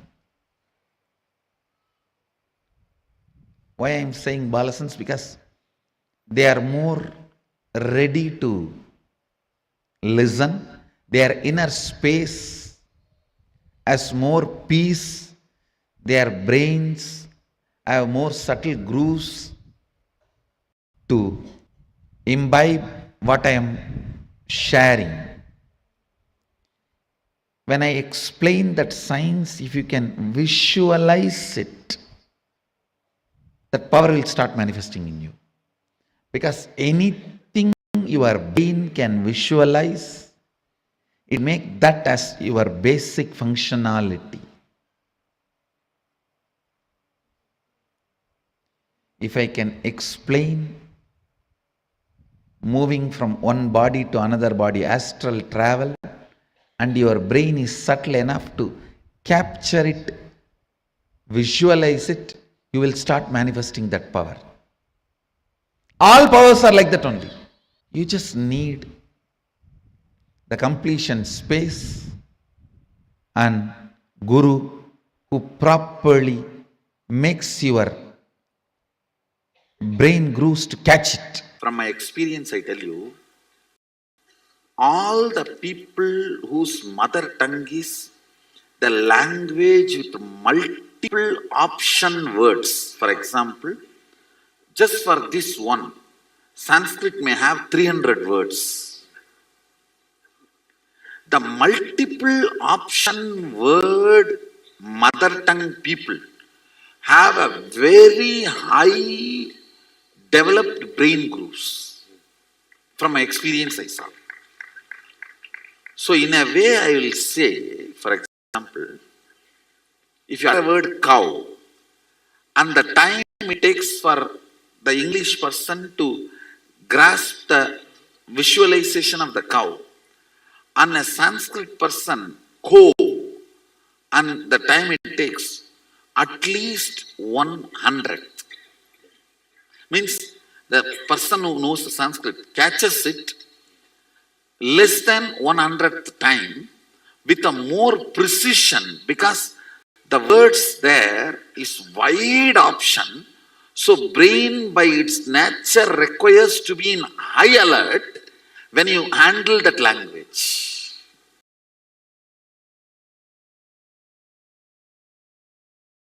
Today we are entering into 18th verse. Recite along with me. Agnenaya Subhadharaye. Actually, the original word is Subhata Raye. Padabeda is Subhataye. That's the way I heard from my master. So I'll retain the Padabedam. So in our Sangha, we will retain the Padabedam as I heard from my masters, because they are from village and they had their raw pronunciation. I just wanted to keep as a my respect for them. Subhataraye Asuman Vishwani. And Asman is the original verse. The Padabetam is Asuman. The af u. Asuman Vishwani Deva Yunani Vidvan Yuyotyasm Majju Huranamena Bhutamde Namabhuktim Videma Agni Subha Raye Asman. Padabetam. Listen. Asuman. It should not become full. Asuman. Vishwani. Deva Vayunani. Vidvan. Yot. Yasmajjuhu. Ranamena. Bhuyishtam Te Nama Uktim Videma Agninaya Subhataraye Asan Vishwani Deva Vayunani Vidvan Yuyot Yasmajjuhu Huranamena Bhuyishtam De Namavuktim Videma Agnena Yataraye Asman Vishwani Deva Vayunani Vidvan Yuyot Yasmajjuranamena Bhuyishtam Te Namavuktim Videma.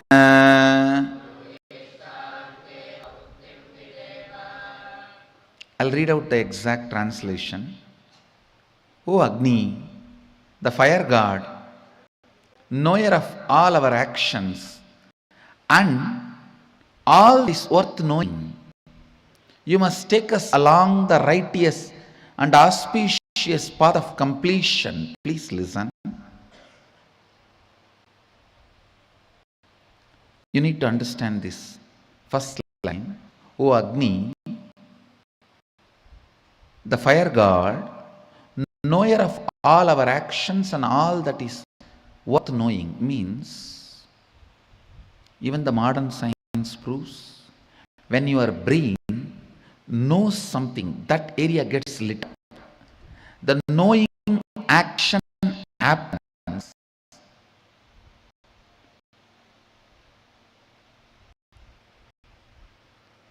When the fire moves into certain part of brain. Please understand.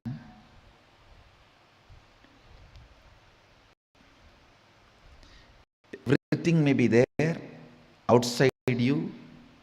You will not know if the fire does not move in your brain. If the fire moves in your brain, only then you will know what is happening. So, fire is responsible for knowledge, knowing to happen in you. Listen carefully. Fire is responsible for the knowledge to happen in you? I tell you, fire gets fully awakened by integrity. Nothing. Just follow intensely integrity. In 12 months, you will have a kind of fire in you through which you can know anything you want to know. Anything which comes in front of you, you want to know it, you will know it. Fire is called D. In Sanskrit, we use the word, a single letter, D. All the ancient languages, fire is addressed as D. In Sanskrit, Tamil, in many of the ancient languages. Listen. D comes as a gift to you because of your integrity. Just 12 months decide. I will live in the space of integrity. No question of missing. Just awareness. Awareness practice. Nothing else. The thee will be awakened in your brain.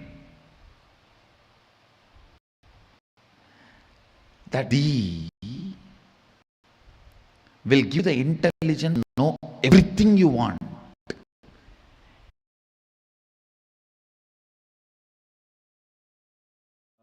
So beautifully, Swamiji revealed to all of us about the very important revelation on rewiring the brain. And Swamiji also explained further as to how this rewiring of brain can further help us with the seeking and having constant prayer inside of us. Now let us understand what this rewiring of brain actually means.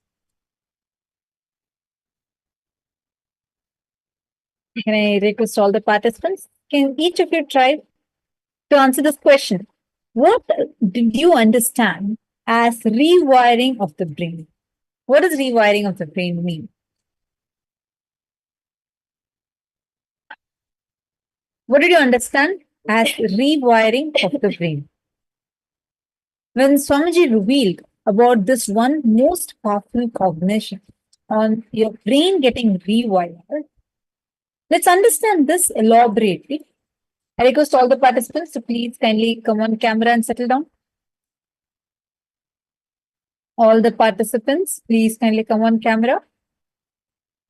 This is very important. It's going to be helping us understand how and what is there, what is the thing that is going to be happening in today's darshan. Because Swamiji is going to literally rewire all of our brains. Okay. So, how many of you see there are some actions you can do in an autopilot mode, meaning like you keep doing it once you start once. Maybe when you first started, your mom or your dad taught you how to brush your teeth. But after that, even without it's not that you're like, okay, awarely you're brushing the teeth. No. Automatically your hand goes, and sometimes you're only partially awake, you go and you just start brushing the teeth. You get into the car, by the time you go to your office, it's like suddenly when the office comes, you're like, oh yeah, I reached the office. It's not that you're aware throughout the pathway. There are many things you do it in an autopilot mode. How many of you see that? There are so many things that we do it in an autopilot mode. Who all are able to recognize? Can each of you give me such examples? What are the activities you see? That, yes, ma'am, these are the activities I can relate to as doing things in autopilot mode. Autopilot meaning where it's irrespective of your conscious involvement, intervention, your body is just performing the task. Please, can each of you give me some examples of that? The first time probably you started with doing it consciously, many times chanting actually. Chanting wires your brain in certain manner. So it's like you just learn the chanting and then automatically, without you consciously thinking of the next thing, it's automatically going. Come on, all the participants. Srinivas Apteya, Piotr Wajda, Louis Smith, Sumit Agrawalaya, Vishwanathanaya, Sita Ram Kumar, Ashoka Minnaya. Can I request all of you please post? Give me one. Each of you give me one example of where you are seeing like this, like an autopilot mode activities are happening. Come on.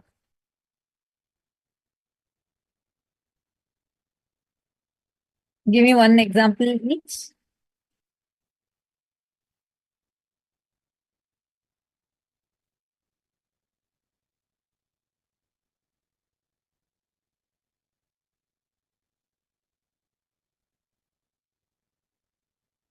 Actually, if you see, like Swamiji said, our brain is the what capacity of a brain has. It's like if you have 100 acres of land, we're only actually using 2 square feet by 2 square feet of the land.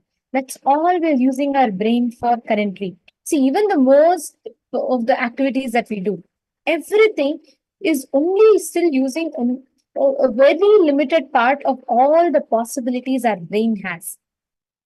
Rewiring your brain means you working with altering the brain grooves, the functions of your brain to manifest your highest possibility. So first let's understand what a brain groove actually means. So now each of you have posted, I see many of you have already posted saying, these are the different examples saying, I see these activities that I do are in an autopilot mode. Understand, for each of these activities, we have certain parts of our brain that is actually functioning. For example, for moving your hand, you have few parts of your brain that fire, saying that the brain has many nerves, right? And those nerves have nerve cells. These nerve cells are called as neurons. They're specialized nerve cells that transmit information, electric impulses from your brain to the rest other parts of the body. Now, when the moment your brain gives a command saying for your eye blink, there's one part of your brain where there are specific neurons that take this information and pass it. It's like a chain they have. So they take that information and pass it as electrical impulses, and it reaches your sensory neurons and the motor neurons over here, and the motor neurons in your eyes just blink. This happens so fast. That's how we are able to talk, we're able to walk, move, everything. So the electrical impulses, as they are going, they give a signal and command to your brain, and the brain actually functions, and it gives command to your different muscles, and your muscles move. There are specific neural pathways. It's like how you want to go from one place to another. You use a specific road, right? Like that, for each of these activities, there are specific set of neurons that fire. Fire here meaning they send out these electrical impulses. Are all of you with me? So far, all of you with me?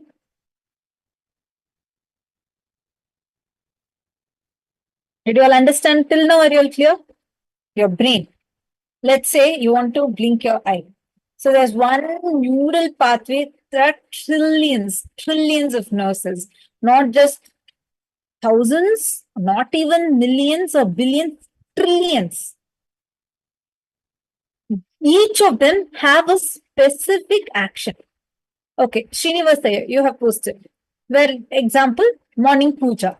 So the sequence of the puja, it's like automatic, right? Your hand is automatically taking, it's automatically doing. But first when you started, was it like that? No. You had to learn. You were sitting learning, and then you were following maybe a manual or somebody doing it. Maybe your dad taught you or somebody taught you and you were doing it, right? All of us learn like that only. I'm just giving you as an example.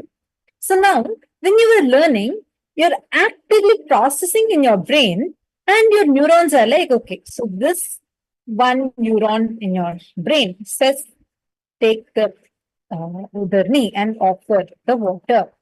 Take the dhupa and show it like this. So it's like it's recording. So each of these signals are continuously coming using a certain path. It's like a set of neurons alone in your whole brain. The brain is actually very small. I'm just exaggerating it and showing. So let's say there is like a few neural pathways. Set of neurons are dedicated for puja. So those neurons, every time you start doing the puja, those neurons are active. So they give a command to your hand to move in a certain manner, for your hand to ring the bell, or for your mouth to chant, for your tongue to move to chant. All of these, your brain is continuously giving the command. Now, when we start doing this over and over, again and again and again, the pathway becomes clear. Are you understanding? The pathway in which these electrical impulses are traveling, it's like the pathway becomes more and more solidified. So, without even your conscious intervention, it starts happening in an autopilot mode. The moment the first step, Nithyanandam Paramashivoham, you start, that's all. The neural pathway gets activated, and the whole puja manual is just in front of you, meaning it just does on its own. It's like next, it does. That's why sometimes actually, like suddenly your awareness, if your awareness comes, you're like, oh my God, am I chanting it rightly? I don't know what is to chant, because it is already in a set autopilot mode. Now, in this autopilot mode, you have now strengthened one neural, a few neural pathways, which is called as, so your brain is actually now wired for doing puja every day. More and more lifestyle practices we do, it starts becoming a part. Okay, that's good. It's helping us to do puja, helps us with yoga, it helps us with many good things. But what about habits like just binge eating when you are sitting and watching some movie? You're bored, you're depressed, automatically your hand just goes and grabs that food, even though you don't want it, or you consciously are not supporting it. What about the reactions we have when you're triggered by something? Automatically, your whole body language goes in the same manner how you were just 2 days back, or 2 years back, or 10 years back. So there are certain things that remains the same. How many of you are able to relate to this? How many of you see there are some patterns like this, that these negative patterns that keep repeating in our life, where it's in a specific manner? How many of you see this? Can each of you give me now one example? Any such pattern?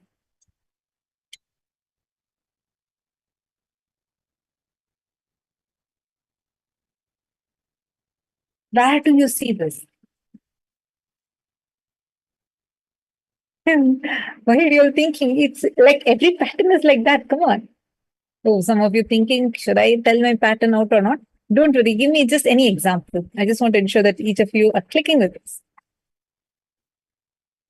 Okay, when you actually put it out with a pattern and when you're able to identify and see, right, you will be able to, when you walk through it, when you practically see it, you'll be able to understand it more deeper. Now, so now I have many of you who have typed this answer. Yes. Binge eating, anger, all these are part of such patterns. Smoking. Now, what happens here is, when we are doing things like that, like in an autopilot mode, these patterns are still like, first you start consciously, when you keep repeating an action over again and again and again, we keep doing, just scan your life. Every day you wake up in a certain manner, then you have a set routine, like that has become like a default routine. You do certain things in a certain manner, and we do the same thing every day over and over again and again. So your brain is also now nicely habituated and wired for that. But suddenly we are thinking like, no, I want to have a breakthrough. One day I'm going to become a millionaire, but I won't change the way how I'm living. That's how we have inside of us. We keep continuing our life in the exact same manner, but then suddenly is one we think suddenly someday somehow things will happen for me. No, your brain, you're getting wired for the same thing. But now your this wiring of your brain needs to change. You want to change. If you want your life to change, the way you are needs to change.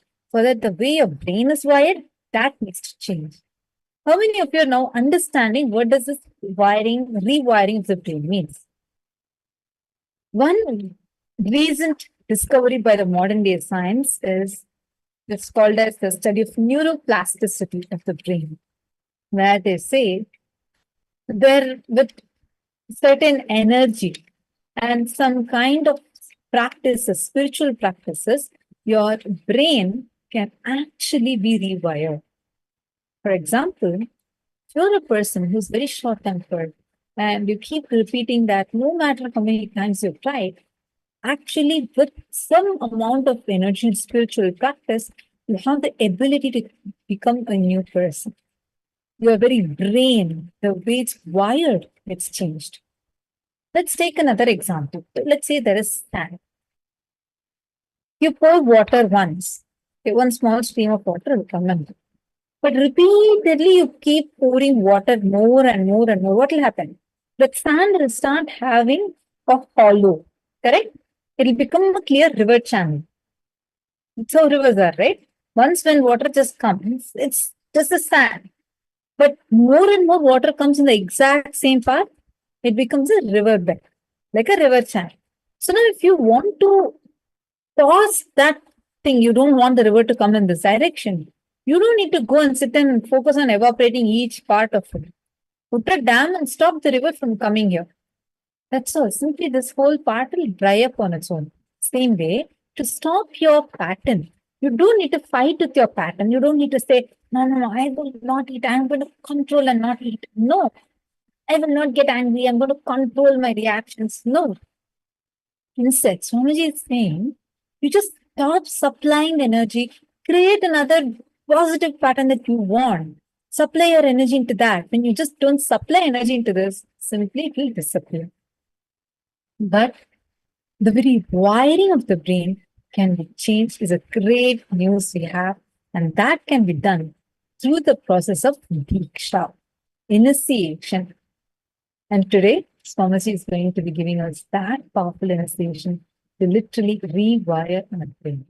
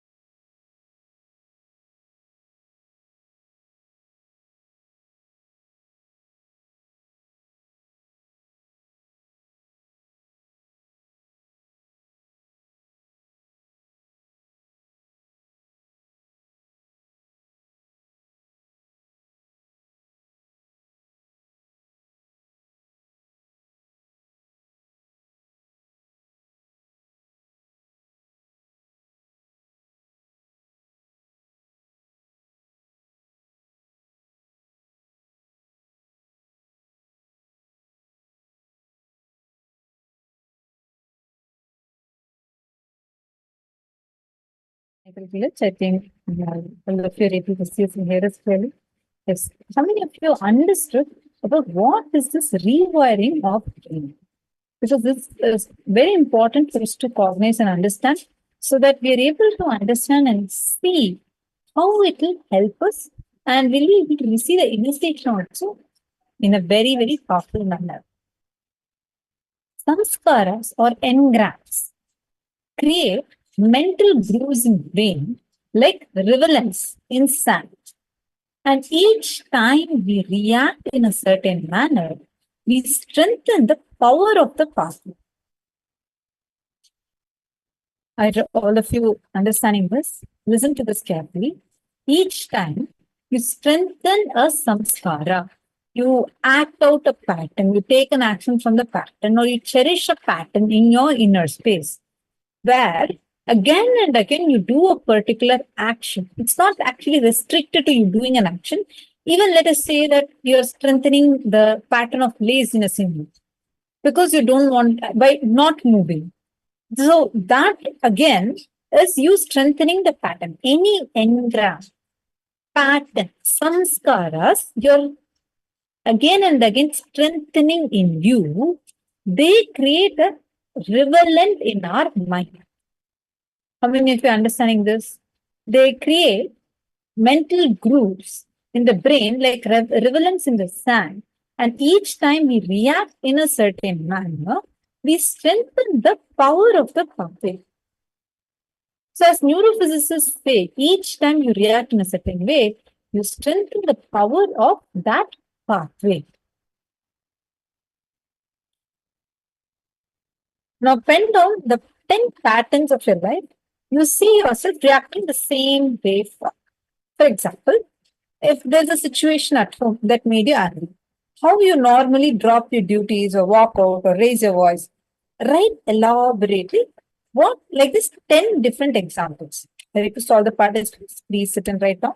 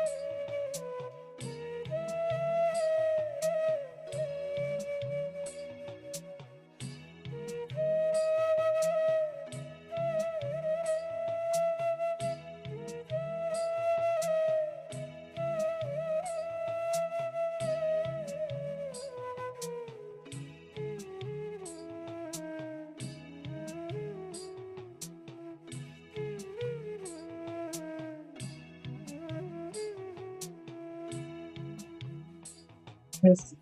Hope all of you have finished writing. Now, listen to this carefully. You're going to be looking into each of these that you have written down. Have all of you finished this step? How many of you wrote? How many have each of you written? 10 at least have all of you wrote?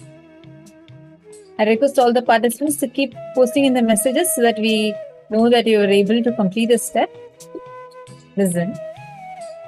Consciously look in. How after you have reacted in a certain way, you are shocked and wondering how was it that you have been behaved in such a manner. It's almost as if like someone else is taking control of you. Look in. Are you habituated to fall sick when things are not going how you wanted them to? Like this, how many such patterns are there? How many of you are seeing this? Can I see a raise of hands if you're able to relate to this? How many of you see there are certain situations where you're like, is that me? Why did I react? Why did I do like that?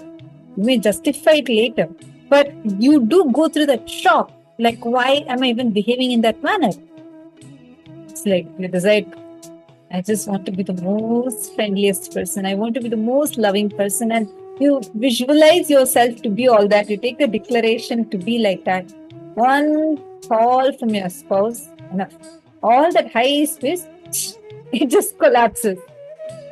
Understand? See, it is not about anything external. It is about the reactions we are having and in a certain manner. Right? How many of you are able to relate to this? If you are able to relate to this, can I request you to please post it here in the chat? Now, this is happening again and again and again because the brain is, you have wired, because of continuously repeating this action, you have wired the brain like that. When you intra-analyze powerful thought current, the non-mechanical parts of the brain are awake.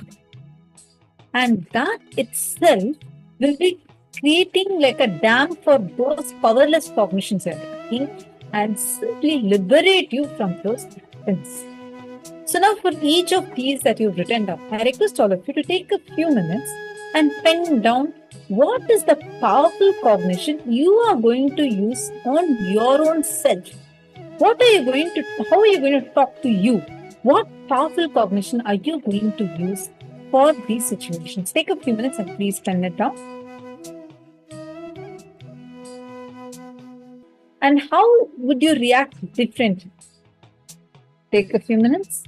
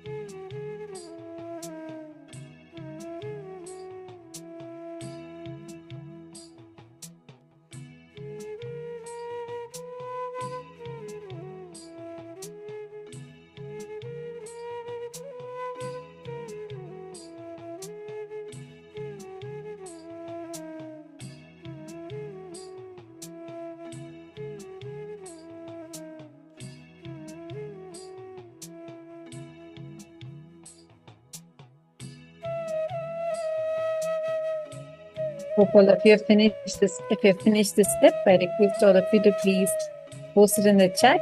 Now, see, cognize this deeply and understand it. This rewiring of brain, when you do the spiritual practices like yoga, some set of rituals like puja, every day if you do it like a routine, that will directly help you to rewire the way your brain is. Now, we're going to be moving on to the next session. Today we have a lot of important things we're going to be learning. Now, the next session is going to be about how your brain can access different dimensions of the cosmos. How our brain has, see, when you think of your brain, right, it's so wow. There are so many capabilities, possibilities in it. But did you ever know it had the capacity to be able to access various different dimensions of the cosmos? And that's precisely what you're going to be learning today. How our brain can access different dimensions and can see one, your brain can access different dimensions, and one more is the powers it can manifest because of this, the different capacities that your brain has. Swamiji is going to be giving us the initiation to awaken the non-mechanical parts of the brain, and we are now going to be learning this powerful revelation from Swamiji.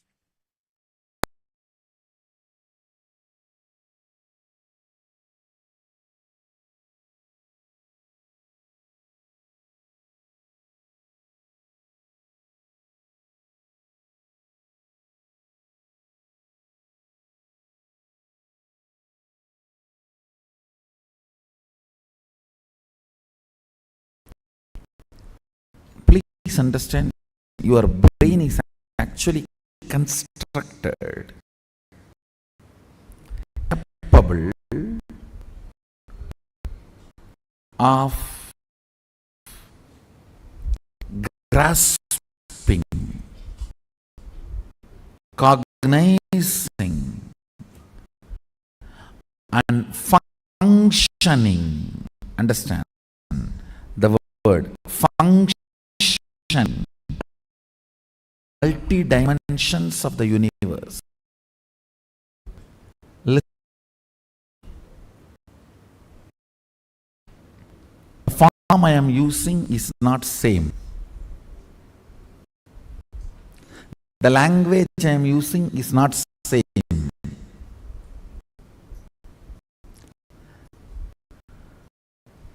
The cognitions I am manifesting is not same. For example, the eyes with which I am seeing all of you, the same eyes are not used in KAILASA, or in Satyaloka, or in Tapoloka. But one thing is same, that is this breathing. Understand? Understand? The air I inhale goes to KAILASA and comes back, comes out. Listen carefully. The eyes with which I am seeing you is not the same eyes I am using in KAILASA. The form I am using is not the same in KAILASA. The words I am using is not the same in KAILASA. The cognitions I am using are not the same in KAILASA or Tapoloka or Satyaloka or in all these 11 planes.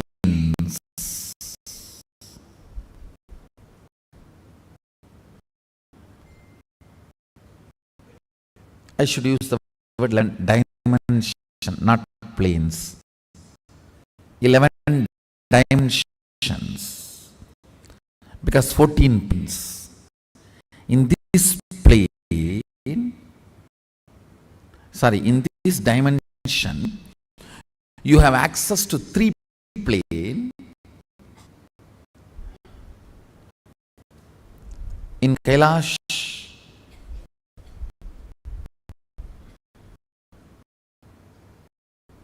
dimension, you have access to 2 planes.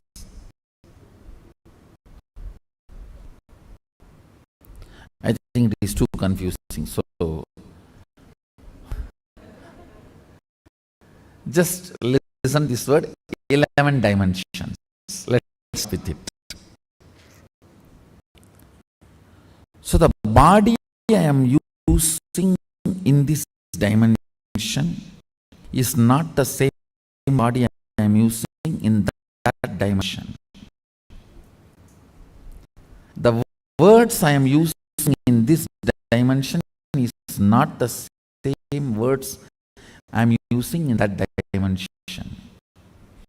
The eyes I am using here is not the same in that dimension.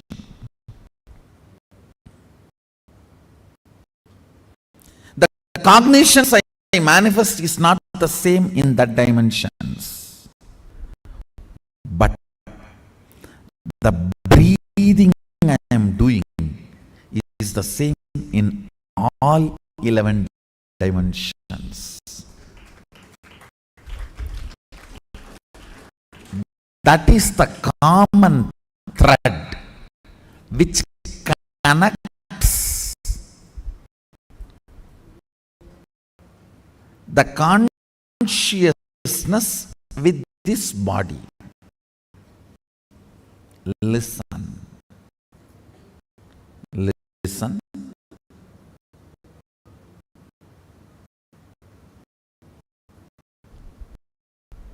That is the common factor connects consciousness with this body. Spanda. Connection. Common connection of consciousness with the bodies. See, I have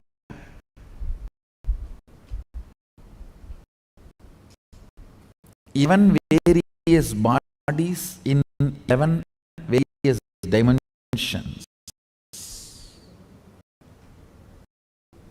Actually, little more than 11. The bodies I am using. All those bodies are connected through this breathing. That is why being in the breathing space only makes you manifest powers. Listen, I'll repeat.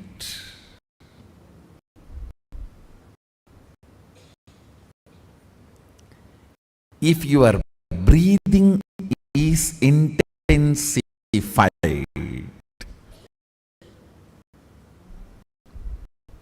if your breathing is intensified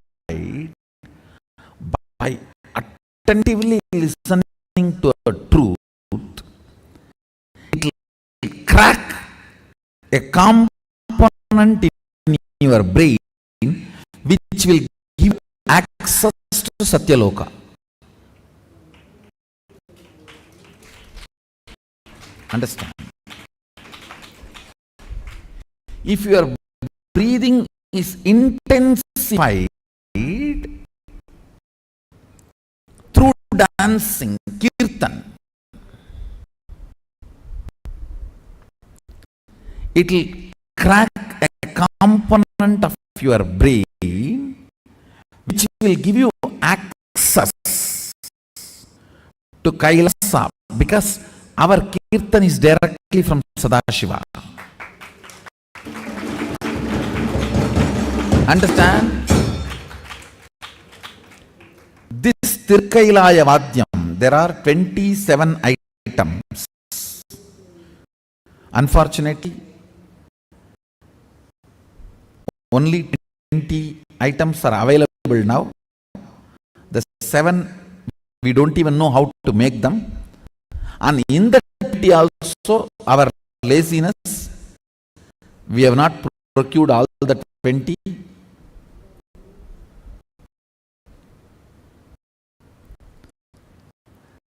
These Vadyams and this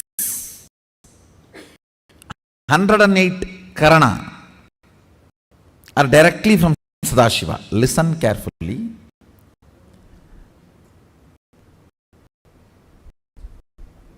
Totally there are 1008 asanas Sadashiva has described in Agama. We are able to lay our hands only on 600 to 700, not all 1000, because we Hindus, as usual, losing scriptures is our lifestyle. Not maintaining, not teaching, not protecting, not preserving. So we lost, I should say, at least 400. 300 to 400 we lost. So around 600, 700 we have. We were able to lay our hands. Totally 1008 asanas Sadashiva has described. Time-lapse version of 1008 asanas is 108 Karana. Listen. Time-lapse version means how you fix a camera and capture 24 hours and condense it into 2 hours or 2 minutes. The time-lapse version of 1008 asanas is 108 Karanas.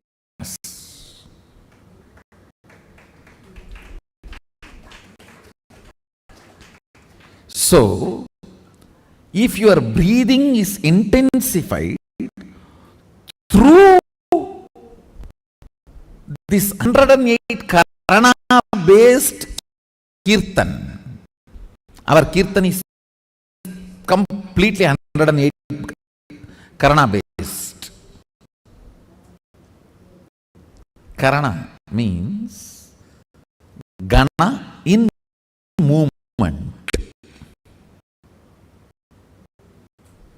Intensity in movement. Length, breadth, depth is Gana. Gana in movement is Karana.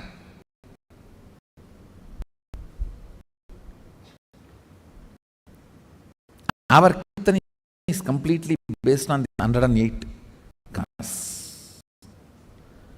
So, with the Karana, because of these Karanas, if your breathing is intensified, a component in your brain is electrocuted by the prana, which gives you access to Kailasa, which gives you the perception and cognition of Kailasa. The day you have the vision of Kailasa, you are born in Kailasa. So you start existing in planes. You start experiencing two-dimensional life.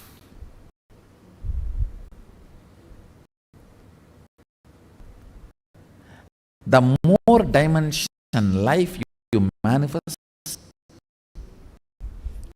more filling you are, more complete you are, more Sadashivatva manifests through you.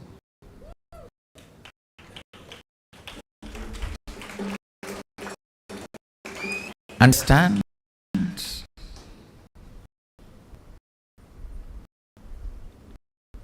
Understand? Through puja, if your breathing becomes very, listen, intense does not mean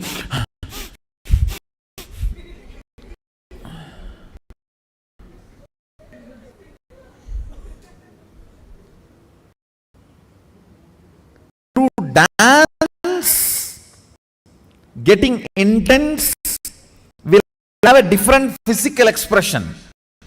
That will naturally be like a big hyperventilation kind of an action. But through puja,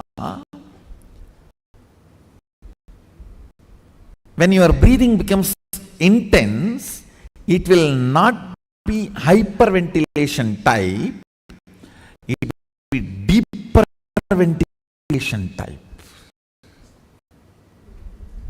Like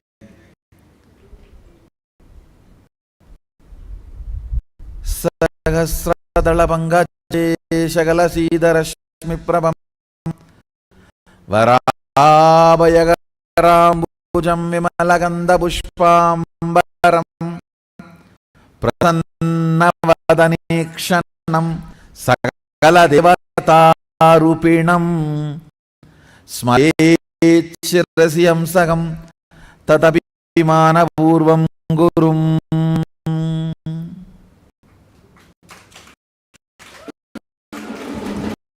It's actually Dhyana Sloka for Guru. I can see very clearly Arunishra.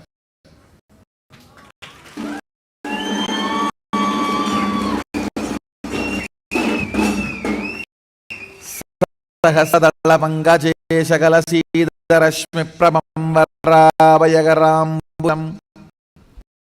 Vimalaganda Pushpambaram Prasannavadanikshanam Sagala Devatarupinam. On the 1,000-liter lotus, Varabayagaram Bujam, Vara Abhayakara,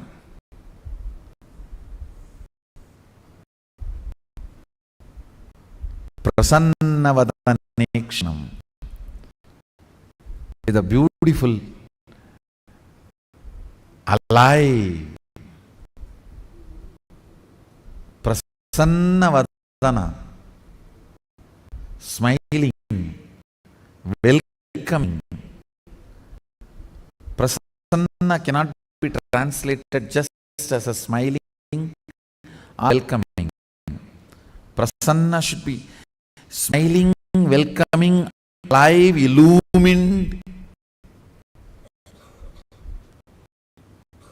graceful. All that words should be added. Prasanna is something which brings you the present. Prasannavadanekshan Sagala Devatarupinam, embodiment are in the form of Sagala Devatas, all the gods and goddesses. Smarechirasiham Sagam Tatapimana Purvam Gurum means with my breathing flow, hamsakam. See, hamsam is the integrity syllable of your breathing. Integrity means being what you are known for. Lion is known something and it does same integrity. Lion. An elephant is known for something and it is doing the same thing. It is in being an elephant. If suddenly it starts eating the flesh, what will happen? He is known for it. If he does what is known, he is integrated. So, the integrity syllable of your breathing is hams. Hamsam. This hamsam, the ajapa japantra, unchanted mantra which gets chanted continually by the idea of your breathing. Your breathing gets in your system and comes out. The natural it makes is called hamsa. Hamsam. Understand? Where this sound, the turn of sound is ra. That is where Guru is sitting. That is it is called hum. Please careful. That's why his address are come. Where the hum turns into sam, his resides there. That is house. If does not turn into sam, you are savam. Understand? The hum, listen carefully. If the hum is 100 unit and sam is less than 100, 99, or just aham. If the hum is 100 and sam is 100, you are sa, jiva, individual soul, who are pratyakatma chaitanya. If the hum is 100 and sam is 101, you are Ramahamsa. Listen.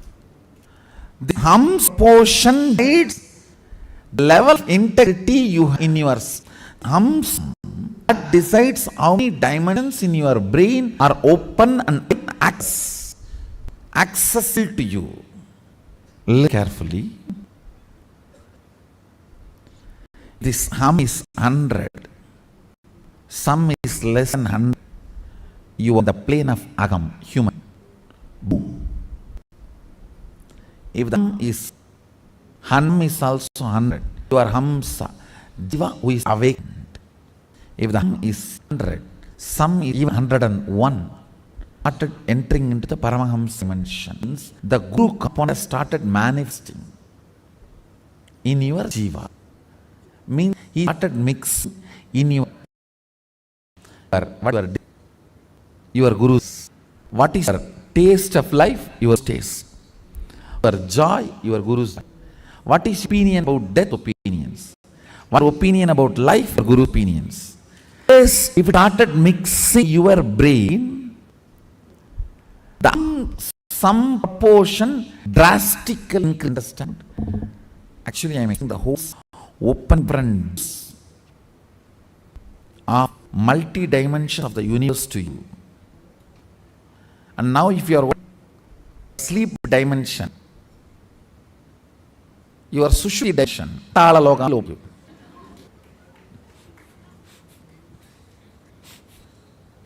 So please,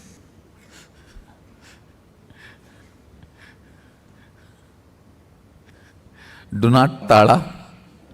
Let's plan for KAILASA. Breathing becoming intense, especially through certain activities, opens up those dimensions, those planes, and your brain awakens the ability to have access to those dimensions. Listen. Now, you are listening to this truth. It's going above your head. You are trying to let me.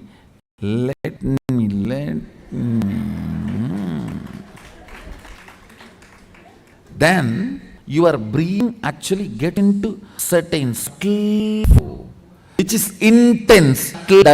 Don't think means shallow. No. In subtling also it gets intense during the time. That subtle intentions, raw intensity, programmed intensity. Understand? Regulated intensity is yoga. Raw intensity is prana kirtan. Subtle intensity is while during puja, during satsang. Now, your breathing getting subtle, it will hit a component brain, weaken your ability to access sadoka.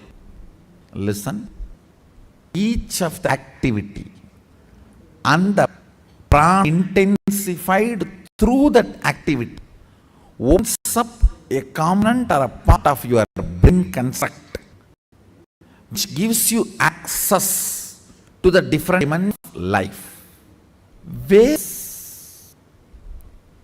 intense breathing currents, breathing patterns, getting awakened in your system, and opening different constructs of your brain and having access to those dimensions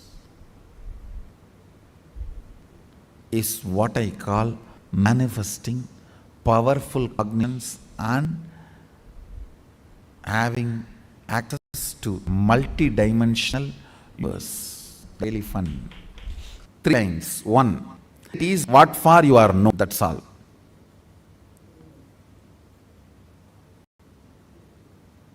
Second, various methods of your bring intense opens different components and parts of your construct. Your brain gives access to different dimensions of universe. Third, listen very carefully. Neither my form nor my words can be equivalent to my brain space.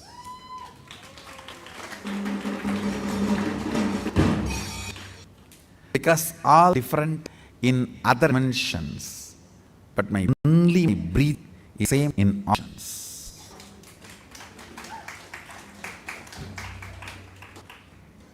The air inhaled goes to KAILASA and gets exhaled. Facing yourself in the parallel universe make you first and Paramashivoham spontaneously. Facing yourself in the parallel universes make you manifest spontaneously. Let me face yourself in parallel universes makes you manifest Paramashivoham spontaneously. So,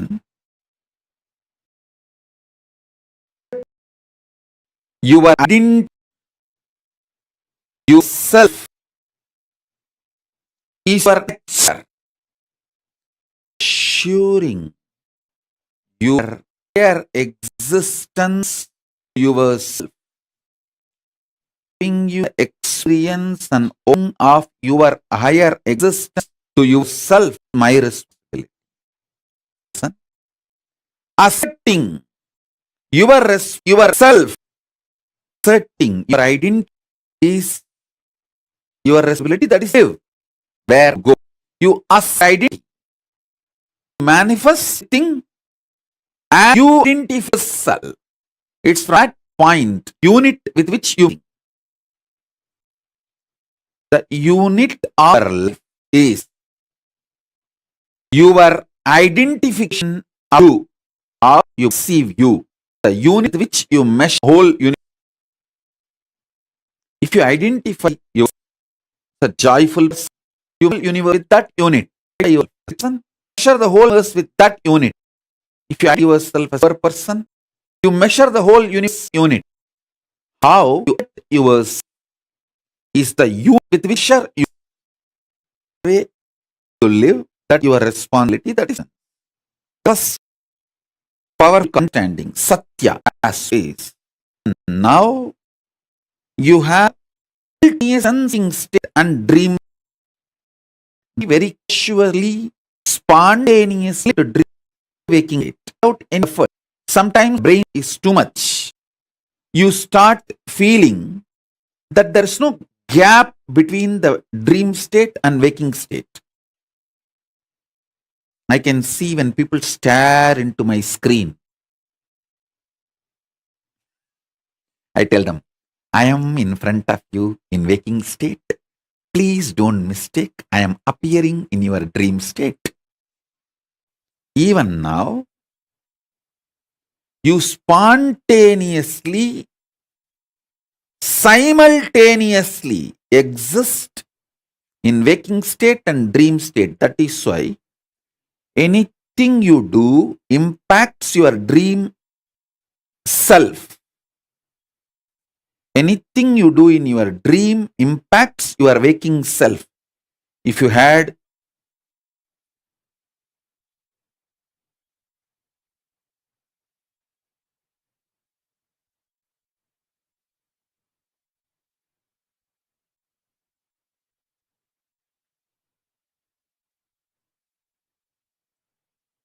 I'll give you the example. If you did not eat for 2-3 days, controlling yourself, hunger, or you did not get food, you will feast in the dream.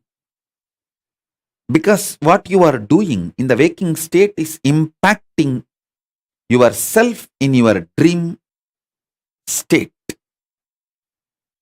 Same way, never use the restroom which you see in your dream. It's a trap. If you use the restroom in your dream, it is going to impact your waking body, the body which you use in the waking state. So, wake up to the truth. You can exist in more than one place simultaneously, spontaneously, slip into the different existences smoothly, easily. This is the first truth you need to cognize.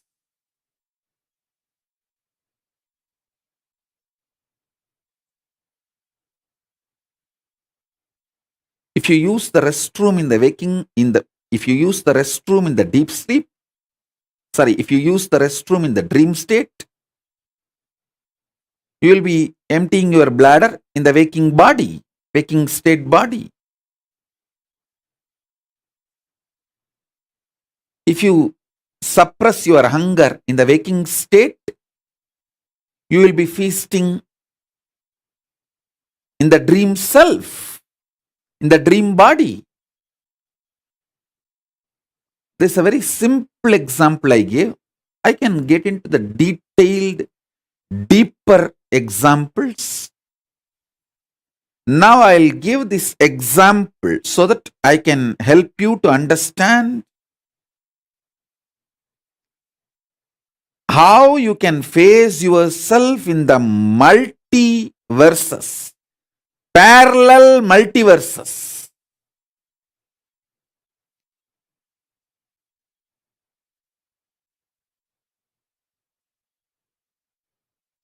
So for now, internalize this cognition. You exist in your waking state and dream state simultaneously and spontaneously. That is why, without any difficulty, you can just slip into that state, that body, that self, and come back to this state, this body, this self. Your biochemistry is naturally prepared for you to slip into these different states and different cells and experience different existence, different universes. In waking state, the universe you experience is different, and the dream state, the universe you experience is different.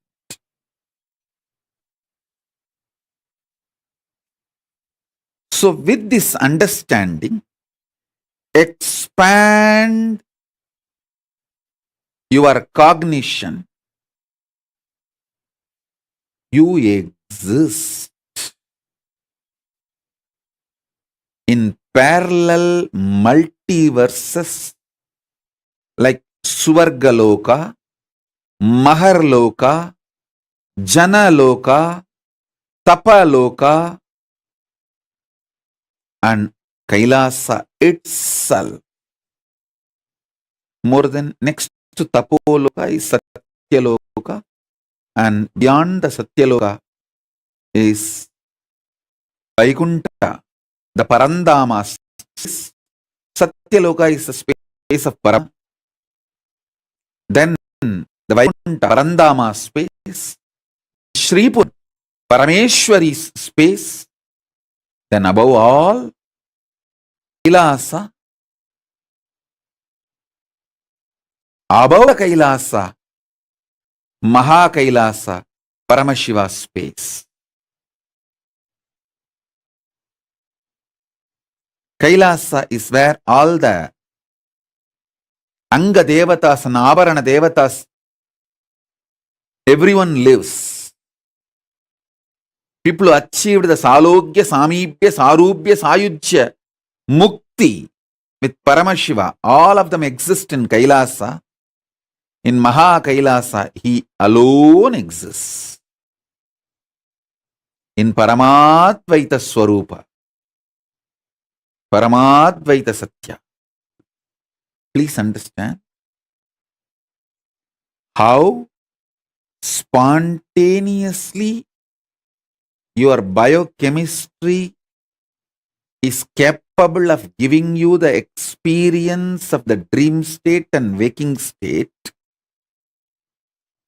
Same way your DNA, the awakened DNA through initiation.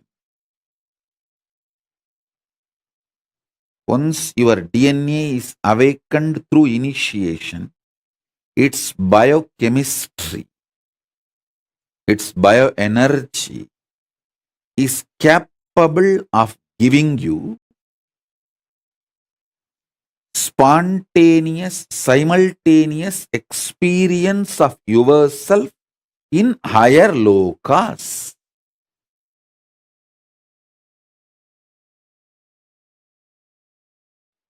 Listen. This idea of time settles like a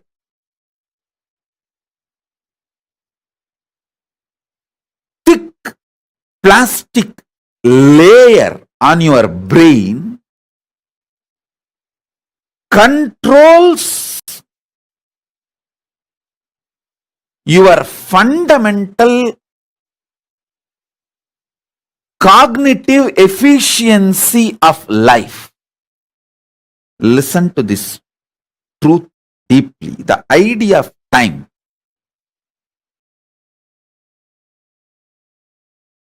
listen, your consciousness does not have time.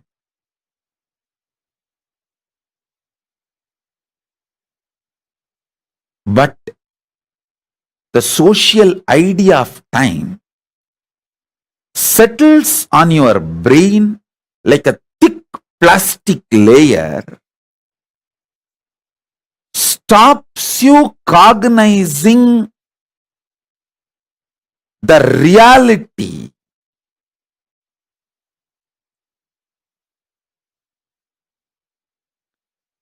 your cognitive efficiency is severely damaged.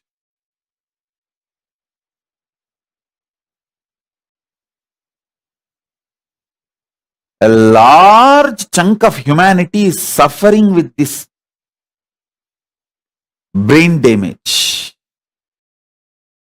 That is the reason this idea of one life, this idea of you will exist only something like a 70 to 100 years and finish enjoying everything within that 70 to 100 years, one life, let us freak out. All these stupid ideas, this idea of time is like a thick plastic put on your brain, which literally suffocates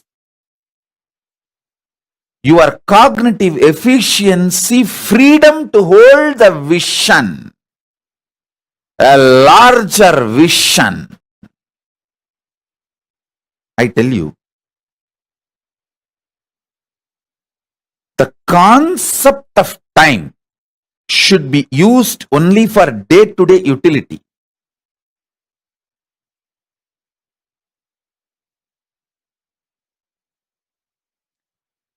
Don't allow the time idea to get into your brain like a thick layer of plastic and suffocate your cognitive efficiency. Okay, only the suffocation settled on your brain as the thick plastic layer due to the concept of time makes you feel discontinuity about life. Life is absolute joyous continuity. When you put the idea of time like a thick plastic on your brain and suffocate yourself, your ability, your cognitive efficiency is drastically reduced and damaged. That is the real reason why you beat yourself so much. Again and again and again. Listen. See, if you understand Paramashiva's own consciousness is the recipe of your life. First thing will happen to you is you will wake up to the truth. 99% of your problems are happening in your brain, not in reality. You are beating yourself, destroying your health, wealth, life, everything, all your insecurity, fake life, everything starts from your cognitive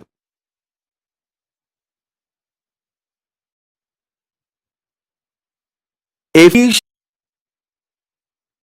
your inability to cognize the reality. Always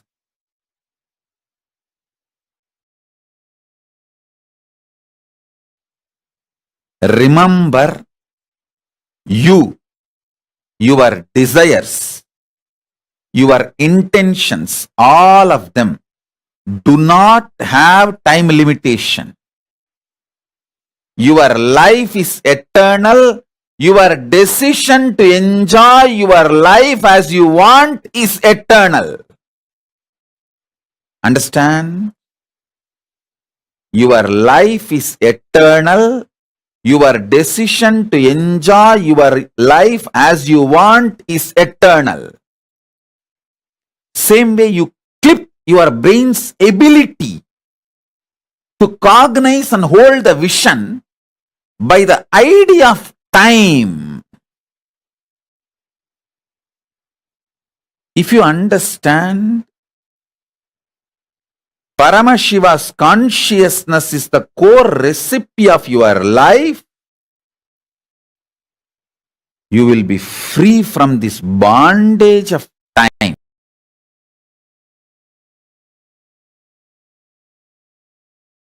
I'll try to explain step by step. You can grasp with your logic. See, there is multi-layer universe and you.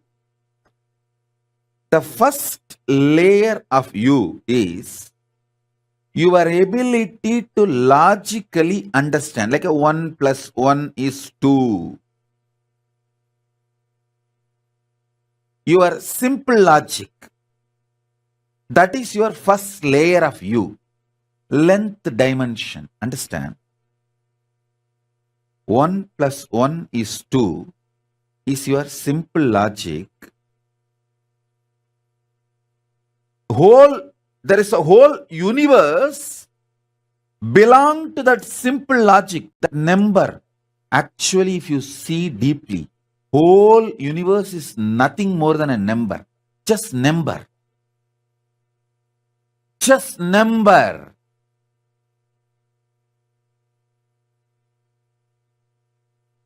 See, everything around you can be reduced to a number.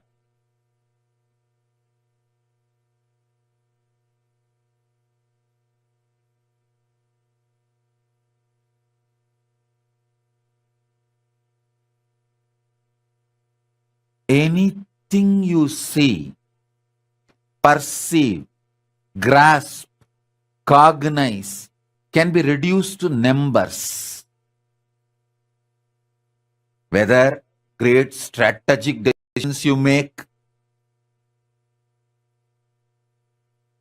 it all boils down to number.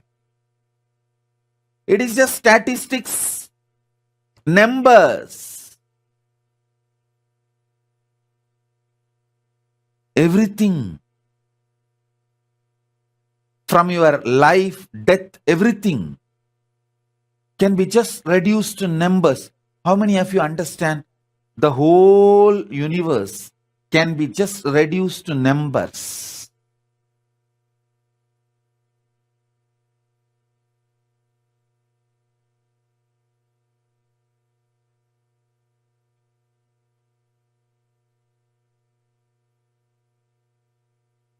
If you understand, this whole universe can be just reduced to numbers. Raise your hand. Otherwise, I will explain more with more logic and more examples. Whether it is your body, health, parameters, wealth, relationships, strategies, decisions, everything about life can just be reduced to numbers. Your basic logic, number, can be expanded to the whole universe level.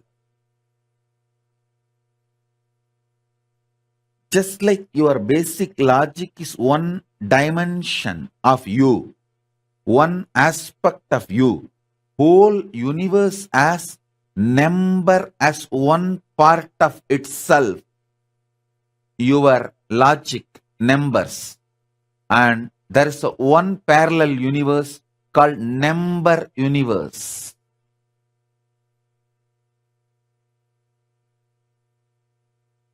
Number universe.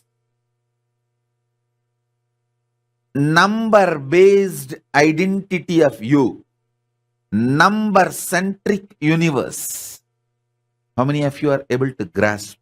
Actually, if you see all planets, everything can be just reduced to numbers.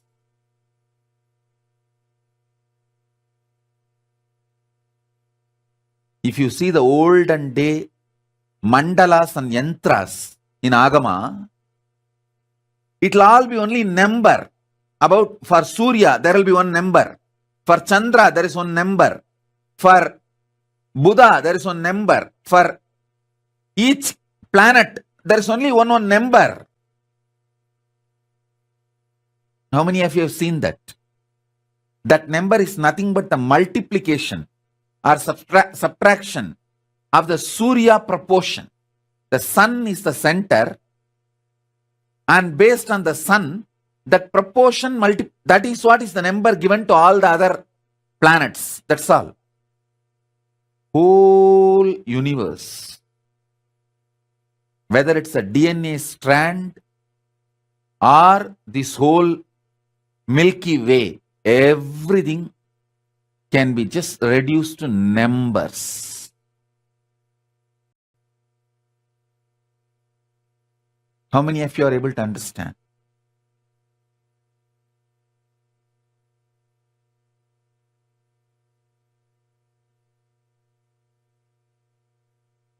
If you are able to understand what I am saying about this number universe, raise your hand. People who understand everything is number become wealthy just like that.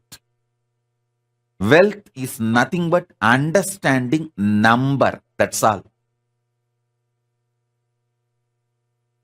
Hey, that's all. I'm telling you. If your brain is able to be friendly with the number, I challenge you will become wealthy. People who have incompletion or anger with the number does not want to keep number in the memory, remain poor and die in poverty. Just understand number.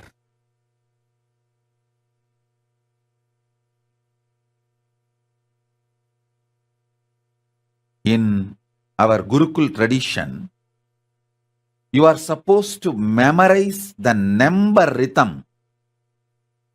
We call it Vaipadu. I don't know the English word for it. That number rhythm. It will go up to 100 into 100. You have to memorize. Nowadays, the kids feel, oh, it's all just waste of time and energy. After all, we have a calculator in our watch itself. Our cell phone has a calculator. Your cell phone being comfortable with the number will make the cell phone company fellow rich, not you. It's like one fellow was going on the horse, going around the Arunachala hill. The horse got mukti, not he. Only if you walk around the Arunachala hill, you will get the mukti. If you are going on a horse will get the mukti, not you. If you are using your cell phone for mastering the number, for handling the number, the cell phone company fellow will become rich, not you. Your brain getting comfortable with the number is one of the basic lesson in Gurukuls we teach.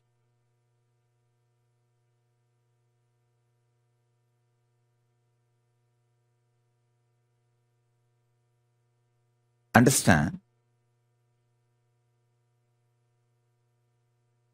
Whole thing is number.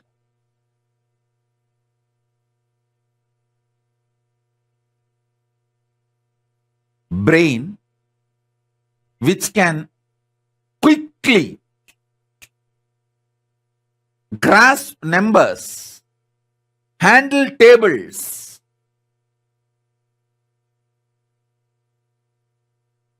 will always lead to wealth.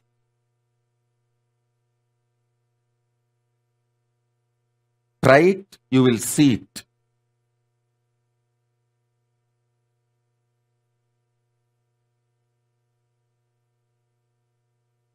The whole universe of numbers, whether DNA strand or the Milky Way, both have their numbers. Whether your DNA strand, your gene, your one cell, or this whole universe, everything as a number, it can be just reduced to a number. Everything you see is just number. Ramanujam, the mathematician, great mathematician Ramanujam, He mastered this number universe. Number universe Lord is Lakshmi. That is why he says, Namagiri Lakshmi reveals all the mathematics and the number secrets to him. They ask, Ramanujam was interviewed, they ask him, how you just like that reveal the answers and solve the problems. He says, Namagiri Lakshmi, Namagiri Tayar. That Namagiri Lakshmi reveals it to me. Means the number universe was open to him. He was Sahasravatani in the field of number.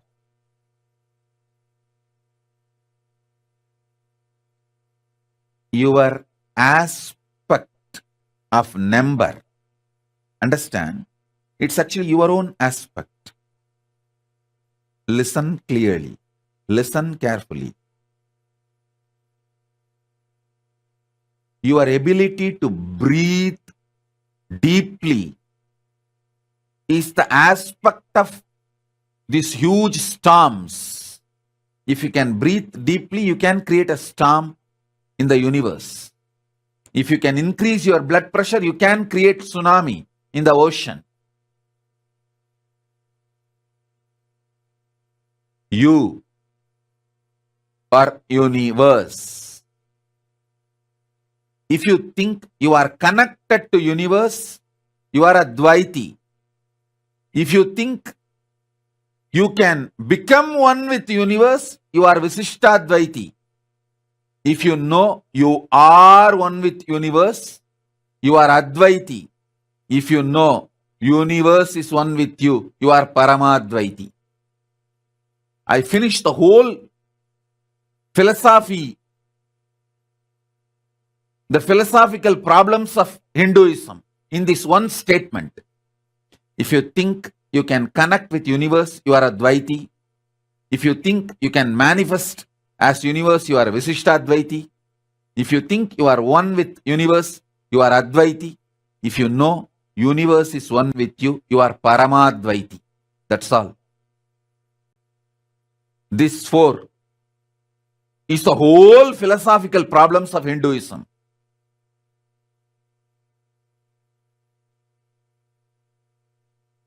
Number is one aspect of you.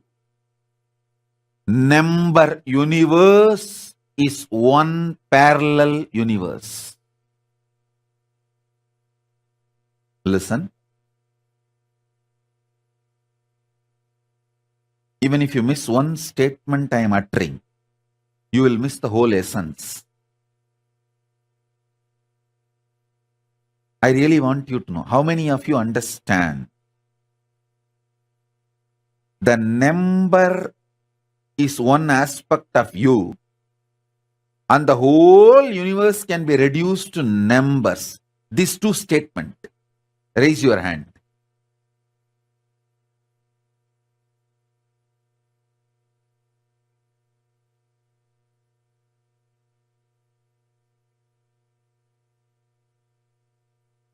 Whether it's your genetical code or DNA code. Actually, Paramashiva has put a barcode on you. That is what is your genetical code and DNA code numbers. He has put a barcode. Just like how you guys put the barcode on all products.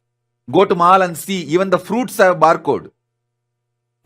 Same way, Paramashiva has put a barcode on all of us. That is what is our DNA code. That is what is our genetical code.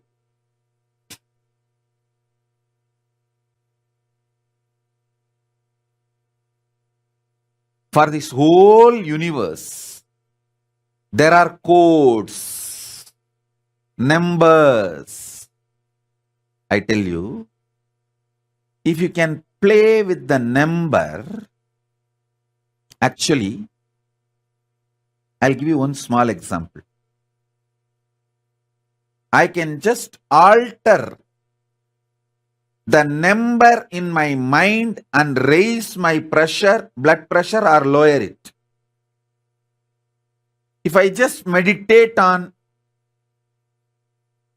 11 ones, blood pressure becomes normal. If I just meditate on 9 nines, blood pressure just goes up.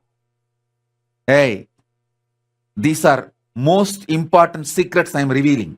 Any of you have a blood pressure related problem, just meditate on 11, means 11 times.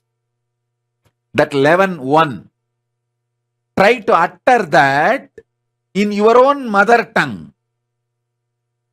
How many crore, how many lakh, how many million, how many, what is the number of 11? Your blood pressure will become normal.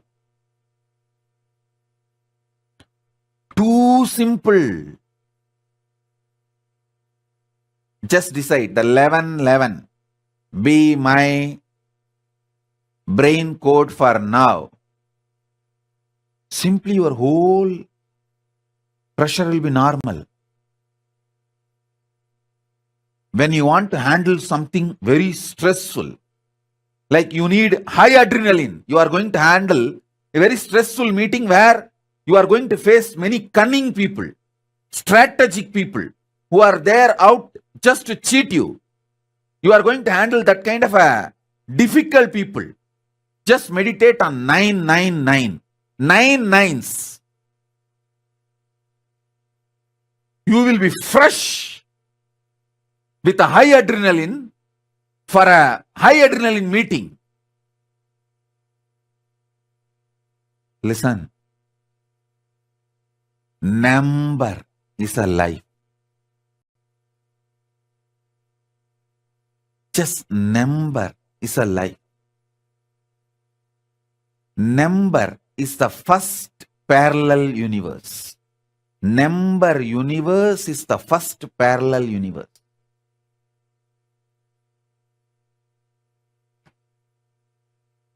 Only Vedic mathematics has the longest numbers defined linguistically. Hey, not just through digitally, linguistically defined. The Vedic mathematics has the linguistically defined names for 201. 200 times if you put 1, Koti Antara Koti is the number. 200 times you can put 1. There's a linguistic description for that in Vedic mathematics. Because the brain of the Vedic rishis was so vast, it was able to capture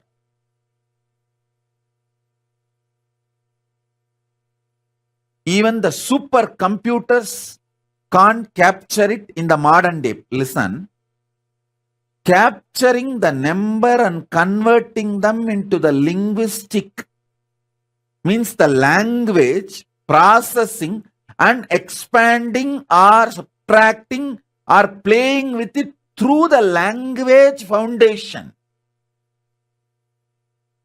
is wealth.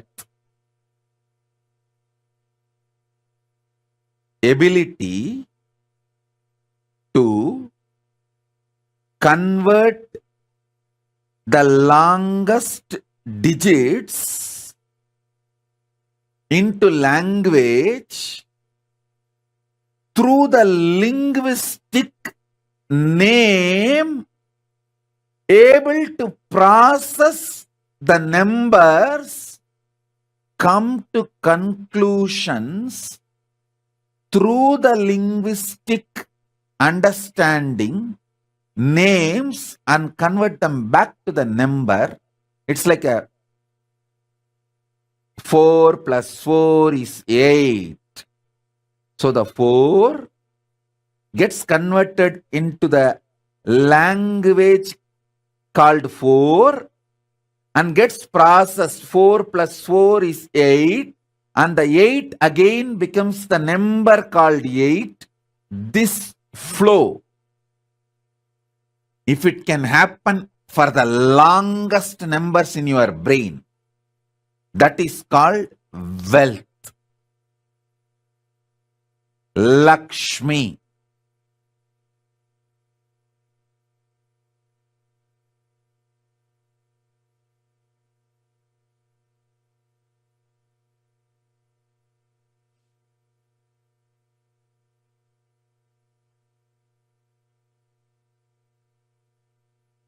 Wealth grew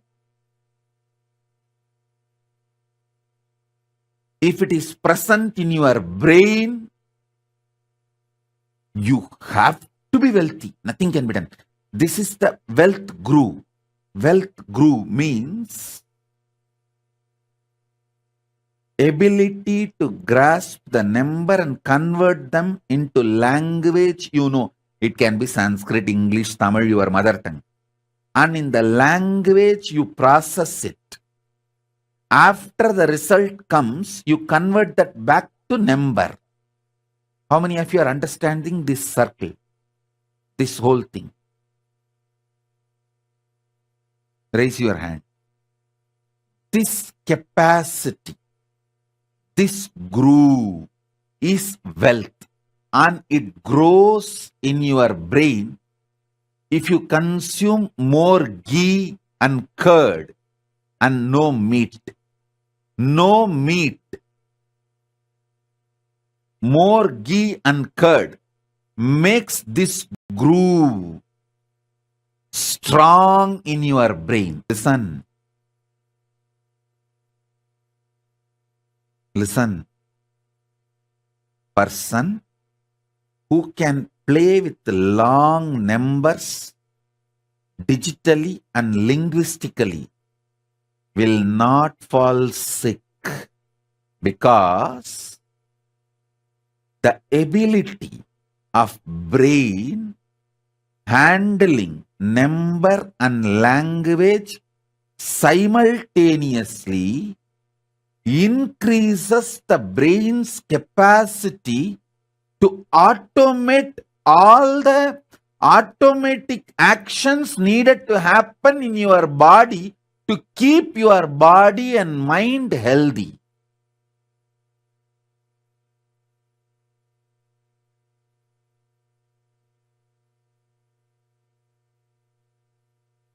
One of the conclusions I am giving you is,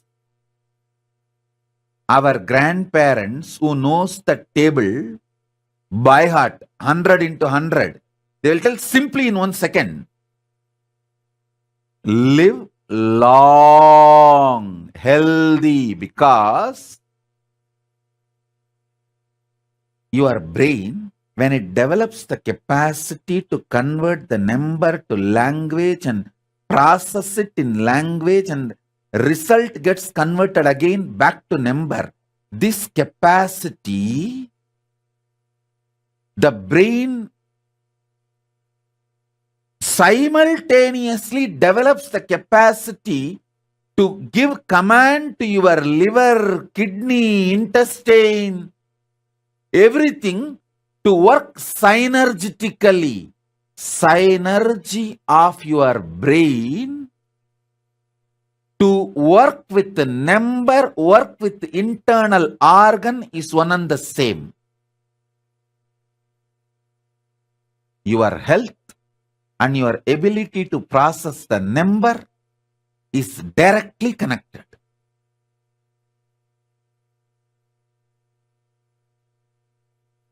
The Iyengars, Ayers, who eat so much ghee, curd, they will have a huge stomach. You will never hear them having heart attack and dying young. They will have huge bellies. You won't hear them having heart attack and dying young. They will be living 90, 100, comfortably pulling that huge belly.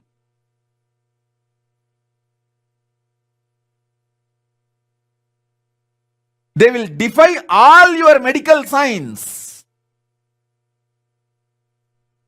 Because their brain knows how to synergetically command all organs. Hey, listen.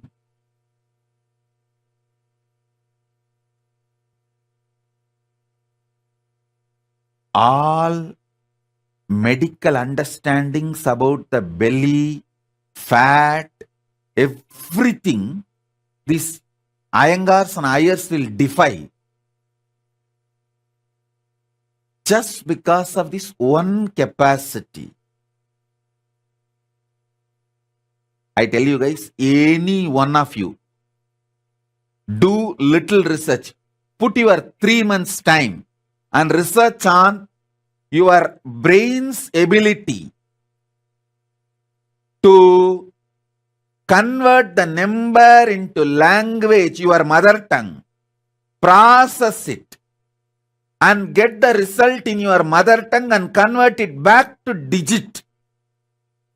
Digit becomes your mother tongue, gets processed, and the result again becomes digit. This capacity and your health is directly connected.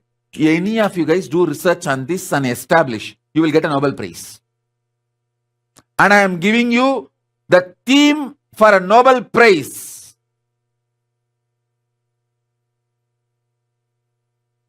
Nobody ever looked into this.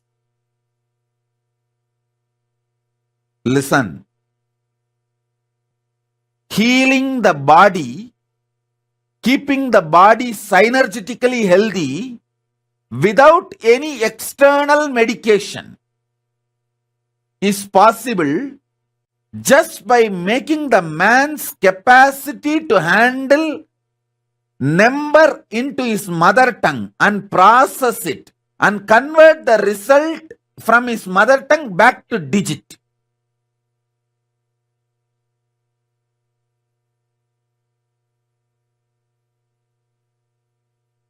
Understand? Your brain's capacity to convert the digit into mother tongue, process the digit in mother tongue, and the result of that process, converting that result again back to digit. This capacity and synergetically keeping your internal organs healthy. These two capacities are directly interconnected and one raises the other. One works on the other. Lots of health secrets can be revealed, discovered.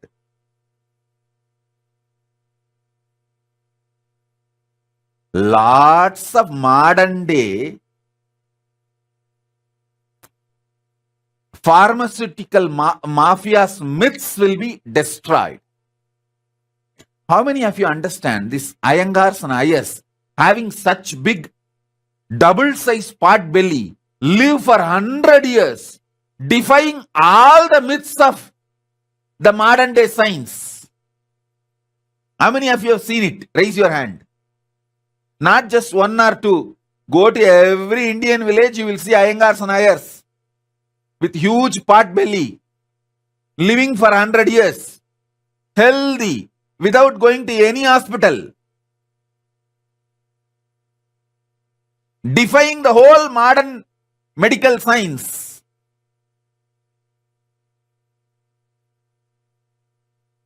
Listen, what I am saying is one revelation from parallel universe. Your brain's ability to play with the number and your mother tongue is the same ability synergetically commanding your internal organs and spontaneously, simultaneously making them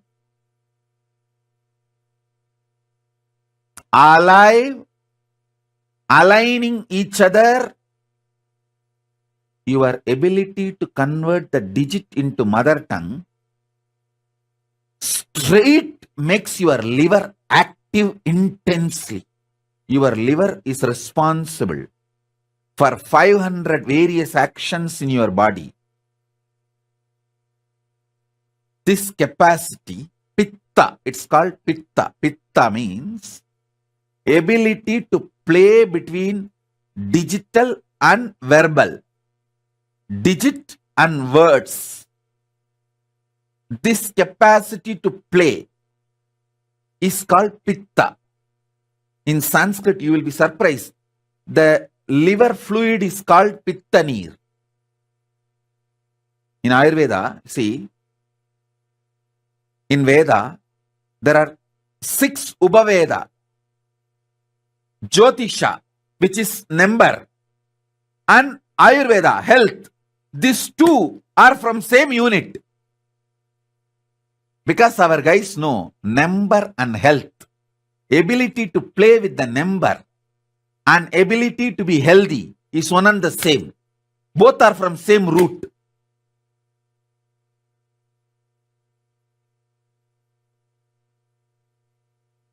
If you understand astrology, you will understand health science. If you understand health science, you will understand astrology.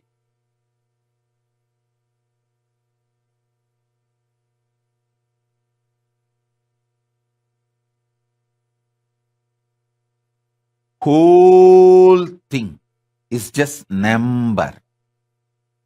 Number is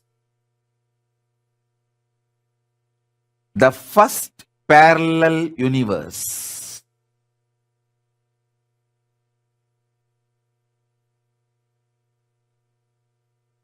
Jyotisha Ayurveda interconnection itself is just number.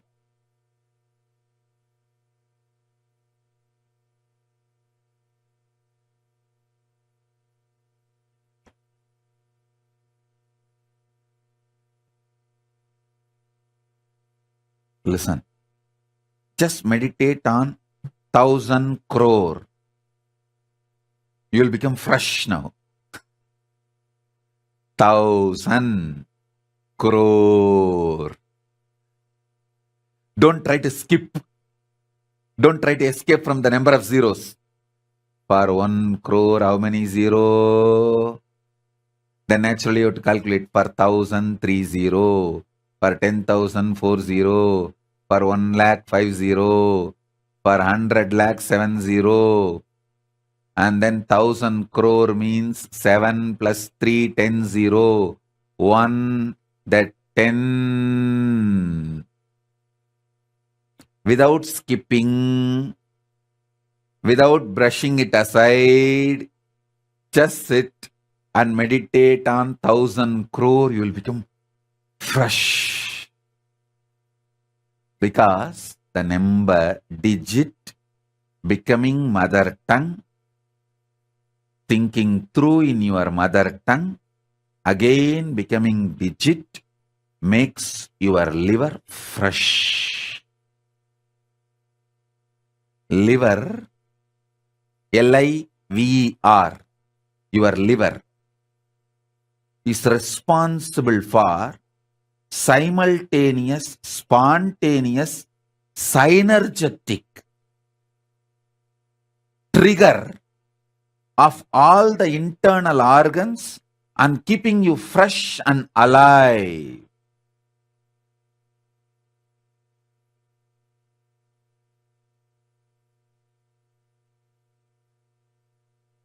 Then just think, crore, crore.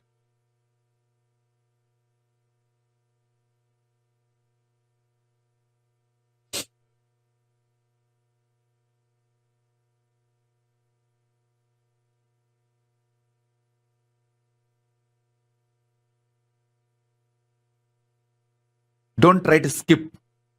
Don't think, what am I going to do? Thinking of crore and crore. Whenever I need to calculate, I will pick up calculator or cell phone or Apple Watch I have.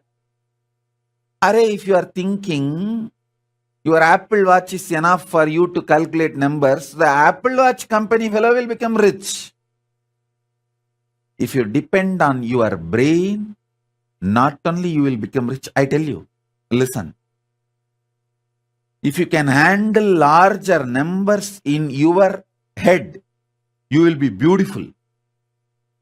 Because the symmetry of the body and ability to handle the number is one and the same. Hey, listen. Beauty is not related to shape of the body. It is related to symmetry of the body. Symmetry means how it flows in the eyes of the other. How it flows in the eyes of the other. That is the symmetry.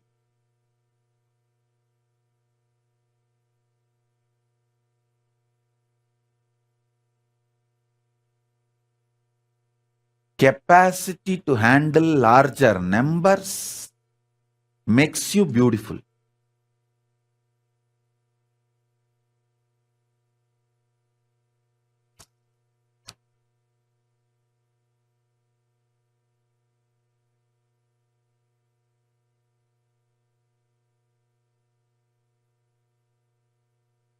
There is so much in the number.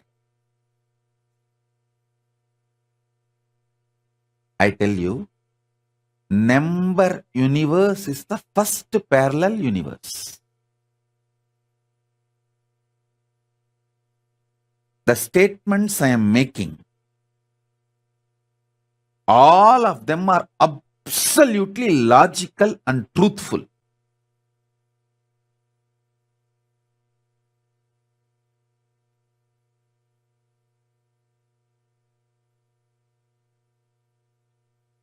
If you want to be beautiful,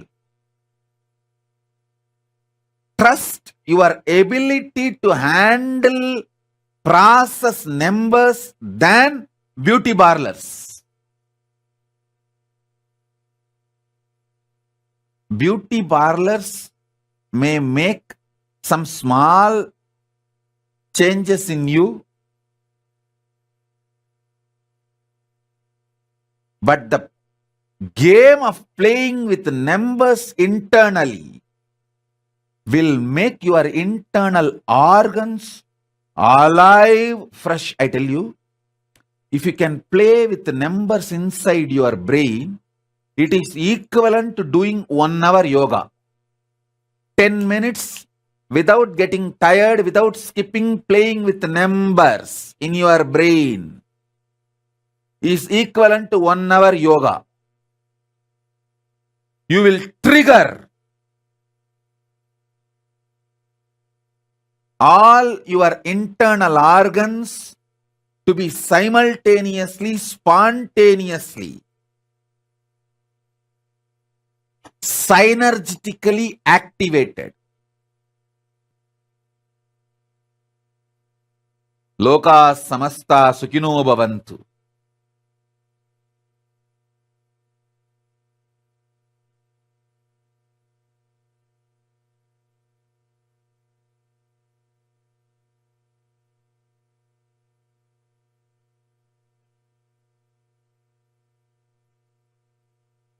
If you trigger your brain, listen, brain is number, throat is mother tongue. If you sync both and trigger them, that will straight trigger the liver and make the liver work synergetically, spontaneously, simultaneously, and balance your whole internal organs, body, make you best, healthy and beautiful. There are no books available to give you this precise essence. It's like understood and grounded. You see, it's like a 10-ton sugar can. I crushed, took the essence, made it into sugar, and just feeding into you. I grasped the whole Vedas and Upanishads and Upavedas, took the essence, I am sharing with you. The foundation, fundamental principle I am trying to establish now is the first parallel universe called number universe.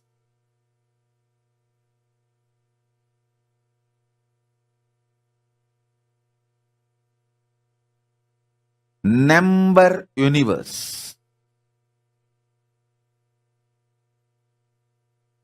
By meditating on larger numbers, you can alter your genetical code and DNA code. Listen.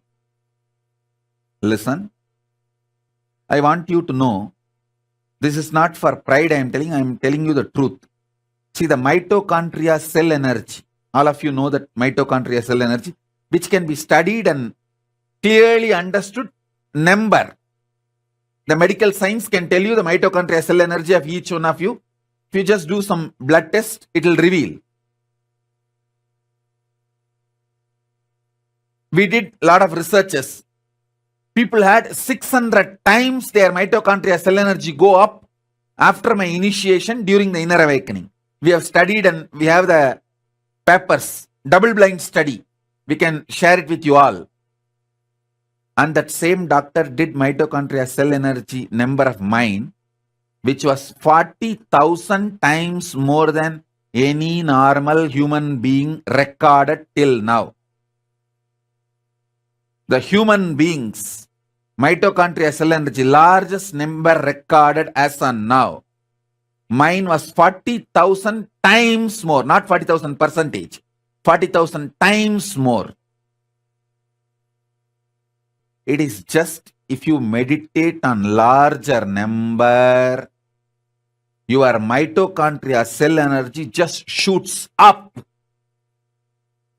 And mitochondria cell energy shooting up makes your body healthy, energetic, alive, fresh, and heals it completely.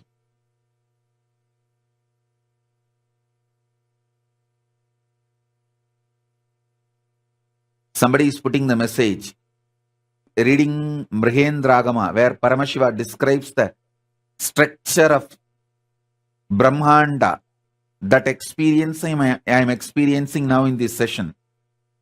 Renaissance, I am making the Mrihendragama into an initiation, experience for all of you. So internalize it, receive it.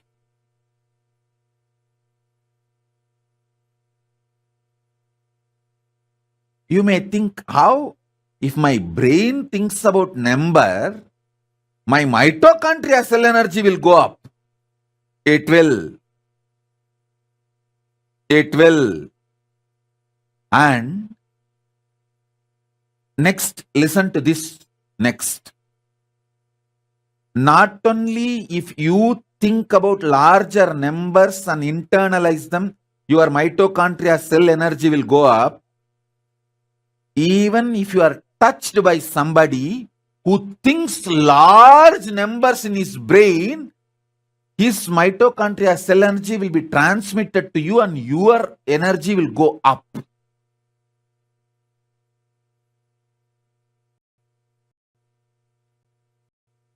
That is why Krishna says, wherever wealth is there, Shri is there, I am manifesting.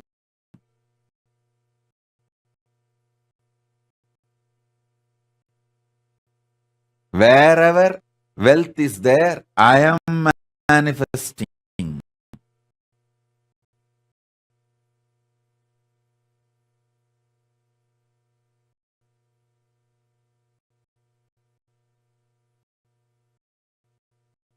This whole thing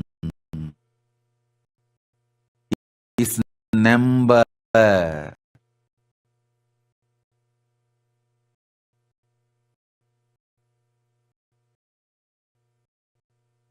Brain grasping the digit, converting it into your mother tongue, a natural flow. Mother tongue is natural flow. In Ayurveda, thyroid gland and mother tongue have a same word. If you know Sanskrit, a little bit of Ayurveda, you will understand. Thyroid gland and mother tongue, for both in Ayurveda we have a same word. Your brain to convert the digit into your mother, process it in your mother tongue, and convert that result from your mother tongue back to digit. That capacity, when it is expanded, it triggers your health spontaneously, simultaneously, synergistically. I am giving you simple revisions.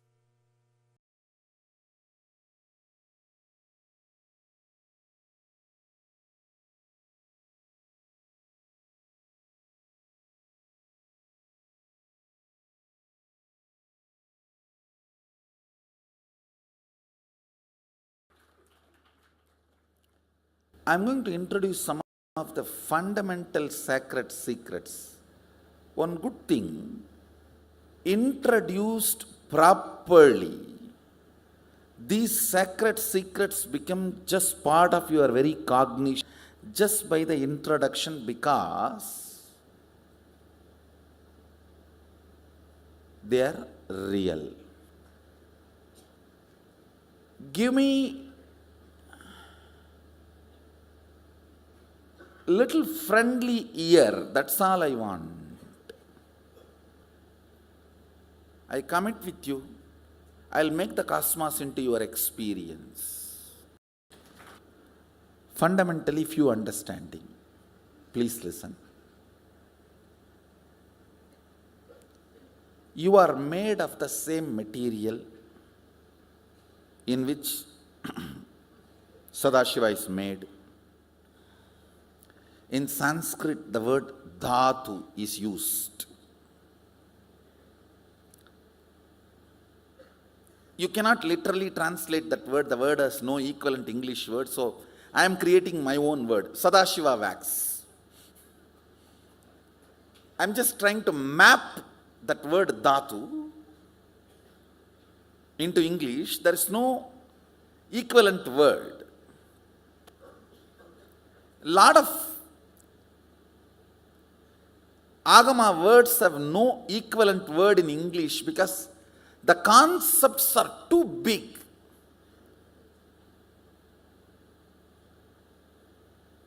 Unfortunately, the English language did not evolve to capture these concepts. Understand? I am not condescending when I utter these words. I just have to tell you exactly what it is.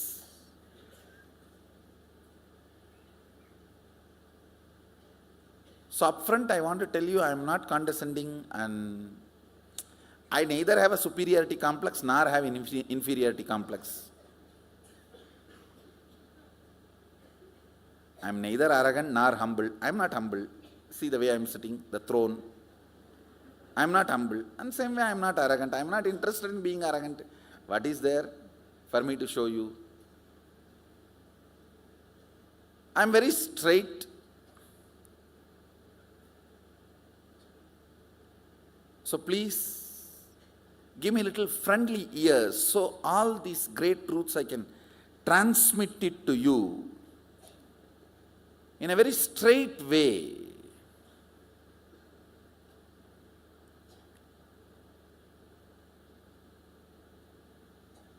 So this word, when I utter Sadashiva wax,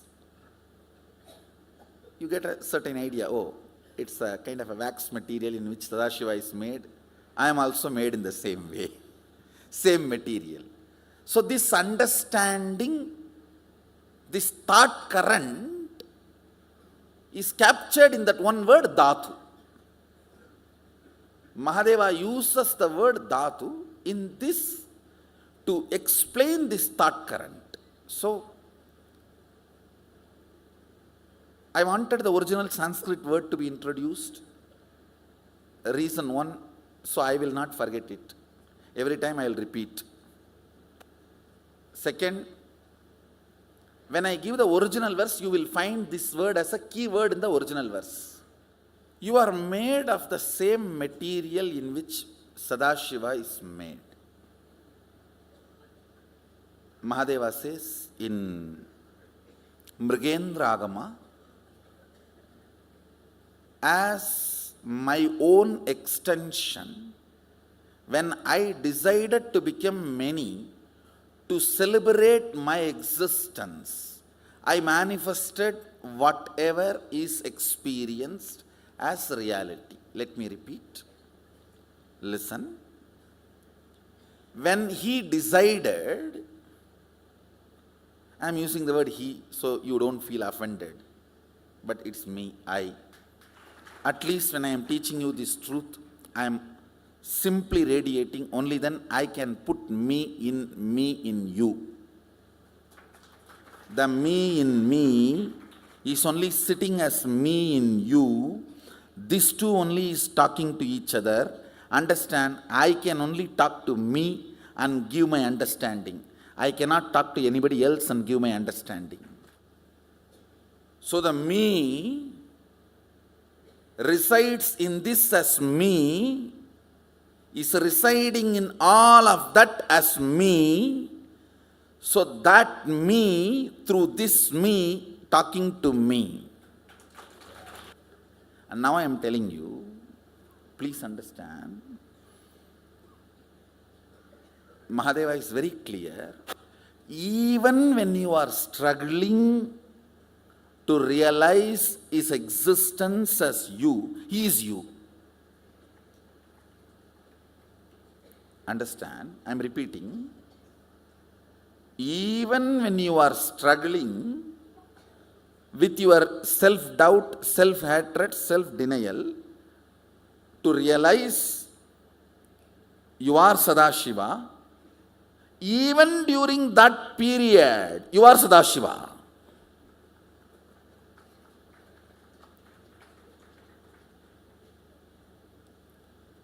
So you do not need to feel shy to tell yourself and others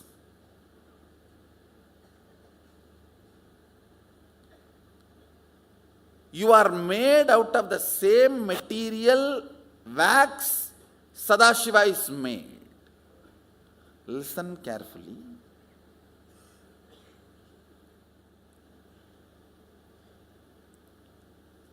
Getting offended is nothing but you so strongly believe you cannot become Sadashiva, because you cannot become, I also can't become. Because I have become, I strongly believe you can become. Because you can't become, you strongly believe I have not become.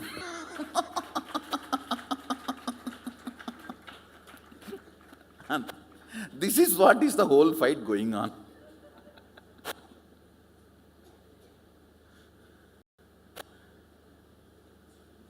The first truth I want you to understand, you are made of the same wax in which Mahadeva is made, Sadashiva is made. Second, see, I am taking you step by step because I am going to give all the original verses. So you will find whatever now I am telling, like a verse 1, verse 2, verse 3, he is giving a very beautiful, how to teach a beginner. So I am not jumping. And even if you think, oh, I have heard all this from Swamiji already, it's okay, listen once more.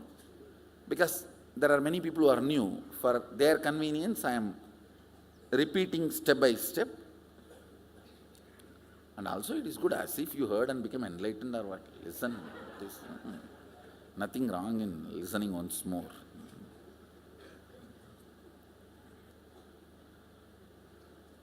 So till you become enlightened, listen again and again and again. That's all. So second, listen. Mahadeva says, I became many to celebrate my existence.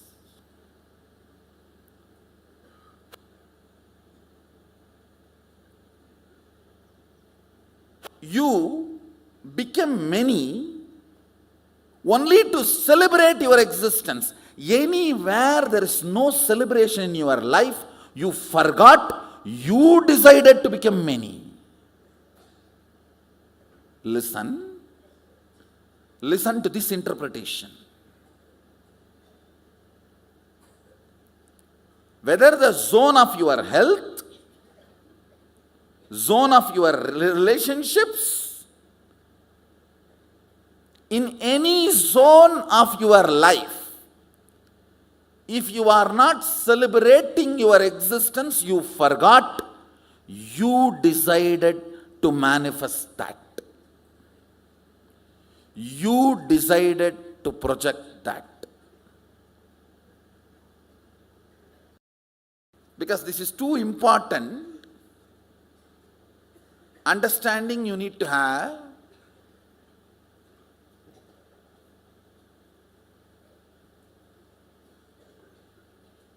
Wherever you are not celebrating your existence, whether your health, your relationships, your wealth, your relationship with humanity, your relationship with life, your relationship with nature, your relationship with existence, your relationship with cosmos, anything you forgot, you decided to become that. You decided to manifest.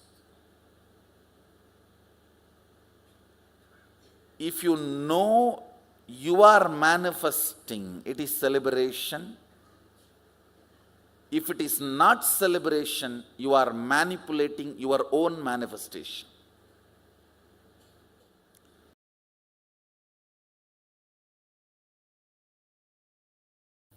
I am going to introduce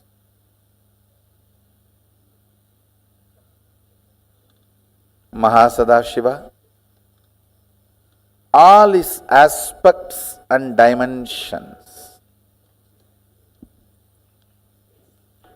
Even if you don't intellectually catch it, it's okay. Just sit. At least let your intellect knows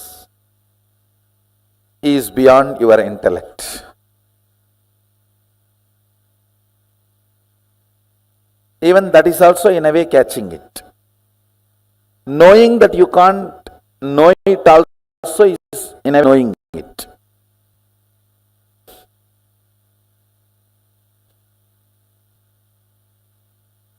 So you can see Mahasadashiva's, the way he describes himself in Agama with Adi Shakti. You can see him with 25 heads. I should say, head without third eye is head. The moment third eye is awakened, it's no more head, it's identity. Head becomes identity when third eye is awakened. Till your third eye is awakened, even if your head is cut, no use. Nothing is lost. Because nothing worthy is there in the head. Once the third eye awakens only, you become an identity. So, because your existence is needed. Your existence is needed for you, for society, for humanity, for the universe. Till third eye is awakened, your existence is nothing more than a These animals in the slaughterhouse, people look at that only as a next day meal. It's not looked as a animal. Of course, that is not right. That is the next. So you can see him having 25 heads. First layer 9, second layer 7, third layer 5, fourth layer 3, last layer 1. Listen, actually this 25 is not number 25. It is just countless. Any identity is part of Mahasadashiva. Then it is zillion or zillions and zillions. It's countless. Listen, first unit, length, all of you understand, your logic. Breath, your visualization or emotion, heart. Understand, as long as there is only length and breadth, only these two exist. But when the length and breadth gets matured to depth, not only depth is born, in depth there are many other things born. Listen, when there is a water and land, these two are separate two units. When the water and land gets mixed, not only the fertile land is born, in the fertile land multiple things are born. How many of you are catching it? That multiple things in depth, when the length and breadth operates, the first thing starts is Shabda. Shabda. In depth, length and breadth crisscrossing. Your visualization and your logic crisscrossing. In depth manifests Shabda. Like one man, one woman becoming husband and wife and living in a home creates Shabda. Man is length, woman is breadth, house is depth. It is not just length, breadth, depth. Now the side effect starts. So that is why from the head of the depth, the multi-dimension starts. The next second layer is not called second layer, multi-dimension. Listen, because in that Shabda head, it is not one head, it is inclusion of length, breadth, depth together. So how many heads? So 4 put together is represented by one identity. Length, breadth, depth, all these are unit dimension. It is called Tattva. Unit. Listen carefully. Just now you all understood this Shabda head. This head. All of you are able to see the Shabda head. That is 4 in 1. Am I right? Which is not. Listen carefully. To give you the first initial understanding, I told that is 4 in 1. Now listen. Length is 1, breadth is length, breadth plus breadth 2. Then depth is length 1, breadth 2, depth 3. So how many? When the depth is 6, how can Shabda be just 7? How many of you are understanding? Listen. So now, 1 length, 2 breadth, 3 depth, put together, goes into multi-dimension. So it is not 4. It's how many? Let's calculate. Length 1, breadth 2. So how many it becomes now? Plus 3 of the depth. So then 6 plus the one Shabda, the which is outcome of the 6. So how many? Shabda is not 1. Shabda is how many? 7. Listen. 7 plus this 3 plus this 2 plus this 1. How many of you are getting? So what is the Shabda number? When you look, 13. When you look superficially, how it looked? No, first 4. 1 layer depth. When you look, how it looked? 7. 1 more layer depth. When you looked only where it is coming. So the Shabda head is not 7. You see how it describes, when you look in the front, 9 faces appear. When you look in the side, again 9 faces appear. When you look in the back, 9 appears. When you look this side, 9 appears. Then it is round pyramid structure. 9, any side if you see 9, it does not mean 1 layer he has only 9. Understand? Come with me. In this calculation, I am teaching you depth. How universe multiplies. How life is multiplying. Shabda. Tell me now. Length is 1. Length 1. Breadth 2. Depth 3. So in depth, how many heads are there? So now, this gets into Shabda, where Shabda, when it is, see, till your child is born, he is part of both of you. The moment he is born, he is one independent entity. The moment Shabda is born, he is independent entity having all.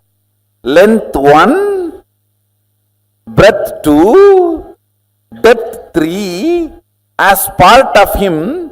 Because he has become independent, he himself has one more length, one more breadth, one more depth. Everyone is catching? So it is not plus, it is multi.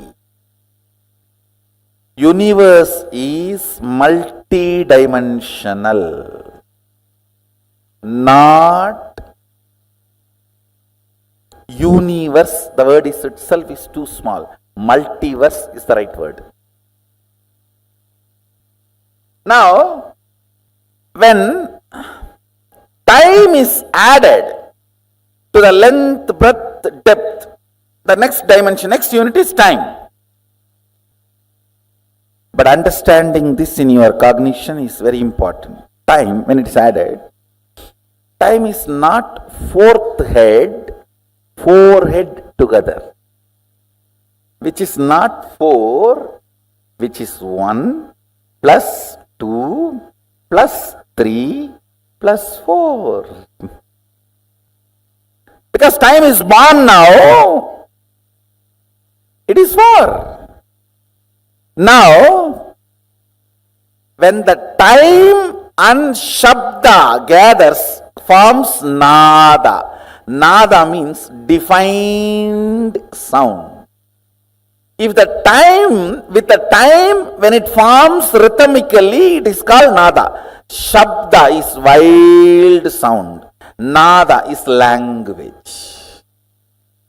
You understand the difference? Shabda is wild sound. Nada is language. Shabda is wild river. Nada is embanked canal. Nada kala is pure drinking water. I'll explain about that next. It is in Nada kala your will is created. Understand, your will does not belong to a language.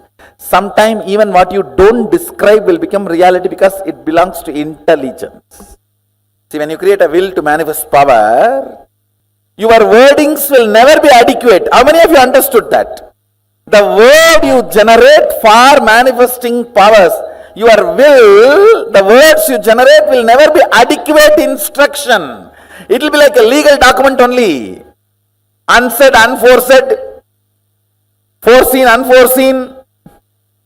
A person who can bring integrity to his thought current only can experience nada kala. Means while you are thinking, completion. Listen carefully.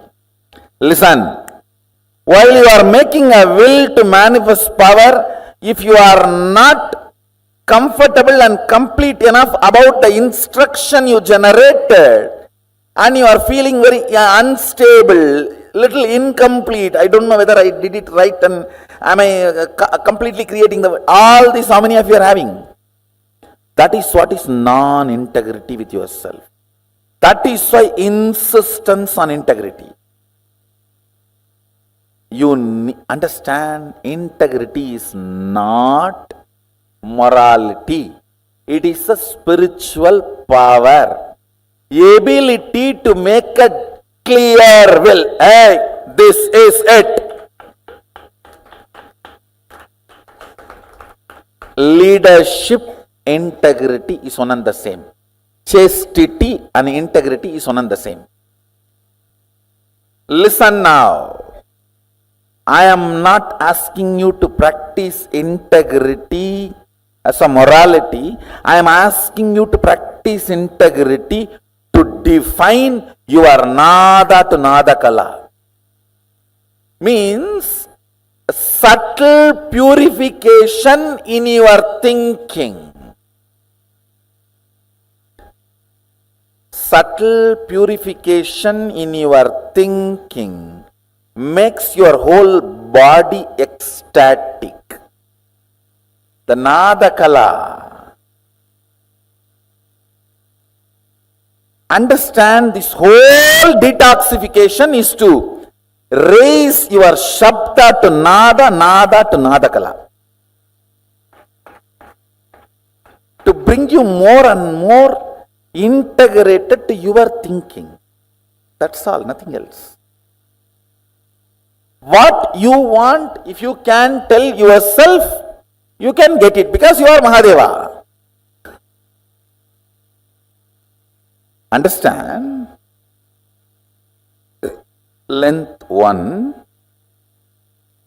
breadth 3. How many of you are understanding? It's not 2. It is 1 plus 1 plus this one, 3. Depth 1 plus 3 plus what? 3. 1 plus 3 plus 3, 7. Because the moment depth is born, that is 3. The moment child is born, you can't keep him as you want. Because he is born out of you does not mean he will be under you. You always have this stupid thing, equating him also as equivalent to you. No, he is both of you put together and his own craziness. You never value his craziness. Understand? That is why you are shocked when you see his craziness. So now, what about time? You yourself calculate.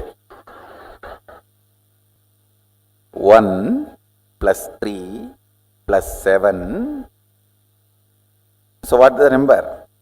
11 plus 11.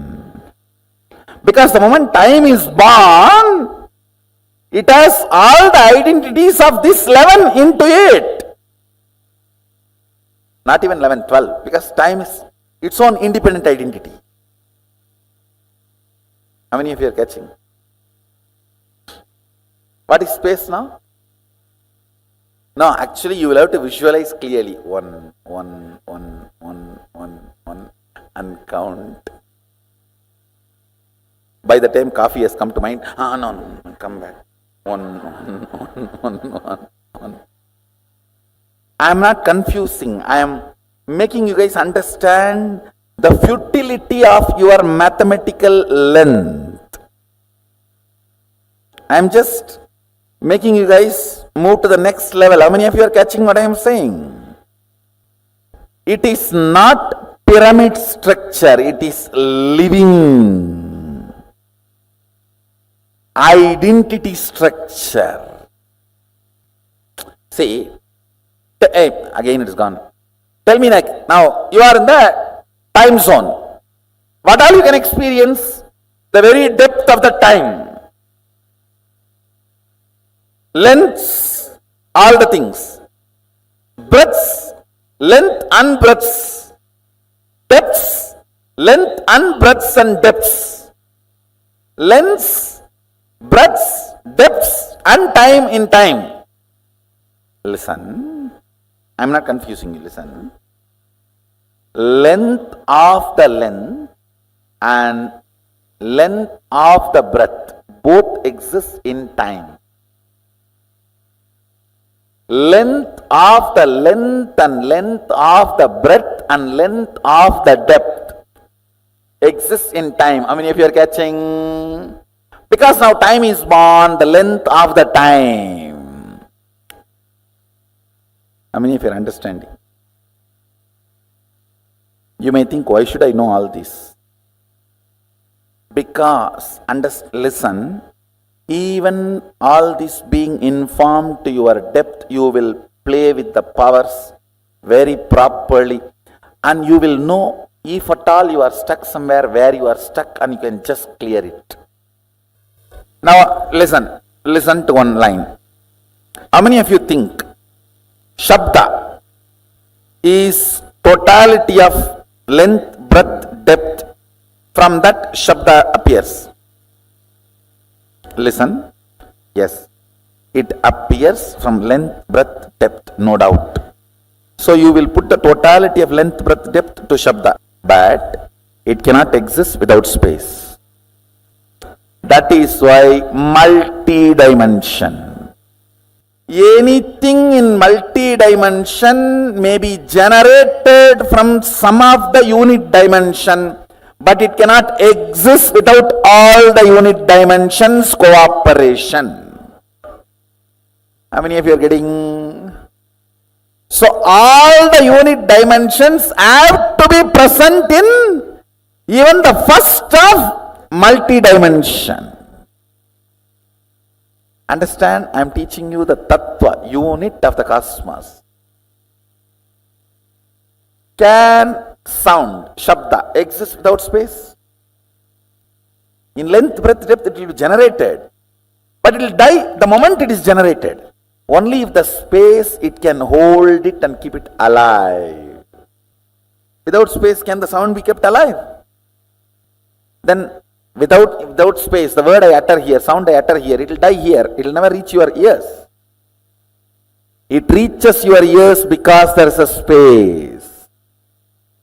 How many of you are understanding? So, multi-dimension means all the unit dimensions have to be present there. Multiple dimensions means all the unit dimension and multi-dimensions have to be present there. Now calculate.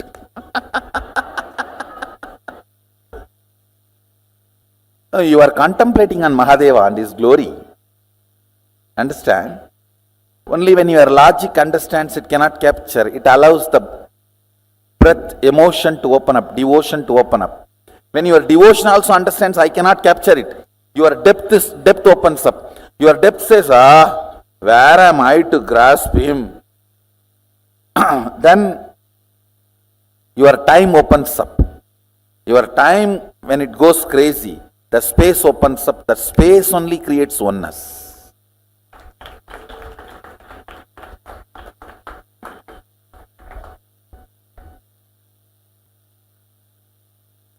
Listen, engaging with infinity is not to measure it but to get disappeared. dissolved into it. So till you dissolve into it, you have to engage with it. You cannot say, oh, it is infinity, so I am sleeping. No.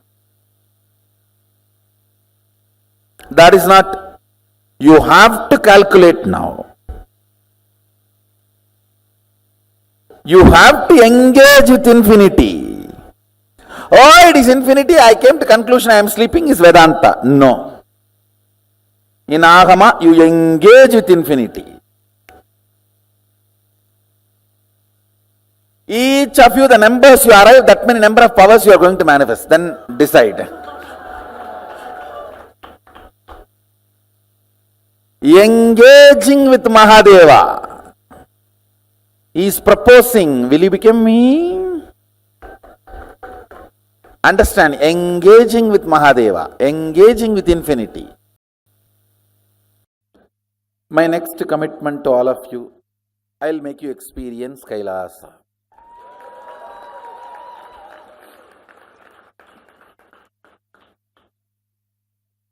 The very light of Kailasa removes all the blind spots in the beings.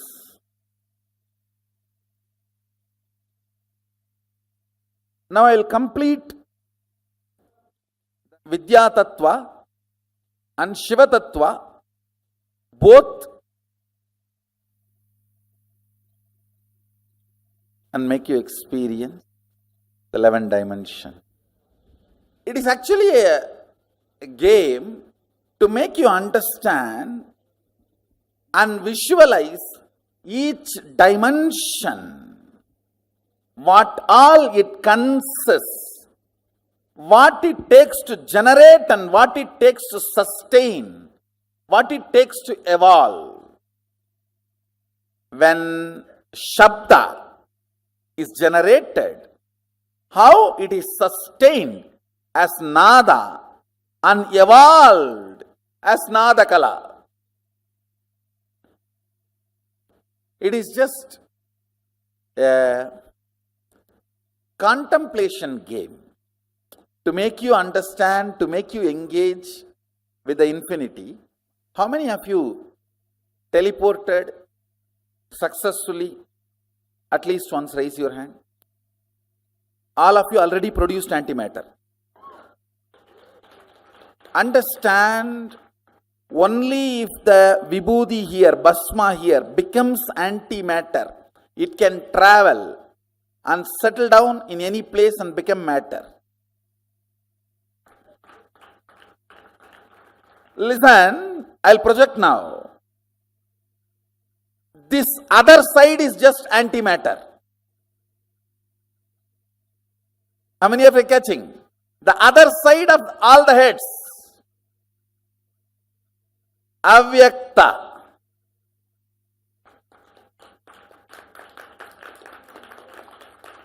Understand?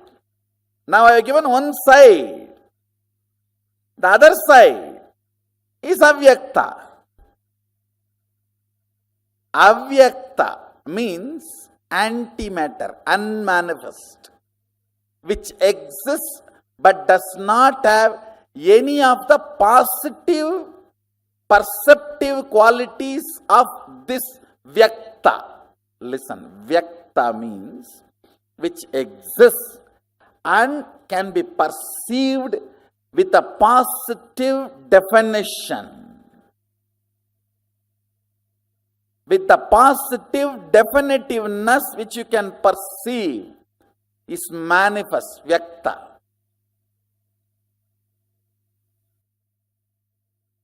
I know, many are thinking, anyhow, Vyakta itself I have not understood, forget about Avyakta.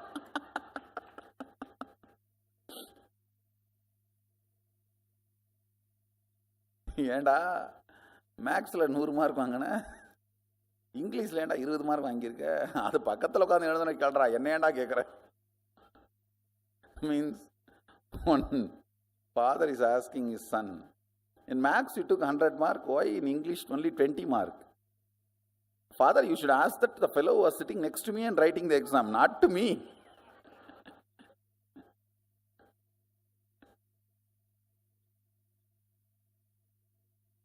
So Vyakta itself, we have not understood anything. Avyakta. Listen, what we call parallel universe, unmanifest, avyakta, the delusion component of Mahadeva, Throbhava, cannot be exactly translated as delusion. It should only be translated as ununderstandable, ununderstood, or unknown. Throbhava is not, the precise word is not delusion. Precise word is unknown. The various permutation combinations of the 5 units, 5 unit principles is length, breadth, depth, time, space. 5 tattva, principal tattvas. The various permutation combination of these 5 principles forms 11 dimensions. Length, breadth, depth. These 3 dimensions operate in Bhu, the pure space where all other things merge into the space is Kailasa. The 14 lokas. Atala, Vitala, Sutala, Talatala, Bhatala, Bhur, Bhuva, Suva, Tapas, Satya. All those 14 lokas come under these 11 dimensions.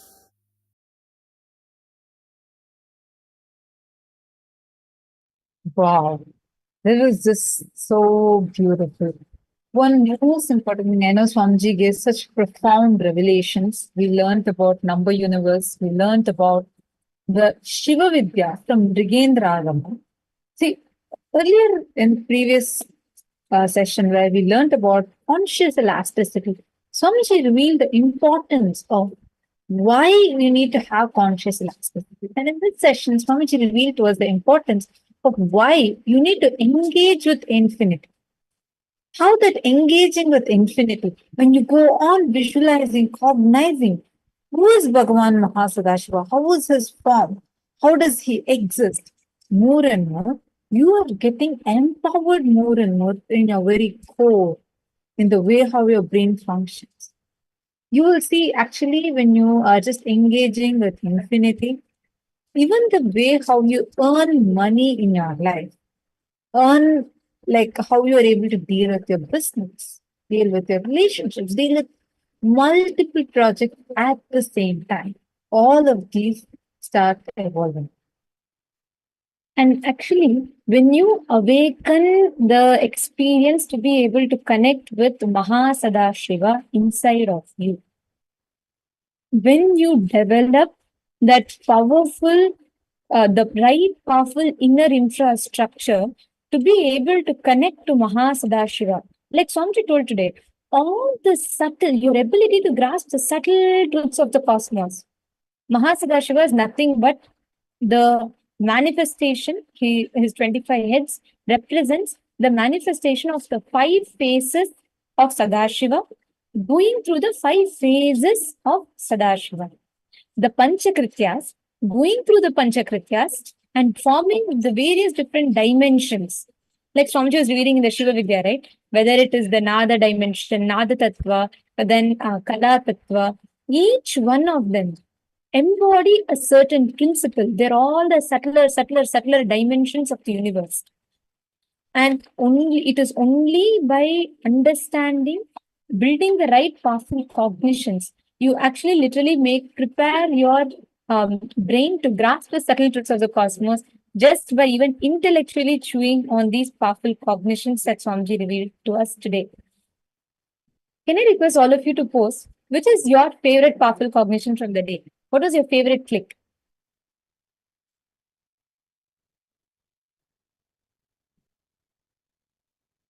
Can I request all of you to please post?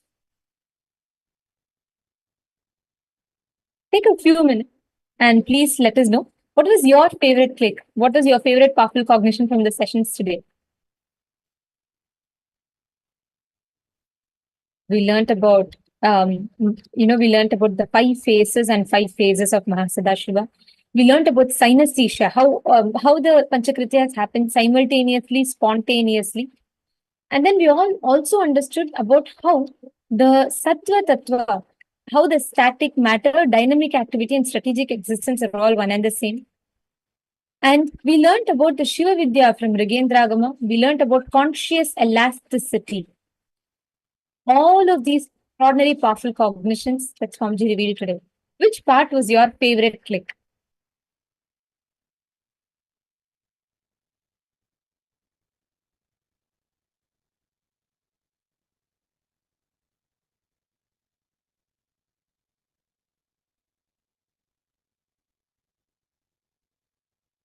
Okay, see various different answers. Understand, today, through the initiation, Swamiji will be making all of these into an experience for us. I think KAILASA has posted number universe, how health, wealth, relationships are always manifestations of numbers from and Brigendragama. Absolutely. I think this is like an all-time favorite session. How many ever number of times you listen to this? It's like you could just, it's not enough, right? Like you want to keep listening to it more and more. And this is not a publicly available satsang. It's an exclusive session. I know, I think you guys had also had the blessing to attend when Swamiji was conducting this live. Oh my God, it was such a long session we had and such amazing revelation, right? The way, just when listening to this, the way how our brain starts responding to things, the way it starts cognizing things, like the way we perceive completely changes. Right now, how many of you, when you listen to this number universe session, you felt like actually your brain is physically expanding? You felt like something is going on over here. How many of you felt? Listen, that's because really there is something happening inside of you because Swamiji is directly working on your brain. When you engage with infinity, yes, I see both of your hands, Ma and Shri, Divyananda. I know. Both of you are like raising your hands so tall. See, actually, every one of us had that experience because when Swamiji is actually giving us the initiation, when Swamiji is revealing, literally, Swamiji is awakening so many non-mechanical parts of our brain. Actually, yeah, Swamiji will give us just listening to the session, you will feel like even the ability for us to engage with our business, what kind of decisions you want to make for the business, everything will transform, like it will become something huge because of your ability to engage with infinity. And actually, like Swamiji told, if we just take time to play with it, even just if you start engaging with it, even if you just start understanding it, cognizing it, the way we see, the way we will understand, Swamiji is literally given the source code software of the cosmos. Like we will know the different permutation combination. And if we start grasping it, if we start manifesting powers based on this, the way we see the entire reality in front of us will change completely because we will start seeing the whole way that existence plays out in front of us in an entirely different manner. All right. And now it is time for all of us to prepare to receive all these extraordinary truths as an initiation. Today, even if you felt like I know many things of what Swamiji revealed is something that only we can experience because Swamiji revealed some of the most sacred secrets. And Swamiji himself had also told in this session that even if you just try to just listen to it intellectually, maybe you may not grasp everything, but even if you listen to it, they'll go and get embedded into your inner space. And at the right time, as you keep maturing in life, you will start beginning to understand these higher truths. So every word that Swamiji revealed today, if you have listened to them, please understand they've all directly gone into your very bio memory. And just by listening to them, you will be able to experience that manifesting in your inner space. Now it is time for all of us to enter into the darshan preparation. I'm going to request all the participants to come and settle down in front of the camera. It is time. Swamiji is going to be coming and showering us with the experience, all that he revealed from morning till now. Swamiji is going to be giving that as an experience to us. I request all of you to please take a few minutes, settle down in front of the camera.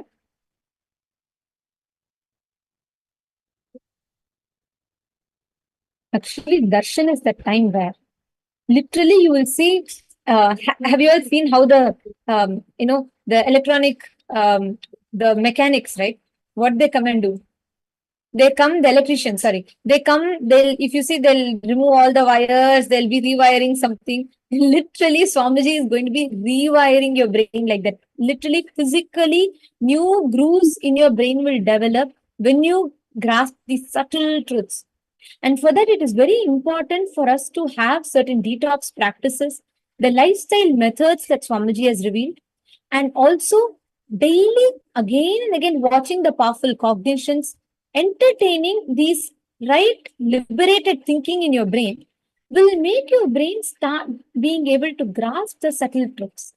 And next, and the most important way for this is by doing the Jivartha Sadas.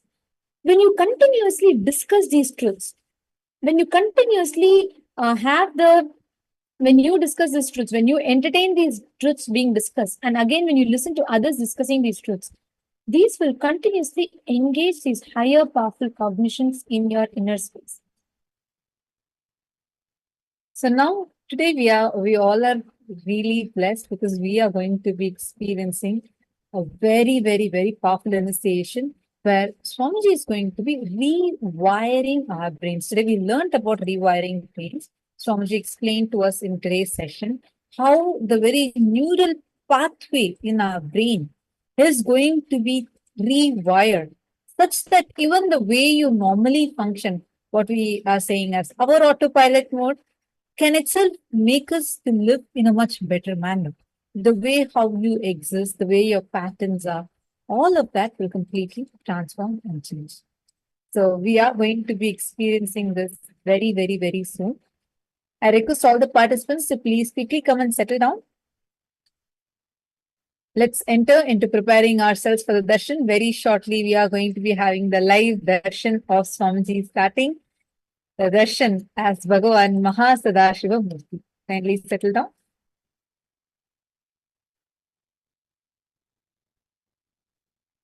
See, Mahasadashiva Murti can only be experienced, and many times when we are like, because of our unconscious lifestyle, constantly we create many samskaras, what Swamiji told us samskaras in the session, the patterns.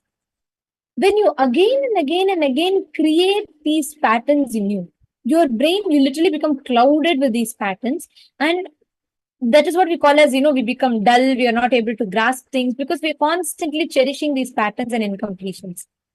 Like Swamiji said, when you just cognize the enormity of Mahasadashiva, who he is, if you just start entertaining and visualizing that idea in you, 25 heads, 50 hands, 75 eyes, when you start visualizing and cherishing that inside of you,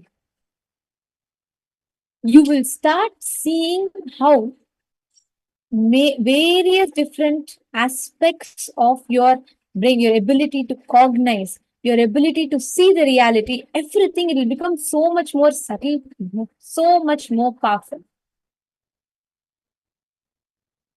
Once you break one or two strong patterns, you will start knowing what is the science behind it. And now, science, in the field of science, right, we call this as neuroplasticity.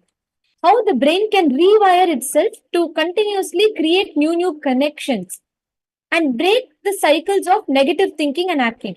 Many times, like for example, every day morning when you wake up, you automatically go reach out to your phone to scroll through, you have to see your Instagram. We build this as an unconscious pattern inside of us. And neuroplasticity is where how your brain starts to rewire itself. Let's say you consciously create a new habit. Your brain can rewire itself and you will experience a new groove developing. which happens over time. It's not instant. But the same thing, when an incarnation initiates you, when Swamiji transmits that experience and initiation into you, you will see instantly his brain, the wiring of as it is happening in Swamiji's brain, will start mirroring in you. This is what we call as mirroring of neurons. That is why darshan is one of the most important aspects.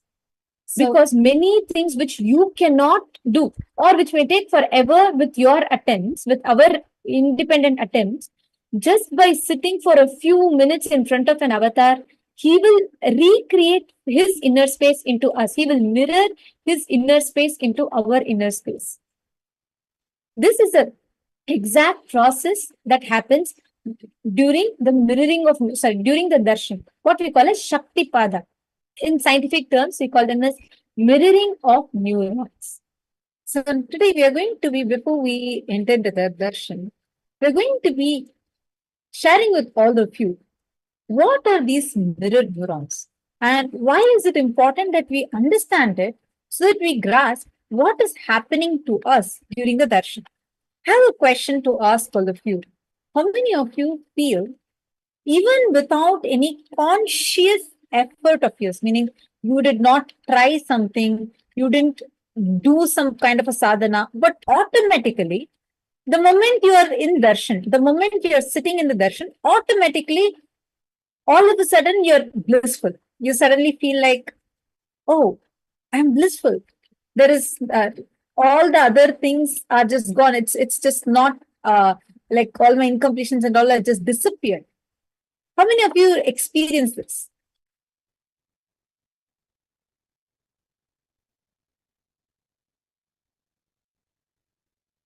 Please take a moment and please post it here. Well, this is because there is an effect of mirror neurons that is actually happening in our brain. What does this mirror neurons actually mean? So in 1990s, there was a group of Italian scientists. What they did, they took a monkey and they had connected some EEG machines in there in the monkey's head. Actually, they had 3 different electrodes inserted into the monkey's brain. And they were trying to study what's happening when some activity is being done by the monkey.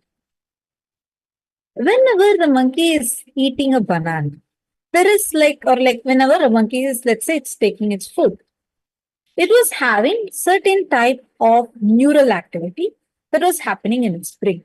We all learned this today, right? Like how we have neural activity happening in our brain for every action we do. So the same thing was happening in the monkey. Every time the monkey took a banana in its hand, it had some kind of a neural activity that happened in its brain. The scientists were keeping a close eye as to what kind of neurons are being fired. So our brain is made up of trillions and trillions of nerve cells. These are called as neurons. And each neuron fires, like it gives a signal. It says, you want to blink your eye. There's a neuron that is firing an electric impulse that's coming inside your muscles and making you perform an action. So any action we do, there is a respective neuron in our brain that is getting activated. So that's the exact same thing that was happening even to this monkey. So when the monkey was having a banana in its hand, there was a neuron that's getting fired in its brain. But we found